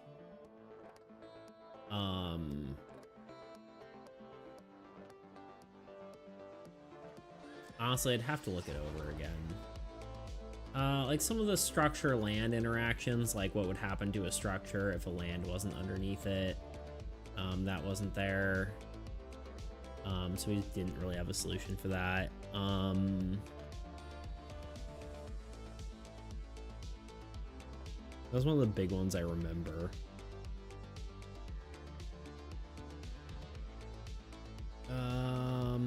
You couldn't swap player turns, go back and forth.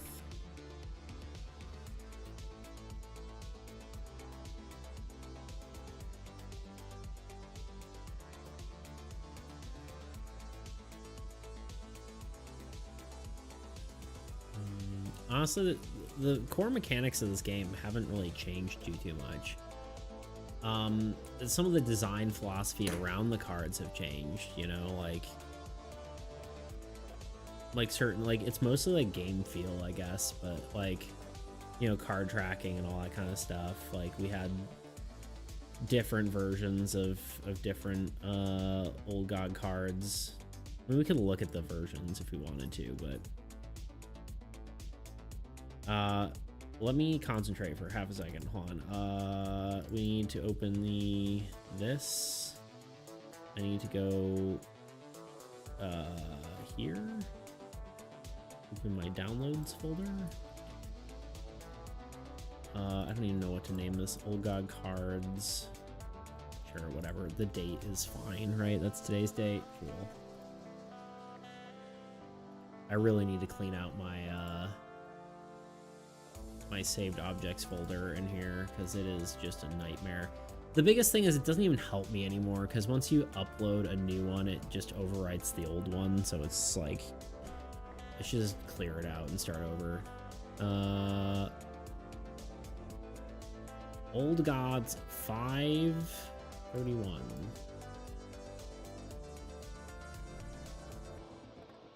1, 2, 3, 4, I think. Okay, this goes here, this goes here, this goes here, replace these two. What the heck? No. Gosh dang it.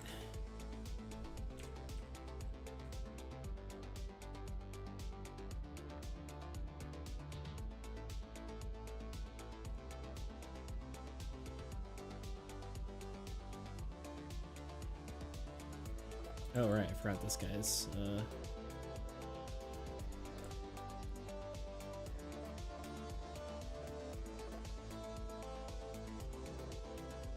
this guy is over in our chaos stack. Here. What does he do again? When this player destroys a player card, the Old God reveals a card until it finds a spell. Plays it, and then it's reshuffled. Right. So technically we need some duplicate cards for whatever. I wish I could playtest that version of the game because I can't imagine it not being fun. I mean, there was a lot of like one of the biggest things about that version was the like the card count was really different. So it was very, what's the word? There was a lot more variance in the game. Like I think that was probably the biggest problem because yeah, the variance in the game caused a lot of issues, right? So it's like the game was very hard sometimes, and sometimes it was very easy. I guess, yeah, okay, here's the biggest mechanic that we changed is the minion one, right? So minions were built into the, like, endlings were technically just a normal card that were in the old god deck, and so it was built off of proportions. So like endling and shades, there was like a ton of those in the deck, and so there was a good chance that you were going to get endlings, but it was never guaranteed. Like you could get like 3 Ravengers in a row or whatever, instead of getting, you know, an endling or whatever. So that was honestly the biggest change, is that minions didn't exist. I kind of forgot that that was part of it. There's a lot of clarity issues, right? Like unit effects, triggered effects, abilities didn't exist. I mean, pretty much all the, like, if you watch, you know, the the beats videos on all that, that's like the main things that we talked about, right? Minions, different effect type, which is like the whole bridge conundrum.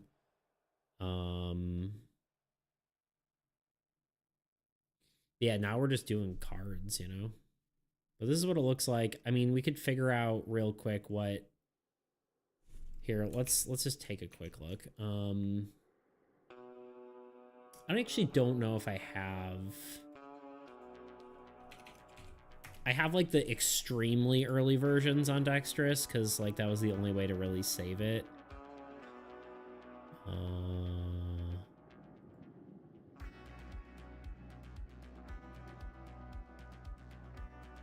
Yeah, like this is like the super beta version of it. But it did change between... Oh, pre-minion player cards. We didn't have negative and positive defeated effects. I think there were only positive ones, which means the game was a lot easier too, though.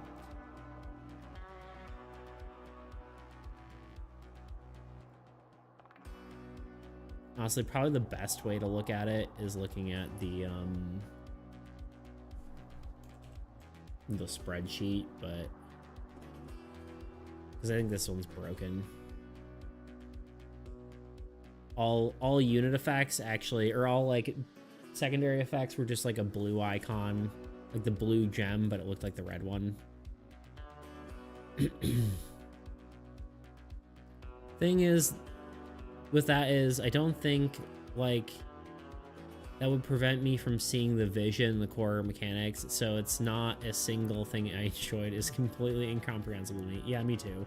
Especially for like a game jam where they're like, yeah, we're gonna, you know, like the spirit of it was very like, yeah, you'll learn something. You learn how to make a game and blah, blah, blah. Like that's just game jams in general, right? Like they're very like, yeah, let's learn something together, right? And then just being like, whatever. Honestly, I think the dude was having a bad day because all the other ones before it he was kind of judgmental on, but maybe that was just is just who he is. I don't know,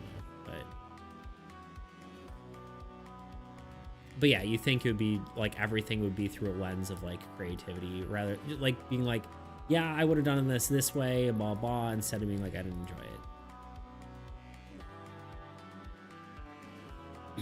I like how Barbarian is basically the same. So is Osgathian Warriors probably the one that has changed absolutely the least. Paladin I don't actually remember being 2. That was buffed up. Oh yeah, Cleric was completely different. If you control a hero, gain 2 units and immediately place them on another hero during unit phase. It's like more complicated than it needs to sound, but yeah, basically you would they would give another, they would have unit gen, but if it was for another hero, which is interesting. This hero has, oh yeah, they're basically the same. Mage is better now. A lot of the regional heroes are pretty the same. Merchant wasn't as cool.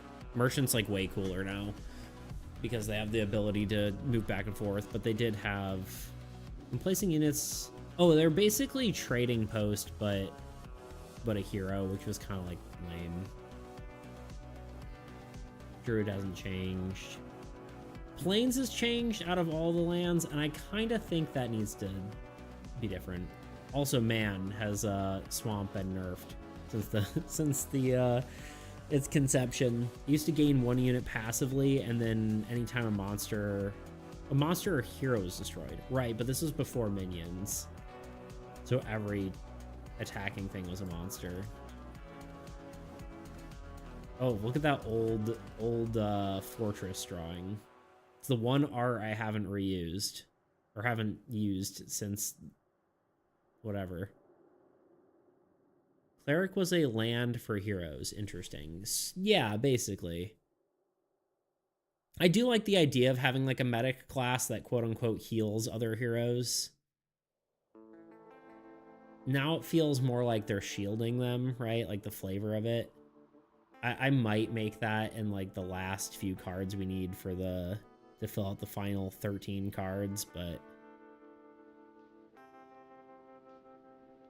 you did say the guy didn't enjoy the genre. I think he didn't. I can't say for certain, but he seemed kind of like meh on, you know, games like that.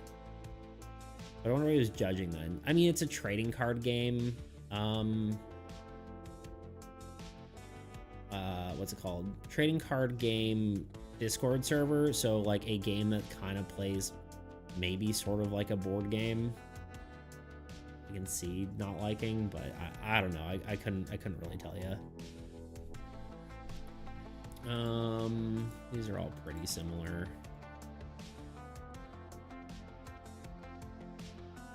It's so funny that Mage's Tower was good.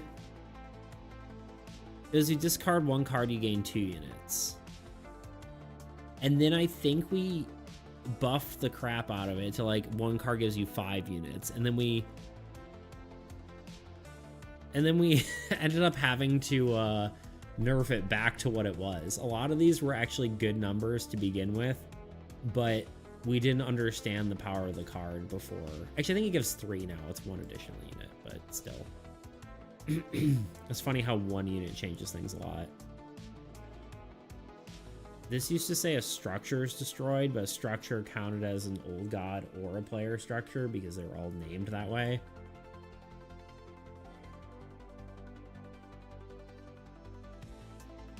Could Fortress get a remake? Or did you already make something with the same effect? Fortress it's just not an Osgathian fortress. People got Osgathian fortress and army camp confused because they're both called Osgathian, and I was like, and the flavor of the fortress makes way more sense as a barbarian one, so now that's what this is. You dump your hand and win turn 1 every time. Oh yeah, 100%. Yeah. It got nutty. It was literally the strategy. You're just like, all right, I can win if I have Mage's Tower. You could literally turn 1. I can't remember. I don't think you could yeah, no, you could win turn 1 every time. No. Because you still needed to attack. So you have 7 cards, you play 2 cards. But you have to play, the 2 cards you have to play are a land and a Mage's Tower. And that was before Turtle was invented. So the only way to win turn 1 is if you play God of War. So you can play God of War, then discard all your cards, and then attack with your god to kill the old god. It was kind of funny.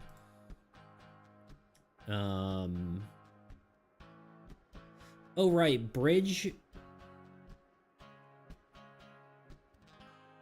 Your cards that has controlled triggered effects activates also applies to your allies, except for the effects that gain units. Yeah, Bridge was such a mess. The card name Trading Post is in play. You can also apply unit gen to the... Yeah, I don't know. It's too complicated. Spells are pretty much the same. Charm has had like 20,000 additional words put onto it. They also didn't have any cost. God of Humanity had no effects. Just passive unit gain. Anyway. So many words on bridge is so funny, dude. It was awful. But yeah.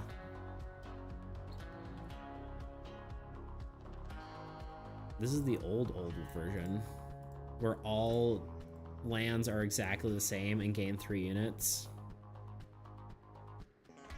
There weren't even spells. This is like the first playtest version. I think I've showed this before, but are you proud of how far you come? Yeah, it's kind of crazy.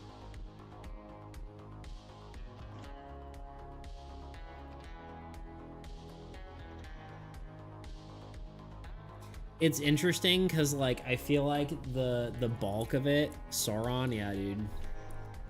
Sauron is... Oh. This was the player versus player version. When you play him, you may remove 5 units from opponent's hero or structure. That's sick. This is the PvP version, and it just was bad. This is the more realistic version. What do you do? When you play this hero, destroy a monster challenge level of 10 or lower. Which is absolutely insane.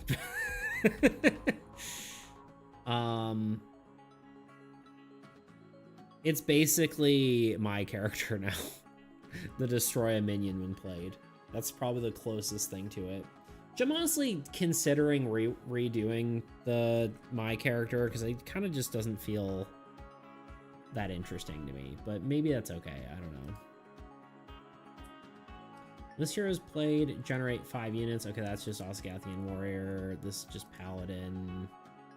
Thor. When this hero deals damage, deal half as much to another target. That was the Archer. Oh wait, no. You have 5 more units allocated to this hero. This hero can attack twice. Never mind. This one just, I don't know what that became. It just didn't work. Deckard Cain. We just named him after just random characters. This was, we have 15 units on this card. You may draw 1 additional card. Yeah, the unit balance was all sorts of all over the place. But yeah, that was a mage. One day I'll figure out how to bring PvP to this game. I mean, honestly, I'm open to anyone trying it, but it's just not fun. But obviously, there's so many cards that it wouldn't work. That wouldn't work. I don't think so. I think it, honestly, the only way I see PvP working is that you make a specific old god meant for PvP. Like, its cards don't have attack orders and stuff like that, but allow you to attack and stuff like that. Like, you to choose who to attack and what cards to play. That's the only way I can see it working.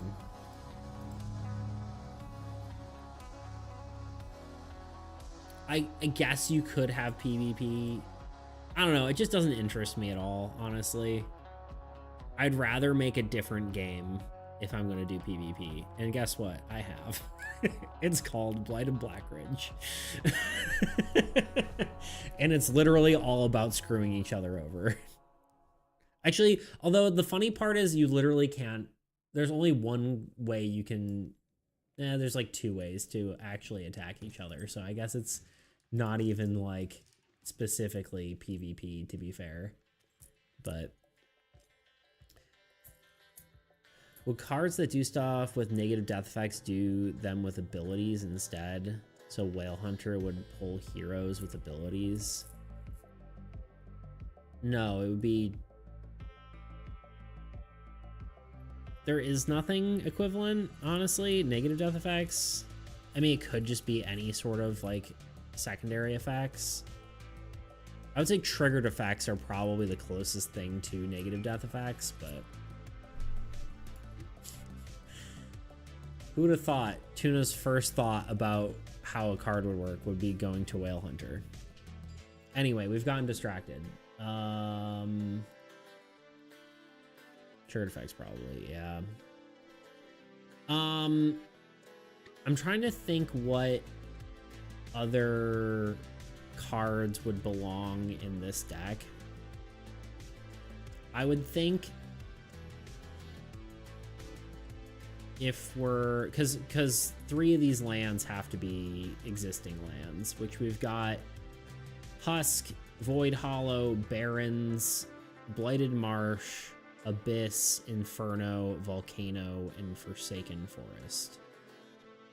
It might end up changing by the time we're done, but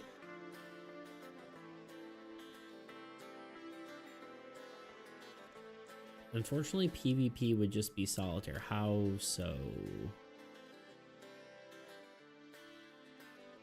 I feel like that's the opposite of what PvP is.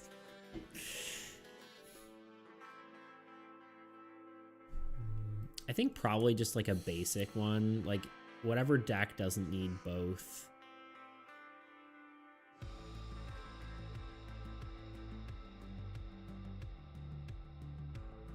Doesn't need both Inferno and Volcano. I think Inferno feels more on flavor. I don't know why.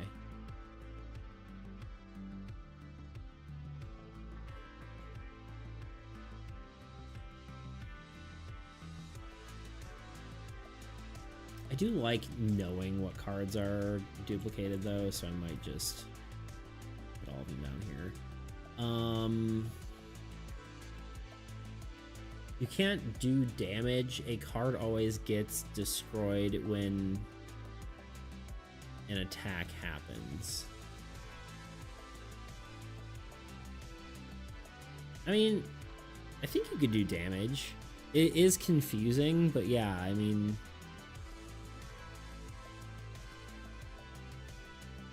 Are you talking about if it's like an asymmetrical PvP where it's like you versus the old god, or are you talking about if it's player versus player? I would think they would get like maybe a Barrens too, just like a sort of normal whatever. Is there a land that disables cards? I don't think there is, but it's worth considering. Yeah, maybe Abyss. That seems about right, actually. Abyss, Inferno, Barrens.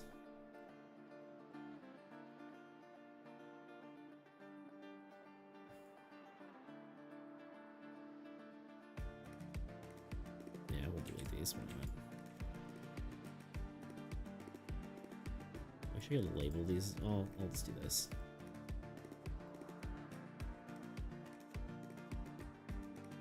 Those are the duplicate cards. All right, well, that's one deck. I'll have to get it into the, well, first of all, let's save this.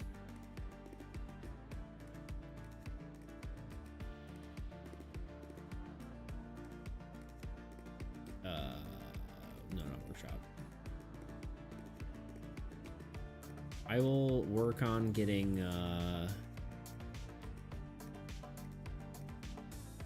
this live, but that's for later. Player versus player. Okay. PvP in this game would probably work better in balloon style rather than direct combat. Oh yeah, I think Adonimus mentioned that, where it's like, he was like, what if there's one where you're like, whoever wins first is the victor, you know? And I guess that's okay, but I'm kind of like then all the, like, the problem is all the support cards just become worthless at that point. We fight an old god and you get to sabotage the other player by giving them specific cards. Right, yeah.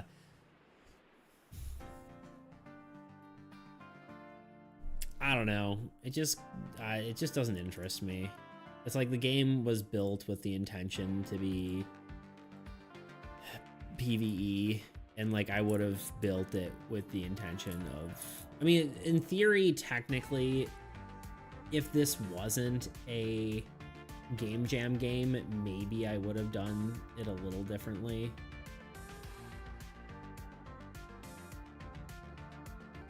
and made it more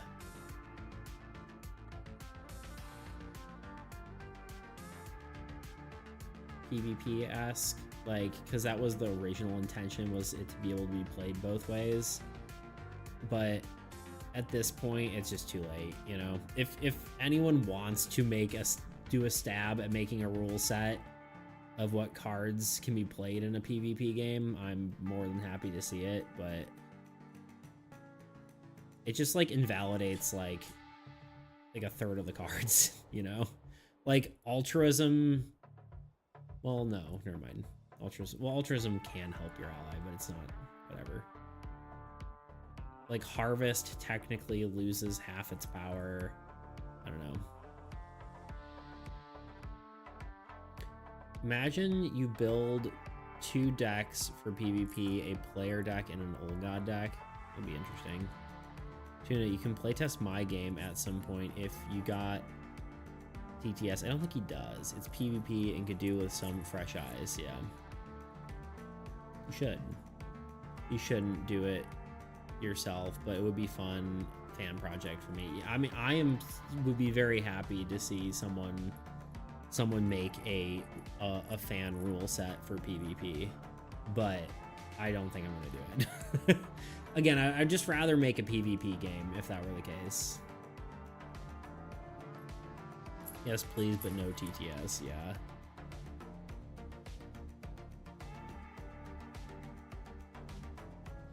Well, there it is. There we have it. I could see these lands potentially changing if, like, these two are more interesting. But these will probably, at least one of them is going to be spell-based. Curse-based, rather. I don't know about the other one. You can play through Steam, right, even without TTS? I don't know how that works. You could do screen sharing, but then you would be able to see your cards. You would need like a surrogate.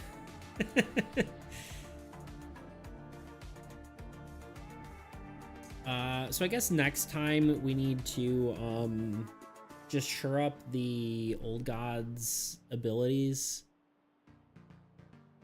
Like make sure his powers are correct, right? Like make sure his card says the right things. And then I think that's it. I think that's it for that deck. We'll have to push out an update with it. I would like more player tests before that, to be honest, because I would like more stuff going against Null to make sure the game is balanced. Although Null isn't really together yet, so it's kind of difficult to say, but it's okay.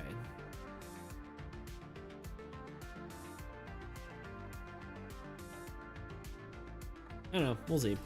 Anyway, let's get out of here. The issue is my device probably can't run Tabletop Simulator. Yeah, very old dingy laptop. Dingy.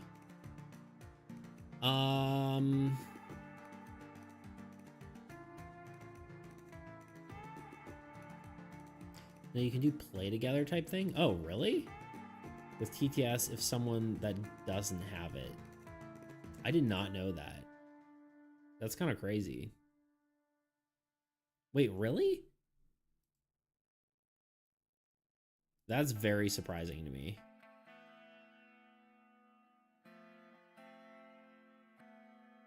Like, I know games have that, but I did not know. Anyway, I'll have to look that up, because that's actually kind of huge, if that's a possibility. I think that's it for today. I think we did what we set out to do. We have an entire... 1, 2, 3... Well, I can just do this.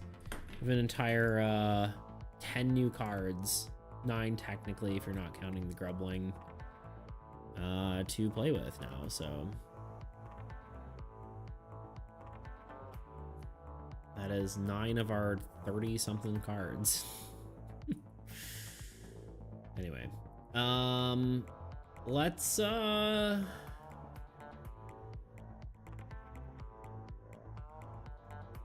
find someone to raid. I think it's about that time. We've been streaming for almost 5 hours. Raid channel. Let's go here. Who shallst we raid?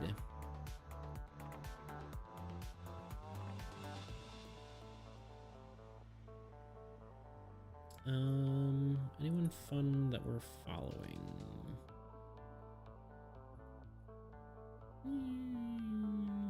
You know.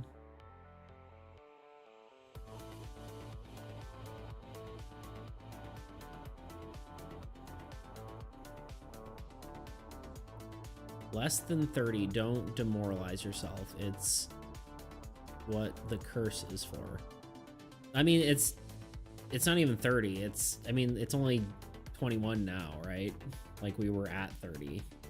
I think it's 30 total with, I don't remember now. Okay, fine. Now I have to check. Anyone have any cool people to raid? Anyone know anyone?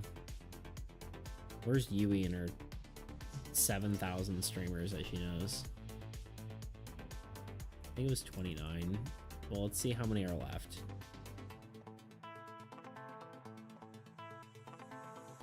Grot is currently playing Tabletop Simulator, I think.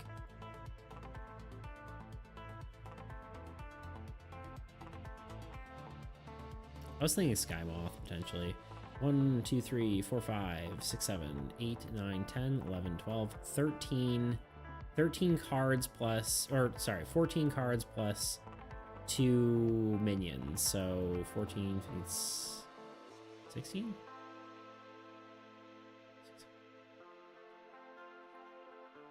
Yeah, 16 cards total. So we're actually really not that many left.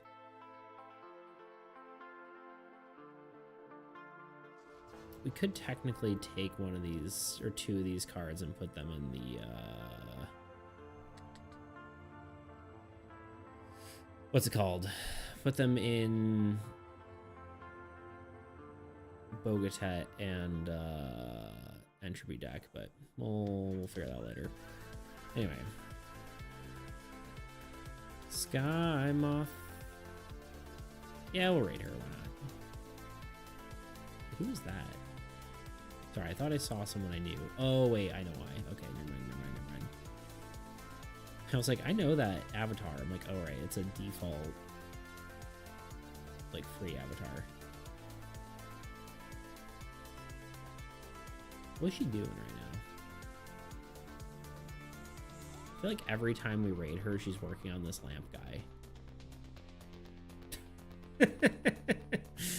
Anyway, let's raid. Let's do it. Why not?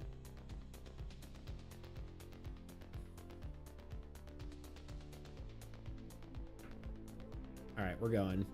It was fun, y'all. I will see you all on Tuesday, I believe. I don't have my full schedule figured out yet, but lots like lamps, I guess. It's true.